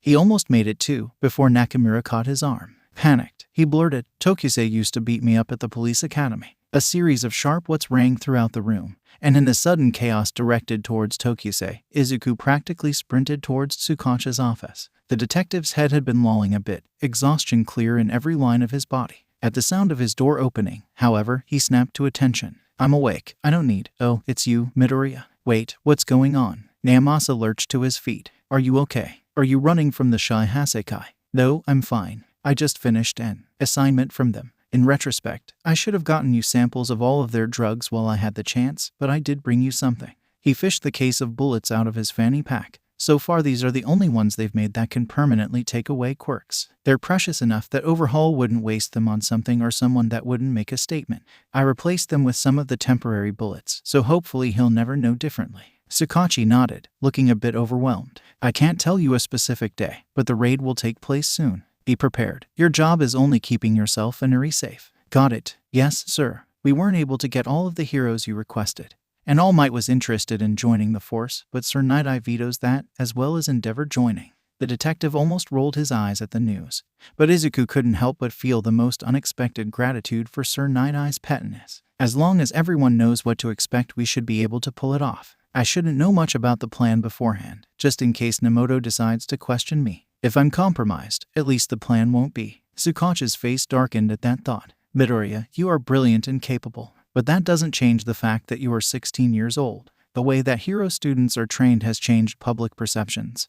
But you are legally a child. We have no right to ask you to do any of this, but here we are. You'll have to keep yourself safe, Midoriya Izuku. If anything happens to you, I will never forgive you or myself. Izuku swallowed, the gravity of the situation weighing down on him. I'll be careful, but you need to be careful as well. All of you. He stuck around for a bit, delaying the inevitable. He missed this, feeling comfortable, accepted, and unafraid that someone was going to murder him at any given moment. When Sato tried to enlist him to help plastic wrapping everything in Detective Kimura's office, Izuku took his cue to leave. It was midday, and he wanted to be ready whenever Overhaul was finished with Eri. The way to the compound felt shorter than usual. Maybe it was because a part of him actually wanted to go back this time. The world looked a little brighter knowing that Eri would be free soon. He couldn't wait to see her find herself, maybe actually smile, at least once. That is, if he was allowed to see Eri again. Izuku wilted a bit at the thought, but willed it away. He was doing this to protect Eri, even if it made him sad. All thoughts stopped when he got to the side entrance compound. He recognized the gaudy suit that belonged to Lemillion, and he was kneeling down to talk to Eri. It seemed no one in the compound had noticed yet. That was good. He could pull off some damage control. Eri, just how did you get out? Izuku asked in the calmest voice he could muster. Red eyes snapped to him, and Izuku could see the conflict warring in the child. He wanted nothing more than to send her with the hero and deal with the repercussions. But he would likely die. That didn't sound like the greatest plan. He'd kind of just promised Tsukachi he would at least try not to die. Deku, she asked, eyes wide. Hey Eri, sorry I was gone too long. Thank you, Lemillion, for making sure my sister is safe. The hero stared at him just a bit too long. You're that guy who is very grateful you looked after my sister, Izuku said emphatically. Lemillion, thankfully, caught on, though Izuku could see the suspicion embedded behind his smile. Okie dokie then, maybe I'll see you again sometime, Eri. Once the hero had left, Izuku held a hand out to the little girl. Are you ready? She nodded slowly. Good. I need you to keep meeting Mr. Lemillion a secret. Can you do that for me? Again, she nodded. You're such a good girl. Every cell rebelled, but Izuku strolled back to the compound. Let's go, Eri. They're waiting for us. As they walked back to the compound together, he couldn't help but be on high alert. Something had the potential to go very, very wrong. He could feel it in his bones. No sooner had they made it to the courtyard than Overhaul came storming forward, face twisted in fury previously unseen to Izuku. On instinct, he swept Eri up into his arms, shielding her face from Chisaki. Keeping his face schooled in an expression of neutrality, Izuku said, I found something of yours on my way back. Overhaul managed to stifle the anger burning in his eyes. Well done, Deku. With that uncontrollable quirk of hers, it would be dangerous to have her running free. Of course, sir. If you're finished with her for the day, I'll just take her to her room. Izuku met the man's eyes, clutching Eri even tighter. Very well, Chronostasis and I have what we need for now. Overhaul stalked away, agitated more than usual. Obediently, Izuku took Eri to her room, tempted to snatch her and sprint away. The little girl was shivering worse than usual, and more than anything, Izuku felt helpless. Hey Eri, if you want to we can skip lessons for today, Izuku said gently. When the little girl barely lifted her eyes to him in acknowledgement, he simply didn't know what to do. He wrestled with himself. It would be so easy for him to tell her that she would be safe soon, that he was actually one of the good guys working to protect her. But he couldn't. There were too many variables, and he couldn't risk the long-term operation. Brushing her hair back from her face, he said, I want you to know, Eri, I want what's best for you. I'm sorry I couldn't protect you today, but I'm going to do everything I can. She didn't look up at him immediately, and after a few moments Izuku moved away to find something to occupy them for the day. Because of this, he missed the way that the little girl looked at him, hope and fear warring in her eyes. Kid's corner. Eri, do your arms hurt? Izuku asked, setting a handful of markers on the table. Only a little, she said, not meeting his eyes. She tugged the sleeve of her hospital gown down a little farther, like she was trying to hide the bandages that covered the entire limb. Well, I had a fun idea. Should we make your bandages pretty? That finally shocked her enough for her to meet his eyes. Make my bandages pretty. Yeah. Izuku popped a lid off of a pink marker, gesturing towards her arm. We need to change your bandages tomorrow anyway, so I thought it would be fun to draw on them. Do you want to do that? It was still jarring to Izuku that Eri had none of the exuberance of Kimiko, or the abrasiveness of Kota. She was harder to read, but by now he knew that her hesitant nod was her version of unbridled excitement.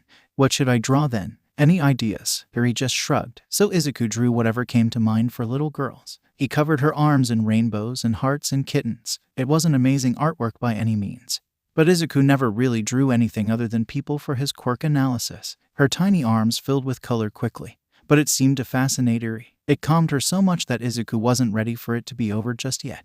Do you want to decorate mine? He asked, offering his bare arms. Her eyebrows furrowed. But you don't have bandages. No, I don't. But sometimes it's fun to draw on something other than paper, Izuku said, holding out an arm. I don't know what to draw. And you already have spots on your arm. You can draw whatever you want. And those spots are called freckles. If you can't think of anything to draw, you could draw a line that connects some of my freckles. Eri was hesitant at first, but by the time she was finished, Izuku's arms were dripping with color. There were flowers, kittens, rainbows, and several games of connect the dot lining Izuku's arms, and he couldn't be happier. It was proof that his time with the Yakuza was well spent.